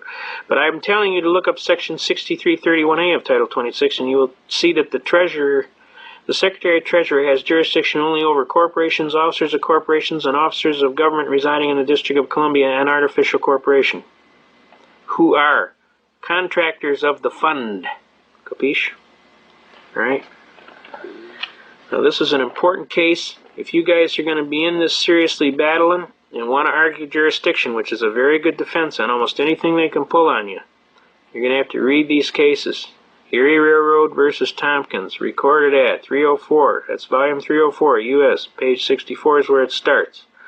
It's vital that you understand these arguments. I just finished battling a United States attorney, and we were arguing, and he's talking about this is all gibberish.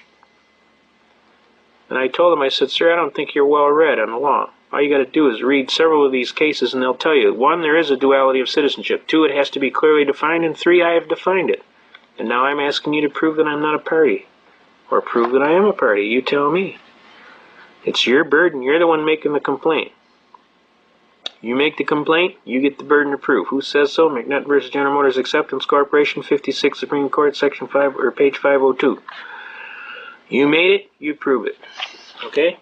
You don't prove it timely, I motion to dismiss. Failure to state a cause of action for which relief can be granted, and I will beat your little tail. So I would highly recommend you get busy to proving it. Now, and if you think the stuff don't work, let me tell you something here. Right today, government came, told me, motion to dismiss, right? United States of America hereby moves, pursuant to federal rules of criminal procedure, for leave to dismiss the indictment in the case for the statutes, okay? Now, they can't argue. Give me a certificate of service. Order dismissing indictment, which the judge will sign. The government having moved to dismiss the indictment in the case of this court being fully advised in the premise it is ordered in the indictment of B and the hereby is dismissed with prejudice, and that the defendant's bond is canceled, it is so ordered and adjudged. Wherefore, the United States requests that this court enter the attached order dismissing the indictment without prejudice, but we'll figure that out. We'll fix that up. See, I don't care if we go to court, because I know who's going to win. And I pray to God that he'll help me do that. So if they want to go to court, I tell them, make my day. When I'm in the court, the guy says to me, well, we could get you for an income tax evasion, and you might win one, but you won't win them all. I looked at him most calmly, and I said to him in the clearest and gracious language, I said, sir, I'm going to advise you to go look in them law books real carefully, because I'm going to tell you straight arrow, I have had occasion to look in them law books, and I'm telling you, sir, if you bring that complaint against me, I'm going to tell you to make my day. Because I'm a pretty serious fellow, and I'm not going to fool with you. I'll sue your socks off and attach everything you own, bank, business, and home. So, the best thing I can tell you is before you make a complaint, sir, I would highly recommend that you seriously consider the merits of your facts before you go writing a bunch of dribble. And when we got him today, he's talking about, well, your briefs are nothing but gibberish. So we asked him, he said, well, on our proposed order to have it dismissed, do you want us to put it down there for good gibberish shown or just generally good cause shown? So he got a little red in the face and stormed out.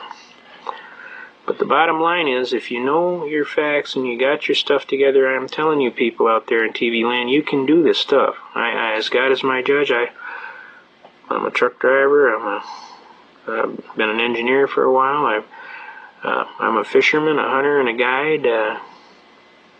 I'm a regular person. I just read a lot, okay?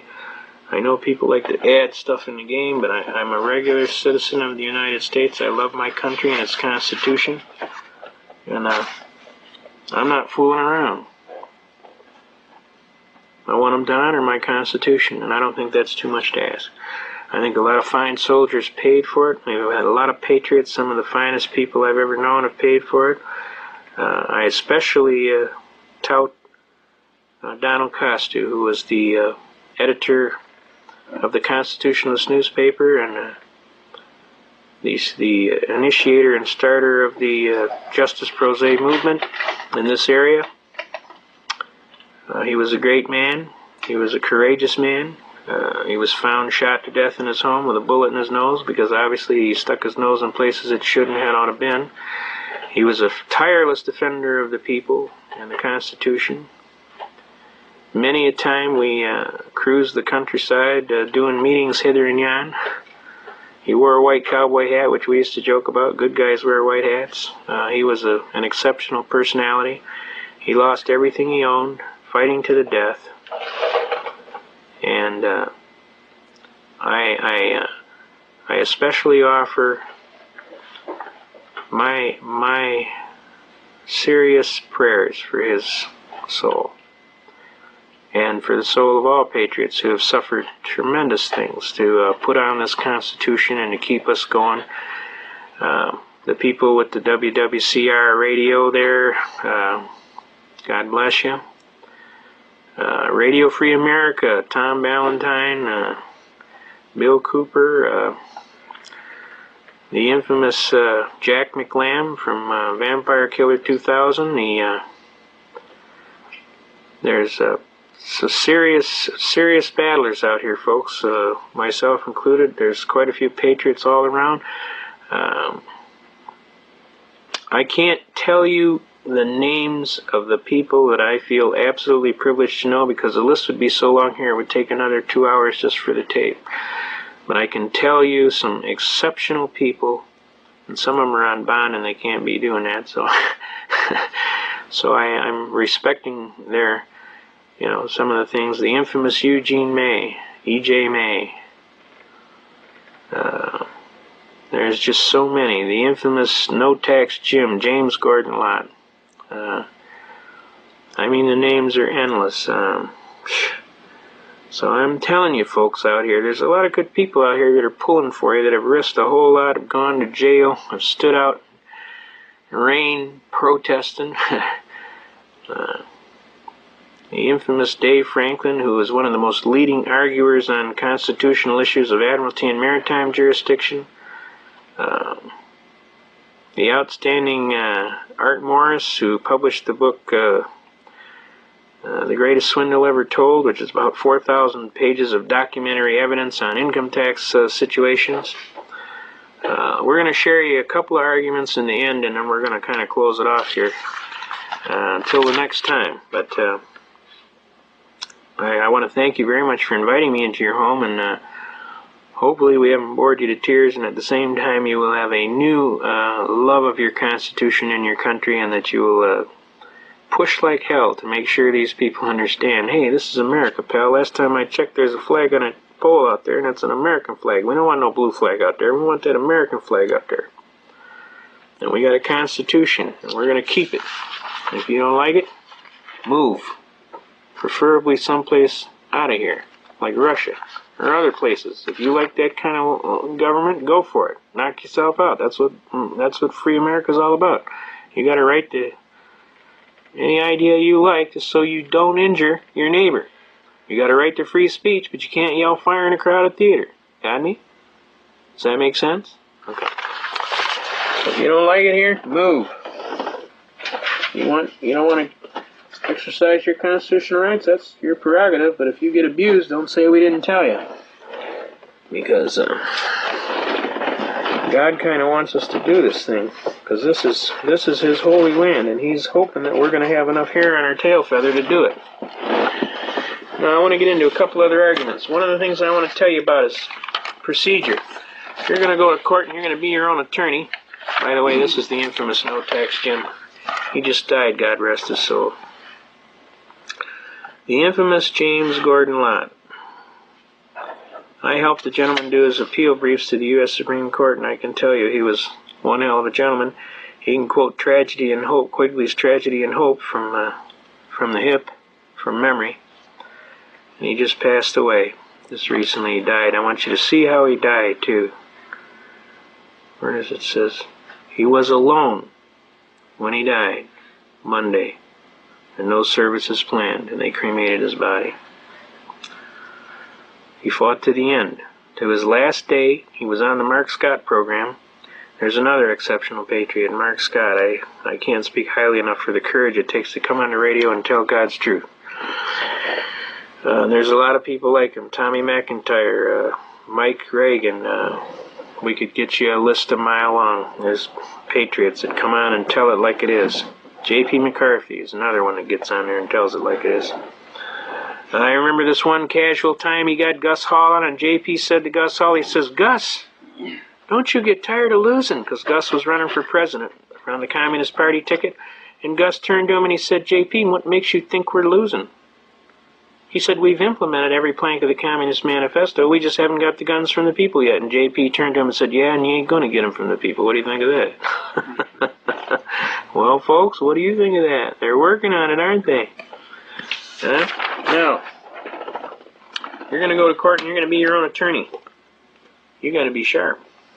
You got to keep records. You go to court, you write it down. You get anything in paperwork, you write it down. You send them anything in paperwork, you write it down. You got me? Don't be screwing around on me, because I'm going to tell you some of these things got dates and times and things that you got to do. And if you don't take care of business, guess what? They ain't going to take care of it for you. You're your own attorney. If you want to be your own attorney, you got to have records. You got to keep on top of things. So every time you do something, you write it down. And you make sure you can go back and say, yeah, I remember on such and such a date at such and such a time this happened and this happened and this happened. You can construct a chronological order of events, okay? Now, also write down all important numbers to anybody that has anything that's got to be done. Okay, now, what we want to get into is we want to get into some serious arguments on taxes. Okay? And also, we should tell you that if anybody violates your rights, okay, Title 42 United States Code, Section 1983. Everybody got this? Can you see it? Every person who, under color of statute, ordinance, or regulation, custom, or usage of any state or territory or the District of Columbia subjects or causes to be subjected any citizen of the United States or other person within the jurisdiction thereof to the deprivation of any rights, privileges, or immunities secured by the Constitution and the laws shall be liable to the party injured in an action at law, suit in equity, or other proper proceeding for the redress. For the purpose of this section, any act of Congress applicable exclusively to the District of Columbia. Why do you think they said that? Because they're members of the fund. And they are under Title 26, Section 6331A. Shall be considered to be a statute of the District of Columbia. Now, does everybody understand about Admiralty and Maritime Jurisdiction? I know you don't, but not a little bit. They have created a duality of citizenship under the 14th Amendment. They're claiming there's common law rights, which everybody gets their Constitution, and there's national rights where you waive all your Constitution. Now, which did you want? Does that sound like a good deal? Sounds like you're being ripped to me. Here we got the 1-207. Remember, 1-207, right? Alright, now. Okay. Where are we at here? We want to show Jack McLam's magnificent books too. Vampire Killer 2000 and the Aid and Abet newsletter. We need to get these out to every police officer in the United States of America. They need to understand what the heck's going on here. You get a hold of Jack McLam and his people at Vampire Killer 2000 and they will be happy to put this book out. This explains to your police officers exactly what the heck's going on. And they have an Aid and Abet newsletter that you can get. Let's get that out. Aid and Abet. Aid and Abet Police Newsletter, P.O. Box 8787, Phoenix, Arizona, 85066, right? And he has a phone number you can call him too, I think. Now, they have these vampire killers out and it tells the police everything they need to know. Also, they publish a newsletter, Aid and Abet newsletter. You want to make sure, Aid and Abet, okay? And get that to your police officers. What I like to do is when a police officer busts me for something, what I like to do is I like to enroll him in a free subscription. And you know what? He hands it out to everybody. Plus, I'm doing him a service. Now, if you folks don't think this is serious, I'm telling you right now, they are building these work camps, these multi-jurisdictional forces, and these work camps all over. Notice that most of them are coordinated between Michigan, Indiana, Ohio, and Wisconsin. And then they got a bunch more out here in the Wyoming, Idaho, Great West. the Great West, and they got them in California. Then they got these detention facilities. Everybody paying attention to these detention facilities? Notice where most of them are, and what they call them is regional prisons. Look at all the ones here in Michigan, Indiana, and Ohio, or Illinois. There's a bunch of new ones since then. Yeah, there is. I know there is. They prop up and they call themselves... Okay, and then they got battle groups, United Nations battle groups. I mean, we've had reports of Russian troops being in Michigan all summer. And we got positive sightings by people that are retired military colonels and above. And we know they were at Camp Grayling this summer. So I'm telling you folks, the time to wake up is now. Wake up, America, before it's too late. Before you lose your God-given rights to some foreign potentate who might think that you look like a sucker. I mean, you want to buy any apples off that cart? I ain't buying no apples off that cart, because I know they're all rotten. Okay? Now, we want to get into... Militia? The next thing we want to get into is the militia, right? And then we want to get into taxes, seriously. And that'll be the close for today. Now, those of you who have been in militia groups and everybody's getting all panicky, let's understand a few things about the militia. Whether you like it or not, you are in the militia in the state of Michigan. And I will tell you right where it says that. Article 17, militia, right here. What does it say? And this is from the 1850 Constitution, all the way back in our state to the Northwest Territories treaty. They have a militia. but this is an example of what they're talking about. The militia shall be composed of all able-bodied male citizens between the ages of 18 and 45 years, except such as are exempted by laws of the United States and of the state, but all such citizens of any religious denomination whatever who from scruples of conscience, all right, in other words, if you're a conscientious objector, may be adverse to bearing arms, shall be excused therefrom upon such conditions as shall be prescribed by law. May have conscientious objector statuses, okay? Then you go to the 1908 Constitution, just to show you that this is the God's truth here. 1908 Michigan Constitution. The Michigan militia shall be composed of all able-bodied male citizens between the ages of 18 and 45 years of age, except such as are exempted by laws of the United States or of this state, but all such citizens of any religious denomination who, from scruples of conscience, may be adverse to bearing arms, shall be excused therefrom upon such conditions as shall be prescribed by law. Okay? Now, that's the 1908 Constitution. Now you come up here, now this just lets you know the trend here.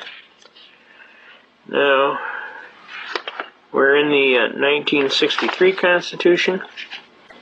Oh, I wanted to show you a little diverse thing here. This right here. Common law and statutes and continuance in Michigan. The common law and the statute laws now in force, not repugnant to this Constitution, shall remain in force until they expire by their own limitations or are changed, amended, or repealed. So the common law is prevailing. The militia, here we go. I knew we'd seen it. Now notice, folks, as the thing goes on, it gets shorter and shorter. Here's your militia. This is Article 3, Section 4. The militia shall be organized, equipped, and disciplined as provided by law. That's all you get now. Now, when you look in the beginning of this Constitution, there is a empowering statutory phrase that says, all constitutions before, everything they had in them are carried forward to this Constitution. And that's how they're allowed to do this. So, what would happen in this case, because they haven't clearly defined it here, they would have to go back in the law to the previous Constitution, which would be the 1908 Constitution, which we just read to you.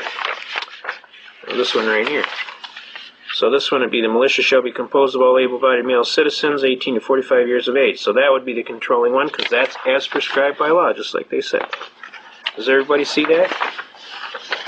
Now, the bottom line here, folks, is a lot of people are all upset about the militia.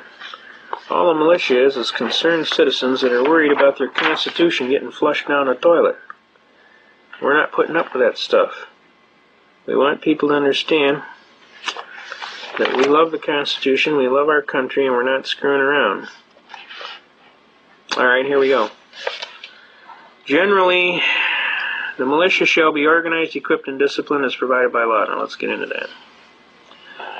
The single section is substituted for all of this relating to the militia in the present 1908 Constitution. Remember I told you about empowering? The existing article ties the legislature down to an outmoded concept of what the militia should be. You believe that? Boy, our forefathers would be rolling over in their grave. Details as to organizing, equipment, and disciplining the militia are left to the legislative enactment in the interest of the flexibility and future requirements. Ah, does that mean future requirements, if it got nasty and down and dirty, we would have our militia come back? Sounds good to me. I could go for that. The bottom line is the people that know what's going around are not screwing around. They join the militia. Here we go, Article 9. Let's pull this out. The militia, organization and discipline. The legislature shall provide by law for organizing and disciplining the militia in such manner as they shall deem expedient, not incompatible with the Constitution and the laws of the United States. But they're not doing it, right? The legislature shall provide for efficient discipline of the officers commissioned and not commissioned, and the musicians and/or may provide by law for the organization and discipline of the volunteer companies. Volunteer companies. Notice that. Volunteer companies, huh? Officers of the militia shall be elected or appointed in such manner as the legislature shall from time to time direct and shall be commissioned by the governor. The governor shall have the power to call forth the militia to execute the laws of the state, to suppress insurrections and repel invasions. That's what our forefathers had in mind when they had a militia. Now, if they're going to invade us, they're going to change our money, they're going to shut down our Constitution. That's why the militia needs to be organized. That's why you need to be down there talking to a militia. That's why you need to be joining the militia. I don't care what church you go to. I don't care what color, national origin, ethnic background you come from. You need to be down to the militia, and you need to be talking to them folks about, this is the United States of America, and I will protect it and its constitutional form of government. And by doing that, if we do it in sufficient numbers, most probably what will happen is the New World Order scammers will realize, the people woke up, we screwed up. We'll have to wait another 300 years to try and pull it again. And let's hope that's what happens. If that isn't what happens, then the militia will defend the Republic, just like what our forefathers intended. And we will defend the Republic, as we always do, with vigor. And we will have a government by Constitution. That American flag will be on that pole out there, and anybody that wants to try something different, hey, knock yourself out. But plan on a very severe battle, because we will never give up the United States of America, its constitutional government, or our American flag, or our American heritage.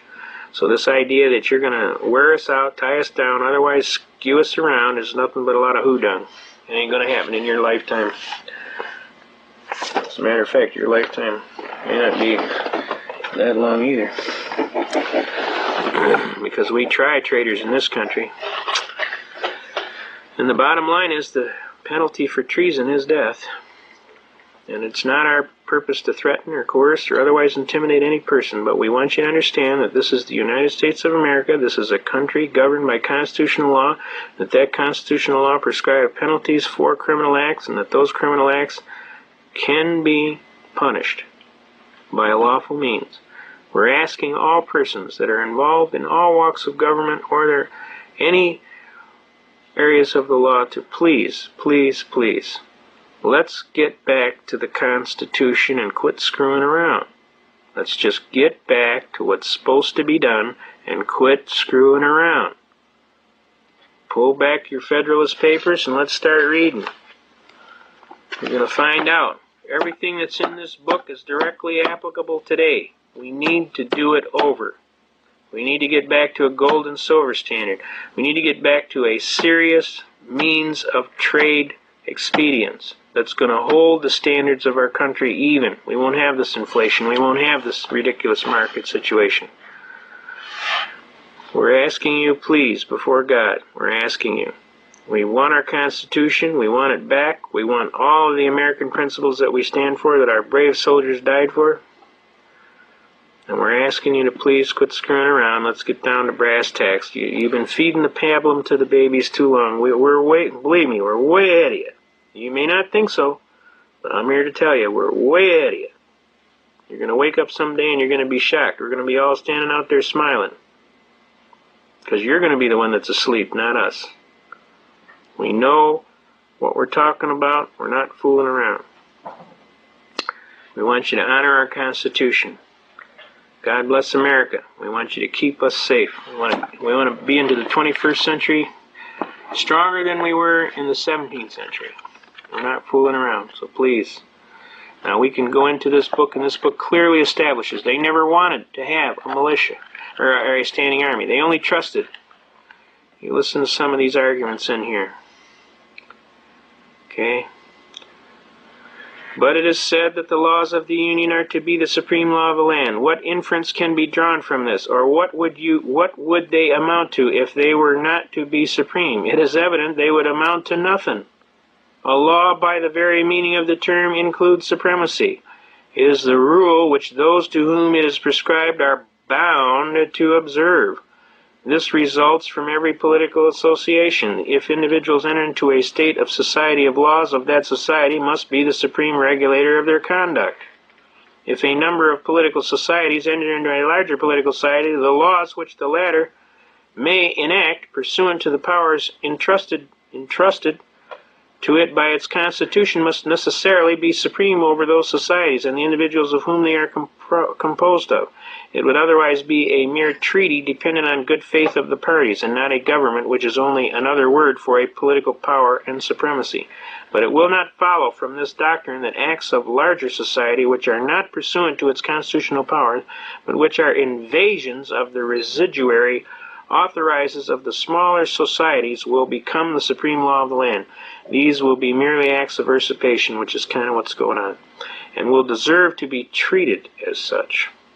Hence we perceive that the clause which declares the supremacy of the laws of the Union, like the one we have just before considered, only declares a truth which flows immediately and necessarily from the institution of the federal government. It will not, I presume, have escaped observation that it expressly confines the supremacy to laws made pursuant to the Constitution, which I mention merely as an instance of caution in the convention, since the limitation would have been to be understood through, though it had not been expressed.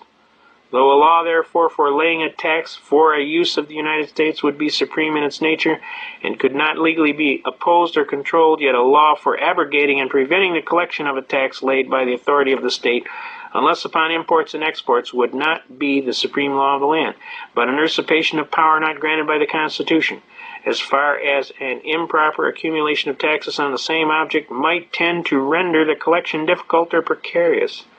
This would be a mutual inconvenience, not arising from the superiority or defect of the power. Now we want to get into some serious arguments here. We want to go to page 108, about the middle of the page. Except as to the rule of apportionment, the United States have indefinite discretion to make requisitions for men and money. That means they can ask. But they have no authority to raise either by regulations extending to the individual citizens of America. That's why we don't have a Title 26 that applies to you. The consequences of this is that, though in theory their resolution concerning those objects are laws constitutionally binding on the members of the Union, yet in practice they are mere recommendations which the states observe or disregard at their option. This is the intent of the framers. Cohen versus Virginia, 632-1821 says this is the exact intent. Is it pretty hard for you to understand what their intent was? They never intended to have an internal revenue, ever. They hated people that operated like that operated a tyranny against the people. All right, let's get on with this. Wise politicians will be cautious about fettering the government with restrictions that cannot be observed, because they know that every breach of the fundamental laws, though dictated by necessity, impairs that sacred reverence, which ought to be maintained in the breast of rulers towards the constitution of a country, and forms a precedent for other breaches where the same plea of necessity does not exist at all, or is less urgent and palpable. Publius. And it teaches us, in addition to the rest, how unequal parchment provisions are to struggle with public necessity. You know, I mean, you start reading. You gotta read. Don't sit there like a bump on a log. Read. Get all kind of good stuff going here. I could sit here and read this to you all night. This Constitution and the laws of the United States which shall be made in pursuance thereof, and all treaties made or which shall be made under the authority of the United States, shall be the supreme law of the land, and the judges in every state shall be bound thereby. Anything in Constitution or laws of any state to the contrary is notwithstanding. The indiscreet zeal of the adversaries to the Constitution has betrayed them into an attack on this part of it, as also without which it would have been evidently and radically defective. To be fully sensible of this, we need only suppose for a moment that the supremacy of the state's constitution had been left complete with a saving clause in their favor. In the first place, as these constitutions invest the state legislature with absolute sovereignty in all cases not excepted but the existing Articles of Confederation, all the authorities contained in the proposed Constitution. Remember I told you about how they tied them together? So far as they exceed those enumerated in the Confederation, would have been annulled. See that? And the new Congress would have been reduced to the same impotent condition with their predecessors. I mean, these people were wise way beyond their years. And this talks about the militia. They never wanted to have a standing army. Never. They always wanted the people to defend by a militia. They wanted the militia to be there ready to kick tail if there needed to be. They wanted to have a Paul Revere running down yelling, "The British are coming, the British are coming," or whoever, somebody. They called them Minutemen. They call them Minutemen for a reason, because they wanted you to grab your kit and be out on the road in a minute, ready to kick tail and repel all borders. That's the way our forefathers thought. Now, they were wise men who had come from a tyrannical environment in the European marketplaces. They knew exactly what was going on, and they weren't screwing around. And the bottom line is they were deadly serious, and they were ready to sign their life. They pledged their life, their future, their fortunes, and everything so that we could have this Constitution. And I think we kind of owe them a debt, because a lot of them died miserably as paupers because they dared to sign the Declaration of Independence, and the king went after them with a vengeance. Do you understand? Now the bottom line here is we got a duty, and we're gonna finish this thing up. We want to do some stuff on taxes, and then we're gonna be out of here. We're gonna do two things on taxes. One is going to be on Title 31 United States Code Section 742, and we're going to rattle it off. If you want the argument later, you'll have to get back with us, okay? Title 31 United States Code, and we're going to quote it. Except as otherwise provided by law, all stocks, bonds, treasury notes, and other obligations of the United States government shall be exempt from state, municipal, and local authority. This exemption extends to every form of taxation that would require either the obligations or the interest thereon, or both be considered directly or indirectly in the computation of the tax. See Memphis Bank versus State of Tennessee et al. Garner. Notice this is Memphis Bank versus State of Tennessee et al. Garner. Everybody got that? That's recorded at volume 459, U.S., page 392. Okay, right here. Can you see that? Okay. Now, what this case is this is a Supreme Court case that says that Title 31 United States Code Section 742 is the supreme law of the land. And it does so on a diversity of tax arguments based on discriminatory franchise of bond holdings. But basically what the Supreme Court said was Title 31 Section 742 was the supreme law of the land. And recorded right in here is exactly what I just quoted to you. Right here, except as otherwise provided by law. Notice it says all stocks, bonds, treasury notes, and other obligations of the United States shall be exempt from state taxation by or under state or municipal or local authority. Now what does this mean? What are they talking about here? This exemption extends to every form of taxation that would require that either the obligations or the interest thereon or both be considered directly or indirectly in the computation of the tax. This is a unique tax argument. See, when the states went off the Article 1, Section 10 gold and silver standard, you can't pay anyway because of Michigan Compiled Laws Act 21.153. You cannot tender anything other than gold or silver coin to an officer of the government without being a party to a felony. On top of that, how do they figure the taxes? Let's look at our property taxes. This is a big issue. A lot of people get involved with this property taxes. They're tired of being taxed right out of their home. This tax argument is specifically for you. They come to your house, they set a value on your house, they tell you that, your house is worth $100,000, so we're going to tax it at a 50% interest, which would be $50,000. That's a 50% amortization value. We'll figure your house is a $50,000 bracket area, and then we're going to go 7 points on that, 7%, or whatever the percentage is. Now, stop for a second here. How did they figure the value on your house? Well, they said $50,000. There is no dollars. What dollars? You ain't got no dollars.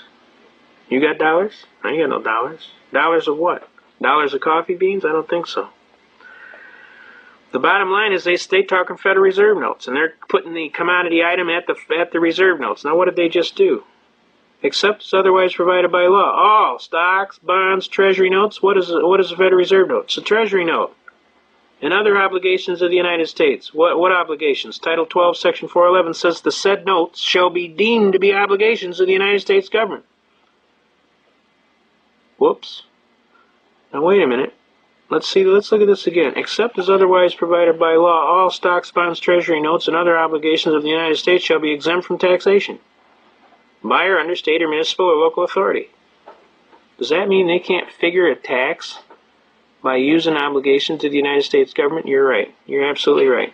This exemption extends to every form of taxation that would require either the obligations or the interest thereon, or both be considered directly or indirectly in the computation of the tax. Now, what are they doing when they figure it's 50% amortization of value, and then they add so many points percent on, and they attack that on, and then they say, well, you owe us this much. Aren't they using Federal Reserve notes indirectly? They are, aren't they? And they're forbidden from doing that. And the Supreme Court says this is the supreme law of the land. Well, guess what, folks? This case was originally brought in the matter of People versus Shepard out of Lansing.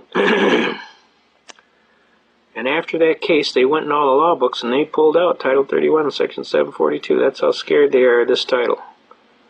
And we went to Shepard Citations, and we noted that in Shepard Citations there was no note that says annulled, repealed, or otherwise transferred to some other law.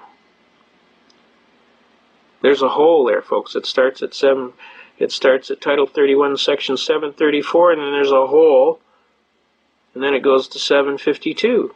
What happened here? They went in all the law books and pulled this argument out. Why do you think they did that? Because every state in the Union that went off the gold and silver standard under Article 1, Section 10 was locked out of taxing the citizenry in any capacity by the use of obligations of the United States government. That's the only thing you got in your hand, folks. So rather than play that game, they went in all the law books and pulled it out. Then they went in Shepard Citations, and instead of putting a note down there as to what happened, they just created a void. What is that evidence of? Fraud. Fraud. Does not fraud void the contract? Last time I checked, it did. Now, I want you to pay attention to this stuff and get locked in on this argument, and don't try this until you've at least practiced a little bit. But anybody that's getting jammed on their property taxes or any other taxes for the state, lock their heels, is all I got to say.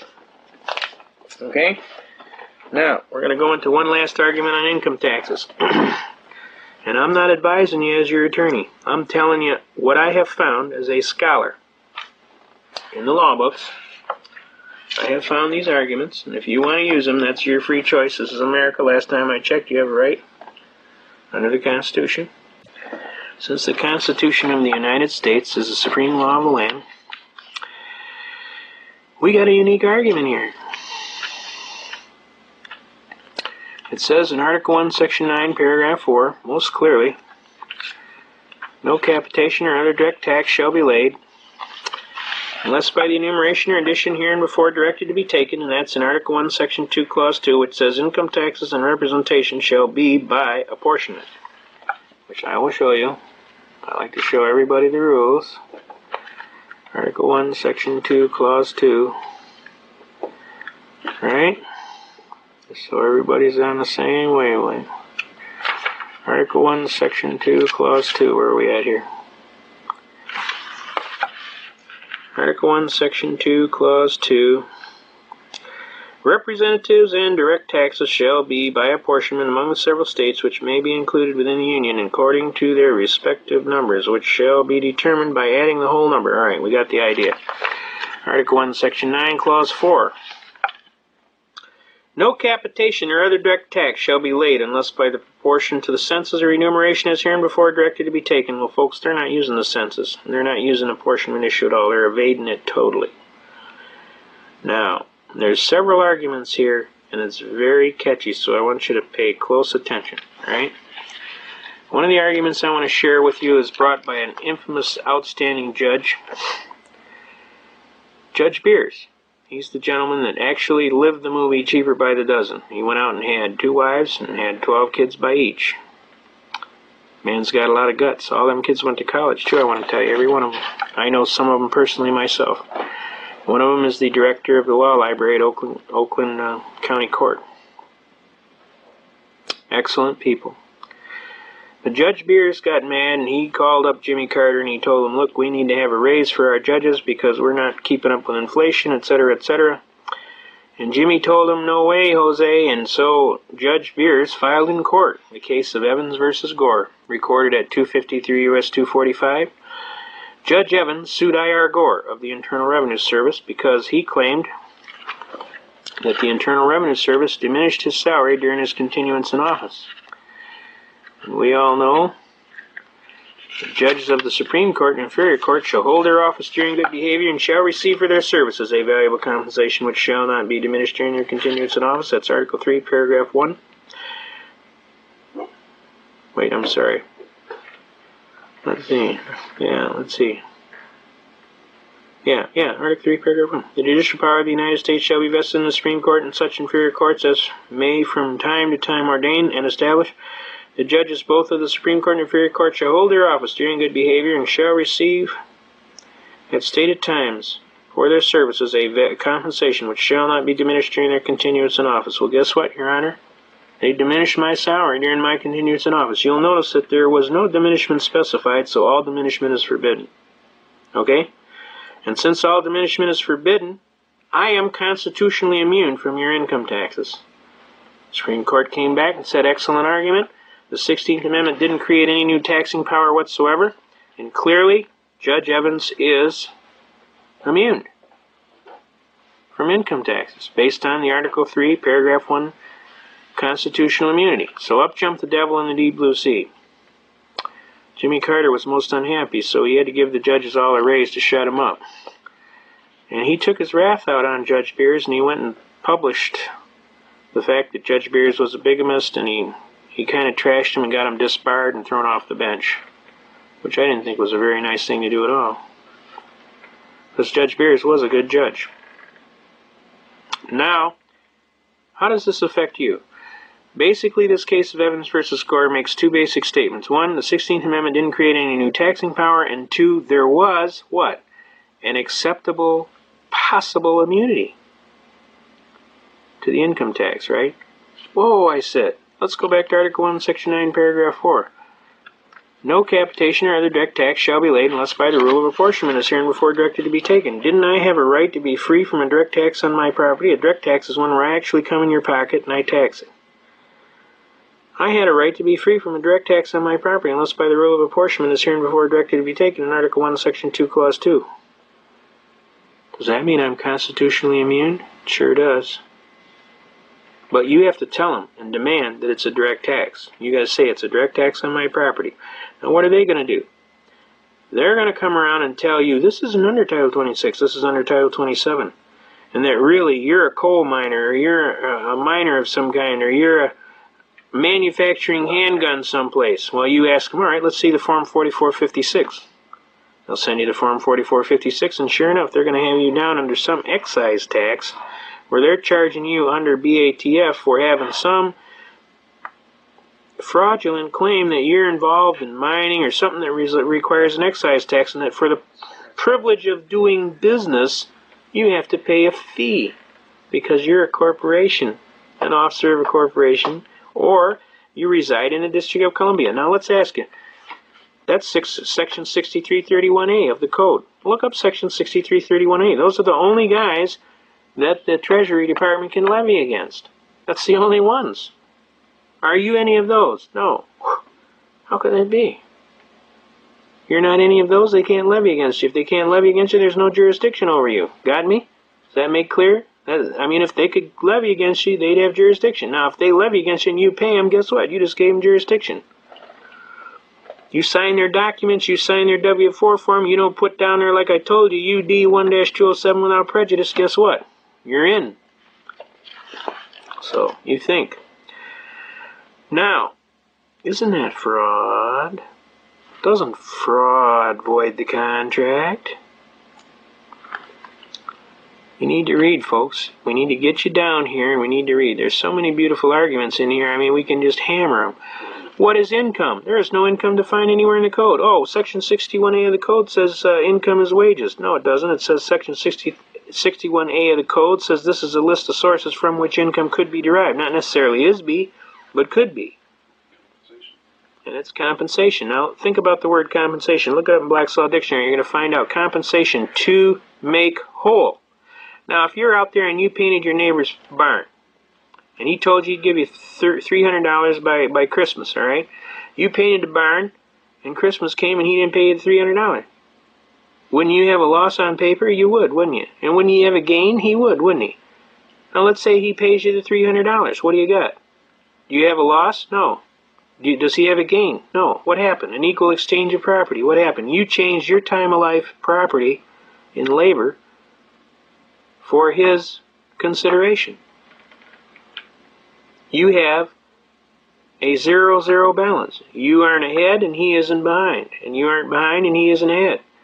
That is compensation. That's what it means. To make whole.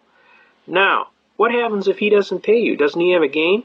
He would have a profit, wouldn't he? A realized profit or gain. He got you to work for him and he didn't pay you, right? And you would have a loss, right?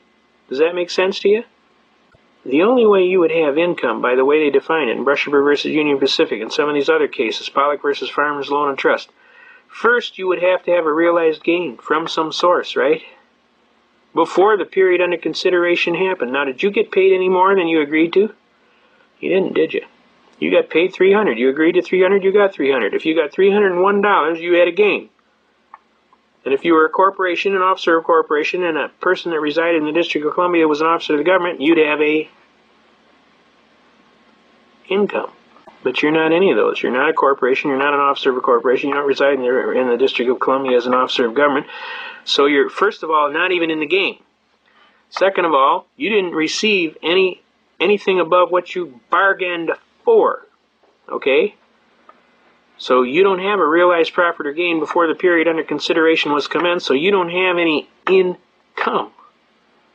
What you have is compensation. Before it can become income, it would have to be corporate property, you'd have to be a corporation, and you'd have to have a realized profit or gain. You don't have that. So don't tell anybody you have income, you ain't got none. Every time you volunteer to get in that, you get in trouble. Don't volunteer. Didn't they tell you that in the Army? Don't volunteer. You volunteer, you get the broom, and you get to drive it around the floor. Just ask me, I'll tell you. I know. Now, the bottom line is this. There's a lot of things that you need to know. The biggest thing is that you need to get a hold of one of these books, and you need to read it, cover to cover. And you need to be able to rattle it, just like I told you. And you need to trust your God in heaven above, in whom you should put all your trust and love. And you need to kick some tail and try and coordinate this. Program, format. You understand? Holy Bible? You got it? You need to get with the program. We can't keep screwing around like this, folks. You can't keep putting off till tomorrow, because I'm going to tell you, there ain't going to be a tomorrow if you keep it up. You're going to have to get serious. Get hooked up on that radio station 5.065 WWCR. Go down to Radio Shack. Get one of them 20 dB gain amplifiers to plug into your radio so you can make the thing work better. Plug that thing into your external antenna. It runs on a 9-volt battery. Put a damn, about a 3-inch strip of coiled solder on the tip of the antenna. Go outside, throw your fishing rod over the highest limb you can when the weight comes down. Take a roll of speaker wire, 100-foot speaker wire. You can get it at Radio Shack for $3, man. $3-4. Bare the end, twist it together, tie it in a loop, put it on the other end of that fishing line, pull that fishing line up in the air, get you a 100-foot antenna, tie that baby off to your fence, come outside, take that wire, bear it off, and take it into your house and wrap it around the antenna on that 20 dB gain amplifier. You can pick up Moscow just like WXYT radio down across the street. You got a 100-foot antenna. You put on that 20 dB gain amplifier and you're going to have your signal generating 20 times the force that it would before. So even if they jam the channel, you're still going to be able to hear, okay? You need to be listening to Radio Free America, to Jack McLam, to Tom Ballantyne, to Bill Cooper, to Mark from Michigan. You know, you need to get in touch. You need to get in touch with your God. You need to get in touch with your fellow Americans. You need to get down to the militia. You need to quit screwing around, sitting on the couch, watching the ball game and the life going by and nothing's getting done. You understand? You need to get out there and hit a couple of these patriotic meetings and listen to some of these folks talking that are trying to save you and your country. And you need to start realizing that you need to put your money where your mouth is. It's like, you know, put up or shut up. Because I'm telling you, if you don't do something soon, you're not going to have a country. What you're going to have is a chain around your ankle, and you're going to be pissed. So I'm telling you, the time is now. You know, you want to be a son of liberty or a daughter of liberty, the time is now. Do not put off till tomorrow what you can do today, because there won't be a tomorrow if you do. Just start putting one foot in front of the other, make up your mind you're going to do this, go get you one of these constitutions, And let's get serious business about America, and let's bring her back to the way she was. We need to pull that baby back into the wind and take that ship out. Leave that flag flying high, and we tell anybody to their face, and we leave you to your proofs, pal. You touch my flag, and God's gonna get you tonight. Don't touch my flag. Don't touch my country. Don't touch my Constitution. I'm gonna wish you God bless America. We love you, America. I love Jack McLam's phrase, never to the New World Order. It'll never happen in your lifetime. You gotta quit smoking that stuff. It ain't no good for you. You may think you're gonna get away with it, but I'm here to tell you it ain't gonna happen in your lifetime. You just keep wishing in one hand, doing something in the other, and see which one fills up faster. You're gonna find out real quick. The United States of America is the most serious country in the world. Our people are the most generous, kind, and aggressive. And I'm telling you, we love our country, we love our flag, we love our Constitution, and we're not giving it up for anybody, especially a bunch of Yahoo bankers, okay? So, let them understand. Let the word go out and let them find out. We're not fooling around. So I'm going to wish you good night. God bless America. Long live the Constitution. God bless all of the fine folks that are standing up and being counted. God bless all the fine soldiers that have given their very life and are still, to this day, giving their life. Now, come on, folks. Let's not fool around here. You go down there and you grab a hold of one of these congressmen and let them understand, hey, I don't care what about your Bill 666. You're not changing the Fourth Amendment. You're not doing nothing. You got that? You want to get elected next time? You better listen up, pal. We might even just charge you right in an open court of law with an open indictment for treason. Now quit screwing around with my Constitution. And this congressman's got this idea that we don't need the Fourth Amendment anymore. His name is Bill, or William, McCollum, spelled M-C-C-O-L-L-U-M. He'd like to hear from you about the Fourth Amendment. You need to call him and tell him, do not touch my Constitution. Period. Do not change the Fourth Amendment, not even a little bit. We want our right to be free from an unreasonable search unless with a warrant, duly signed by a judge of the court, duly before a sworn magistrate where the guy swears that this is a true and fact case, this is the evidence to be seized, the person to be charged, and we want him to be able to hold that right up and say, we're not changing that today, sir. And if you got a problem with that, find another job because you're fired. Got me? We're all going to learn a new term. It's only 2 words. Now listen closely. Can all of you say constructive fraud? Constructive fraud! Did you ever get the feeling as you're staring at the ceiling that this game of life we play ain't fair? Seems as fast as we can make it, there's a hand that grabs and takes it till they plant us in a grave somewhere. Like a rodent on a treadmill, we keep pushing for it uphill, but we never seem to get too far. Well, if you think you're being taken, then you're ready to awaken to the truth of what we really are. We're all indentured, servitudal slaves, overburdened and bewildered feudal knaves, who have lost our sole posterity through ignorance and apathy, and now we're being taxed out of our grave. Carl Miller is an expert on the Constitution of the United States and the Bill of Rights. He has studied law for over 25 years and has a courtroom win-loss rate of over 90%. He is not an attorney. Carl prefers to represent himself as he delights in tying federal prosecutors in knots, often winning the praise and respect of the judges at the same time. Carl is a highly decorated hero of the Vietnam War, serving in the elite Apache troop as a paratrooper and crew chief. The famous movie Apocalypse Now and the best-selling book Apache Sunrise are based on the true life experiences of this group of brave and patriotic Americans. Carl Miller was inducted into the top-secret project Blue Book, and he considers it an honor to have served in several operations supporting Lieutenant Colonel Bo Greitz, including Operation Eagle Snatch. Carl is a veteran of hundreds of dangerous parachute jumps, breaking his legs or ankles 6 times, shot down 4 times, personally shot twice. Carl has miraculously escaped death numerous times. Carl credits divine intervention and God's providence for the preserving his life unto this day so that he may complete the most important mission of his life, that of teaching others the importance of the Constitution of the United States and how to use it, and by using it, thus preserving it. Carl has taught hundreds of people, including housewives and truck drivers, the fine art of arguing the Constitution and winning in court. Carl says it's easy once you know how, and a whole lot of fun, too.